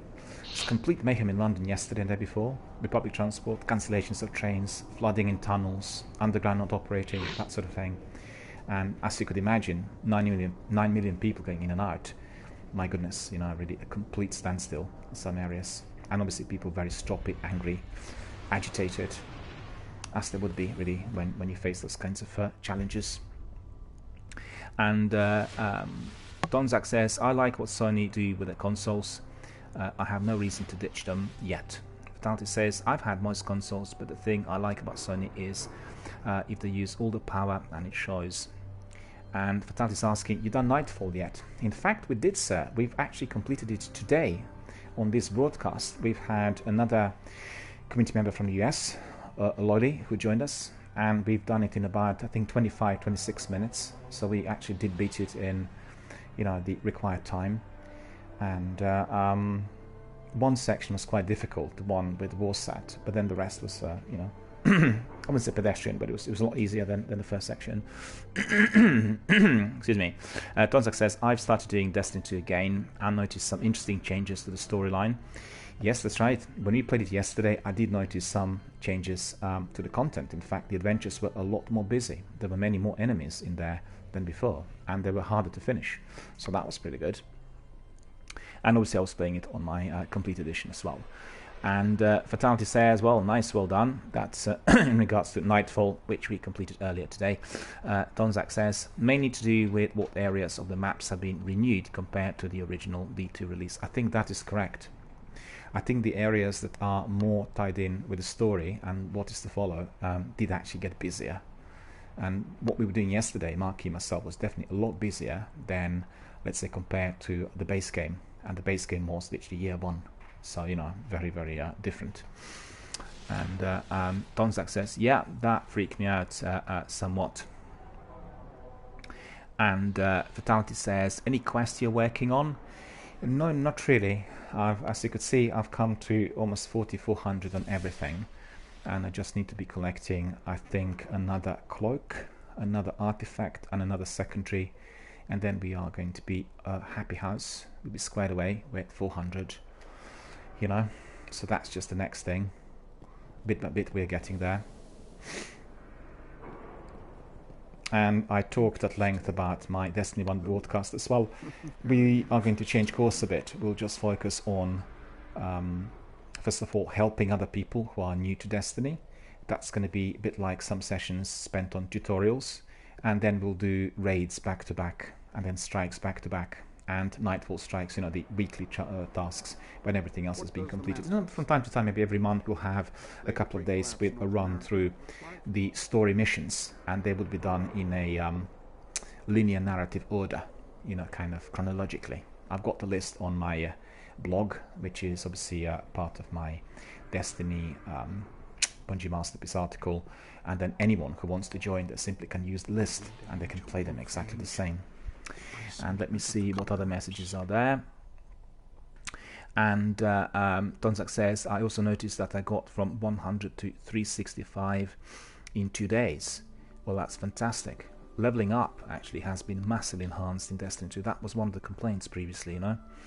And previously I got from 100 to 300 in 2 months. Better play that, who knows? Well, it's you know, it's a possibility, sir, but you never know, you never know. You know the way things are. We all kind of mass improve, and maybe I'm, you know, a lot better player by reaching 4,400. Who knows? But thanks to my community, I was able to do this on all 3 of my characters. And you know, Sekapupu comes here frequently, and he said he was able to increase his character in a lengthier period. But ever since he's been joining the channel, and ever since we were doing lots of different missions, he also worked on his Warlock and Hunter. And you know, the idea is for us to bring people in here, and then, like what we are doing today, you know, Marquis needs to do certain missions, and then we can do them together. Because there's no pressure of time for me. I've completed everything, more or less. And, you know, we can always do everything together with our members. And then, obviously, if they're like the 2 of us today, we can have a 3rd member coming in who's kind of learning.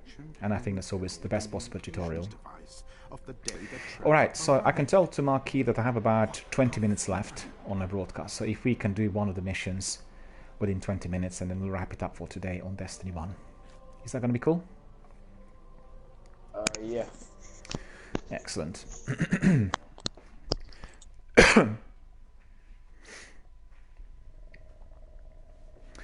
And Tonzak says, my new Titan is now at light 428 with, excuse me,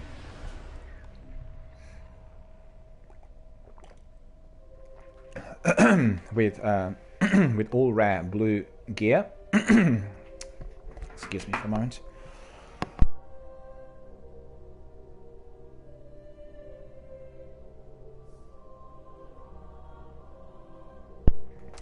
And Tonzak said, my new Titan is now at light 428 with all rare blue gear and not a legendary. In sight at this point, I'm currently up to the story missions on Titan. Sounds good, sounds good. And also we had a knock coming in yesterday whilst Marky and myself were doing our Destiny 2 missions, and he said, do not infuse weapons before you reach upper light levels, because as you progress in the game, lots of items are going to be harder to get. So keep those cores as very precious, and then once you are collecting the best quality kit and weaponry, you can infuse. So this was a very useful tip, because I was obviously interested in infusing quite early. But he said, no, it's best to wait, because when you progress to the seasons, then that is going to be of great significance. I'm basically describing the process of infusing weapons in Destiny 2 Forsaken, and also some of the seasonal content as well. Donzak says, oh, it's very to infuse in the first place because enhancement cores are hard to come by. That's what Anok was saying, because Maki and myself wanted to find out where we can get those enhanced cores from, and he gave us 3 options, one of which was doing the Banshee bounties. I think probably the most secure one, and that is what we are going to be doing. Donzak says it's easier to just collect weapons and trash them when something better arrives. These coordinates put that's the right. gate to the Black Garden near the lost city of Freehold. It's been buried in the sand since the collapse. Now, the Cabal occupy the area, and most of Mars. No one gets through their exclusion zone.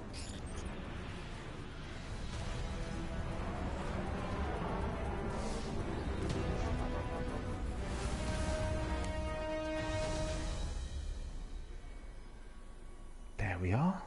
Looks very interesting.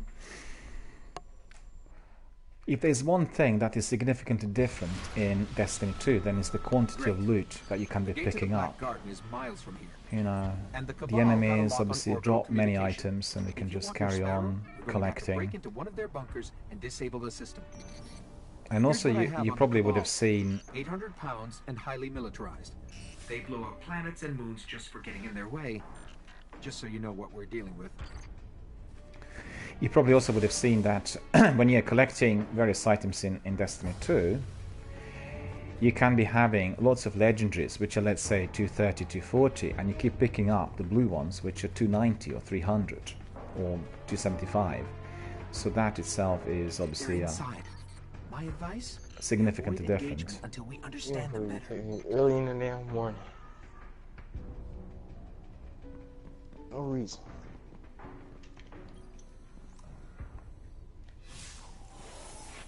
There we are. Sometimes you get stuck because the game's loading. And it happens a lot within certain sections of the game. Easier than I thought. Donzak says,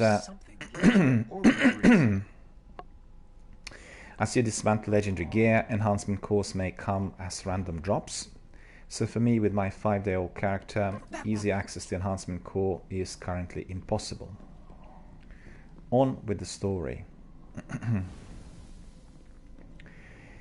I think what I'll do in Destiny 2 is basically I'll collect bounties, you know, because one of the bounties, or Banshee's bounties, are giving us that provision, so we'll be doing all those bounties.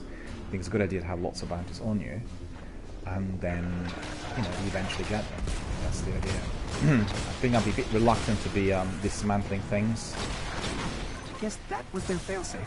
But the reason as to why they've done all the changes. It's to do with, you know, the complaints coming from the Destiny community. People complained that the items were very hard to get by, and also they wanted many more items to be like presented as you went along. And they've changed that quite drastically, and I think even more so once you get to the seasonal content. I know Captain Jack was telling us that there was a significant difference in there. Well, it's good to see that Bungie indeed are listening to their community, right? This is what we want to see. Because guess what, if they don't, then there's going to be trouble.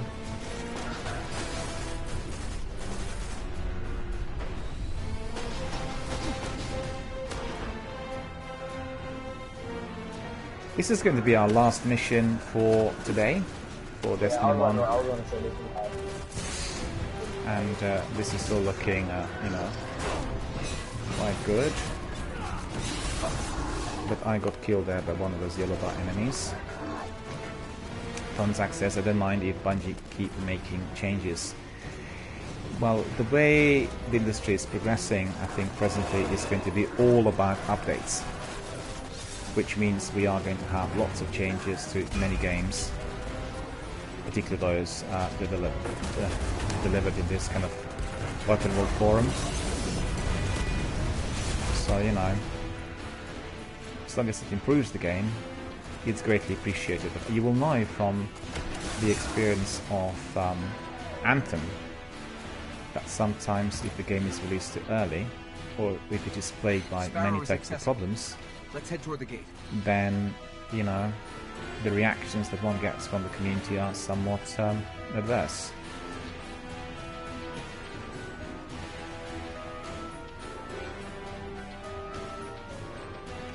Where are we going? I think I've gone the wrong way.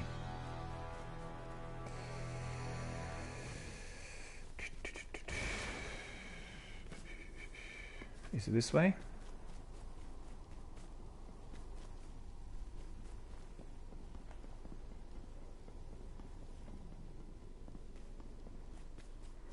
No, I can see your game tag, but I can't actually see where I need to go.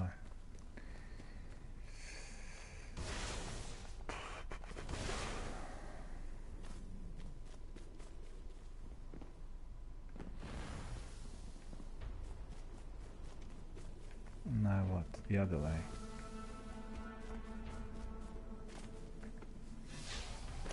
Oh my bad, Miller. I didn't mean to leave you behind.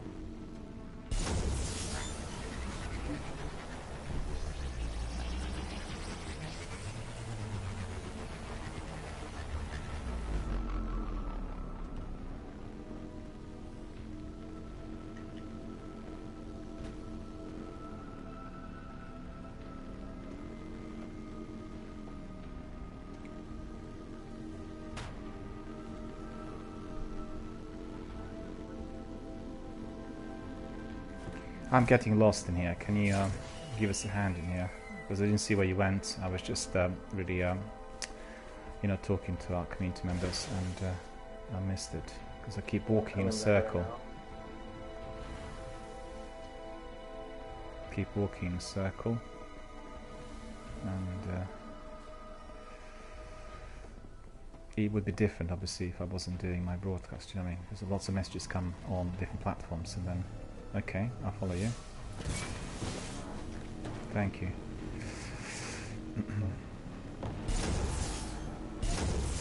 Oh, snap. Gotta go this way. Okay, now it's telling you to go. No, this radar is a bit funny because it keeps spinning. Yeah, now it's okay. So I didn't really... it just kept spinning. And I kept going into the wrong direction, you know? The Cabal appeared to be at Going war backwards with the instead of Maybe they know something traveling this about the way. gate. There's a few outposts nearby. Let's check them out.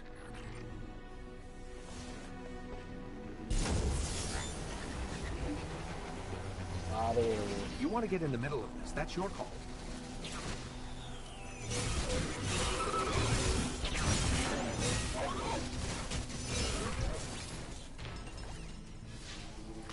Are you using your sword? Yeah, I've got my sword on, yeah. Yeah, I just saw my arm flying through the air. Cut somebody's arm off of. Yeah, that drinker is really, really good. An outpost should be up ahead. I can dig into their systems and see what I can find about the gate.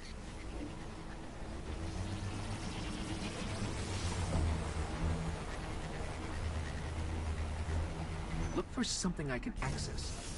Oh, there's a ball everywhere.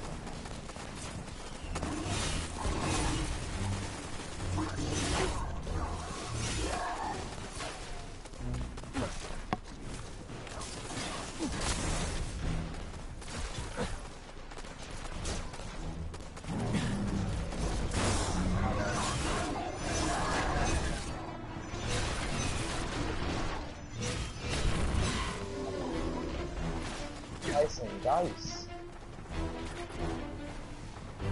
That was useful.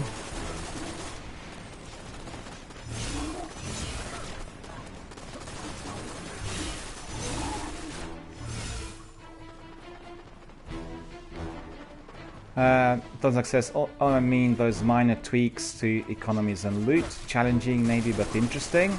Doesn't access your fire team, and you have got to stick together. Indeed, we are trying to do that, but you know, looking at different displays and reading different messages is sometimes somewhat disconcerting. Significantly different to the usual outside of broadcast type of gameplay, you know. And Elusala is here. Hello Elusala, how are you doing? Good to see you. Thank you for joining us. Thank you for being here today. And is Elusala Zach by any chance? Can you confirm? Because I keep getting confused with all those IDs. And if Elusala is Zach, I can tell you we have one community member who wants to hook up with you.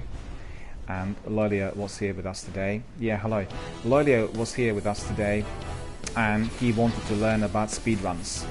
So what I'll do is I'll send you some private messages in order to connect you with Lolia, and he'll be very grateful because he was telling us a bit about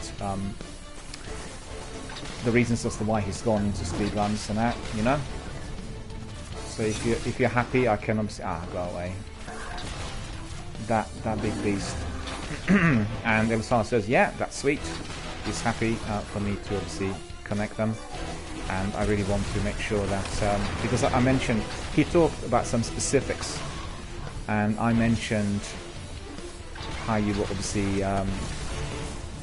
telling us about lots of different, you know, tips and tricks, whatever we can do when we're doing raids and doing different bits, and you know, he will be definitely very interested in that.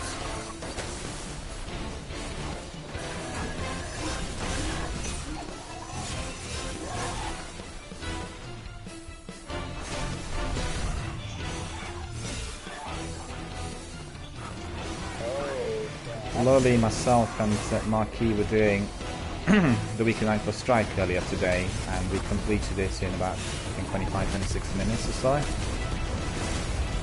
There's another Cabal post right near the gate. Let's hope this key works.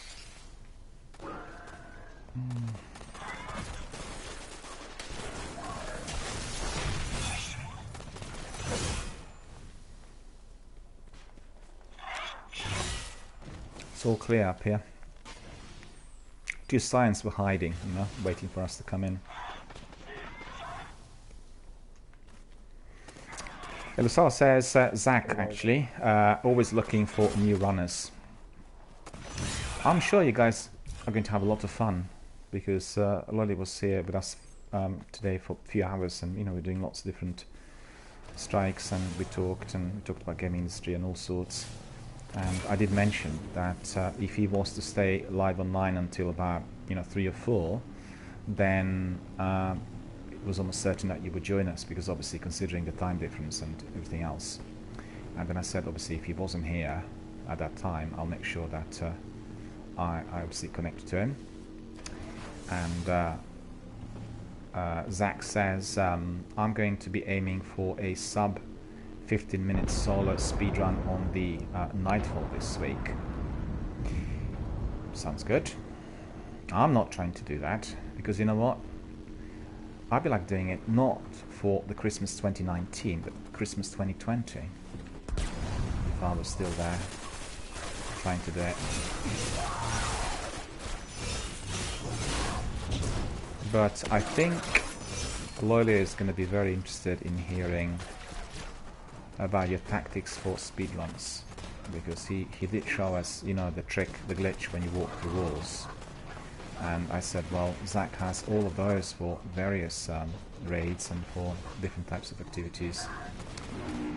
And he was very, very interested. Oh, okay, they're up here.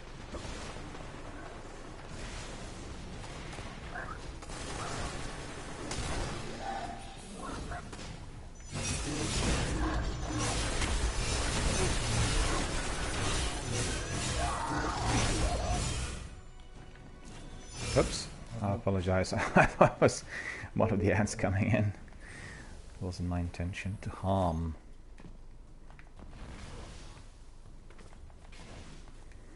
Hey, what the? What's it? Oh. No, probably have to go up there. What the fuck? Oh, you gotta go up there. Yeah, up there. Okay. I hate when the game does that. Well, it's the radar. Because the radar's asking to go somewhere else. Which is what happened to me just a little while back. And I kept walking and then, you know, just spinning.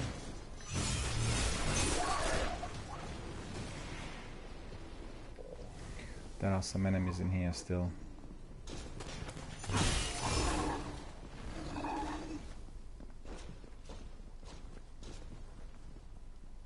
So where is it? Impressive. Here, The Cabal managed to penetrate the Vex cognition mesh.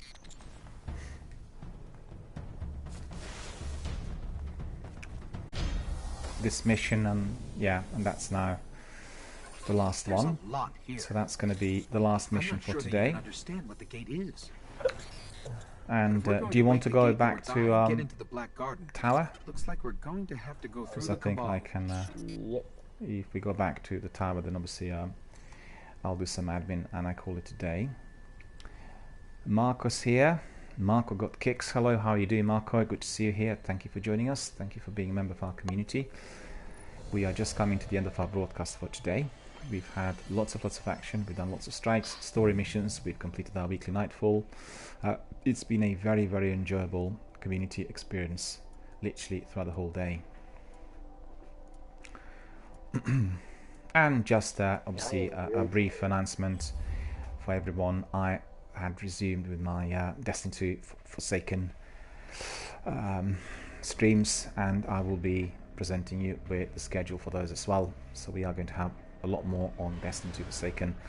I resumed with them yesterday, and Lucky and myself were playing about 5-6 hours of Destiny adventures and story missions, and we'll carry on you know, with that as we go along.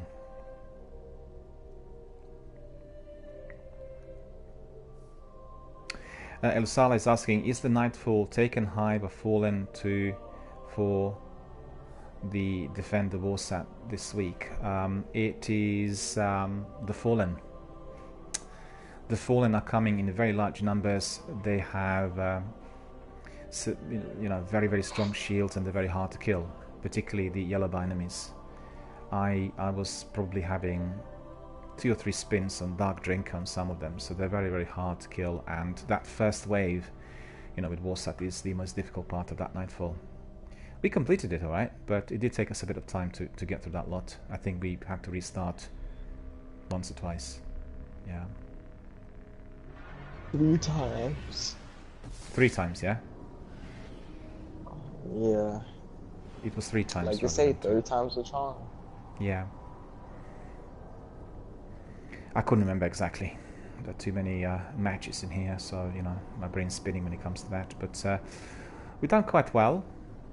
But there were some of those yellow bar enemies that were hitting us really hard. And they would come in 3s, I think, 2s and 3s. Too hard, bro. Yeah. Heavily modified. Heavily modified. So it's a very difficult strike. And Elusala, Zach says, time for scatter grenade spam or thermite spam. I guess so. Yeah, that's probably what needs to be done there. Alright, so we are coming to the end, so let me just pick up my bits here and then do some decoding, and then we are going to be departing for today. So let me see what I picked up. Got several items in there. Oh! Palindrome I picked up as well. Palindrome is potentially good, but it's 390. Which in fact is identical to what I've already got. And then we have another shotgun. And that shotgun is not particularly useful or strong or anything. And 385 cloak, which we do not need. And let me see. Oops, I apologize for this, my error. We want to see what that last shader was. Crocos we picked up. Okay, so that's all. I hope you'll get some rest. Here, all sorted out. I want to thank Mark or on any other day when obviously I will be doing my broadcasts, and we can carry on with your missions. It's going to be good fun, and hopefully we'll have also other people coming in, so we'll be a three-piece in order to do some of those more difficult ones. So thank you for coming, and I wish you a very, very good day.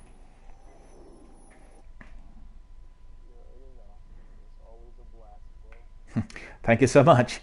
Speak to you later and take care. Have a good day.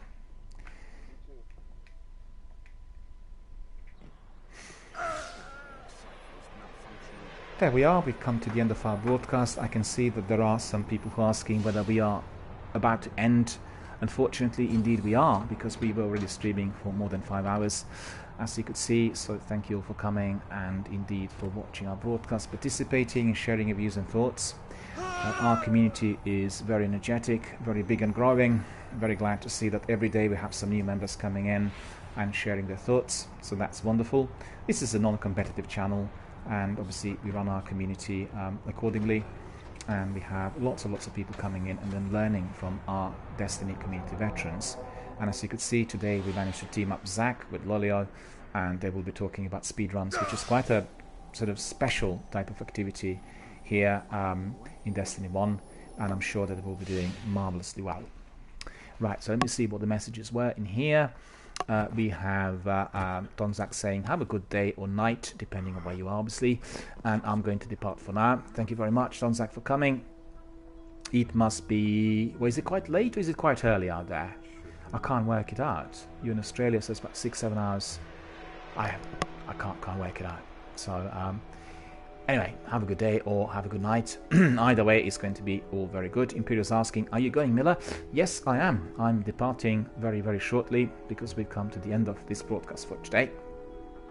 And Tonzak is saying, see you all. And indeed we say, see you, Tonzak. Always a pleasure.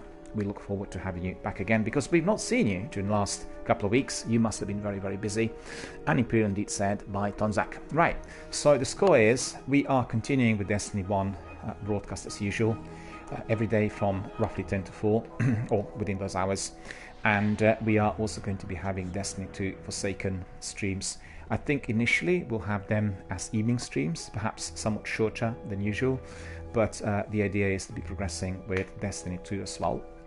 And then once we complete the characters to 4400, we'll sort of reschedule a bit, or we will be well, we'll say reschedule. What we'll do is we'll change the content a bit. We'll be focusing on tutorials for people to learn, and we'll be doing just the top tier activities, and those are going to be raids back to back, and then Sea Heroic Strikes, the Nightfall, and all the other things that perhaps people need to do. So we'll have more of that community contribution, people coming in and saying, I want to do such and such because obviously I'm leveling up, or I want some help, and then obviously we'll do that live online in broadcast. So official Mark Christie says, good runs today.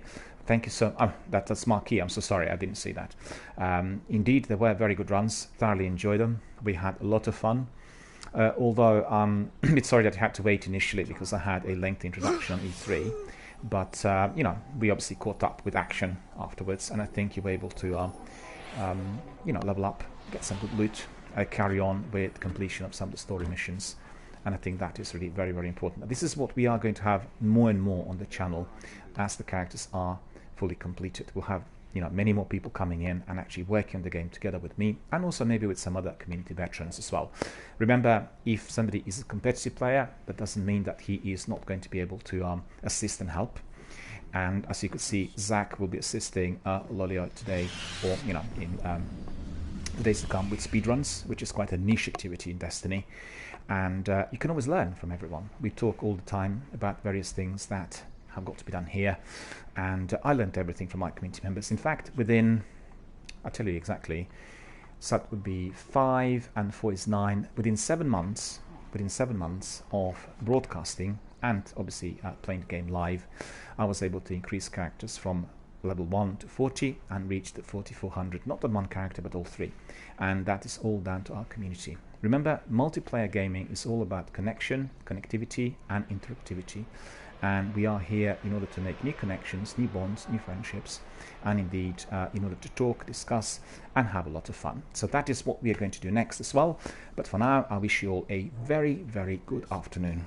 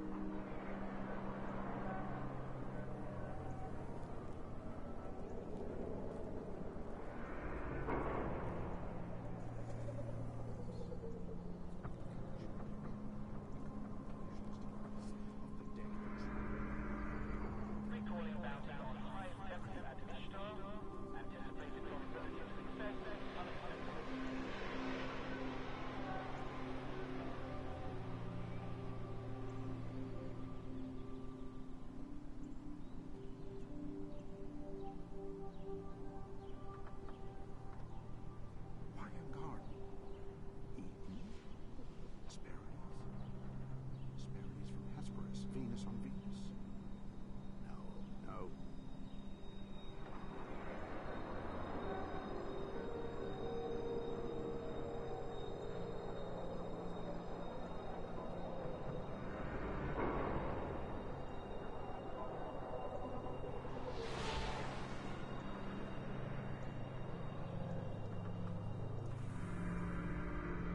Student's fingerprints are all over this data. He doesn't even care if we know.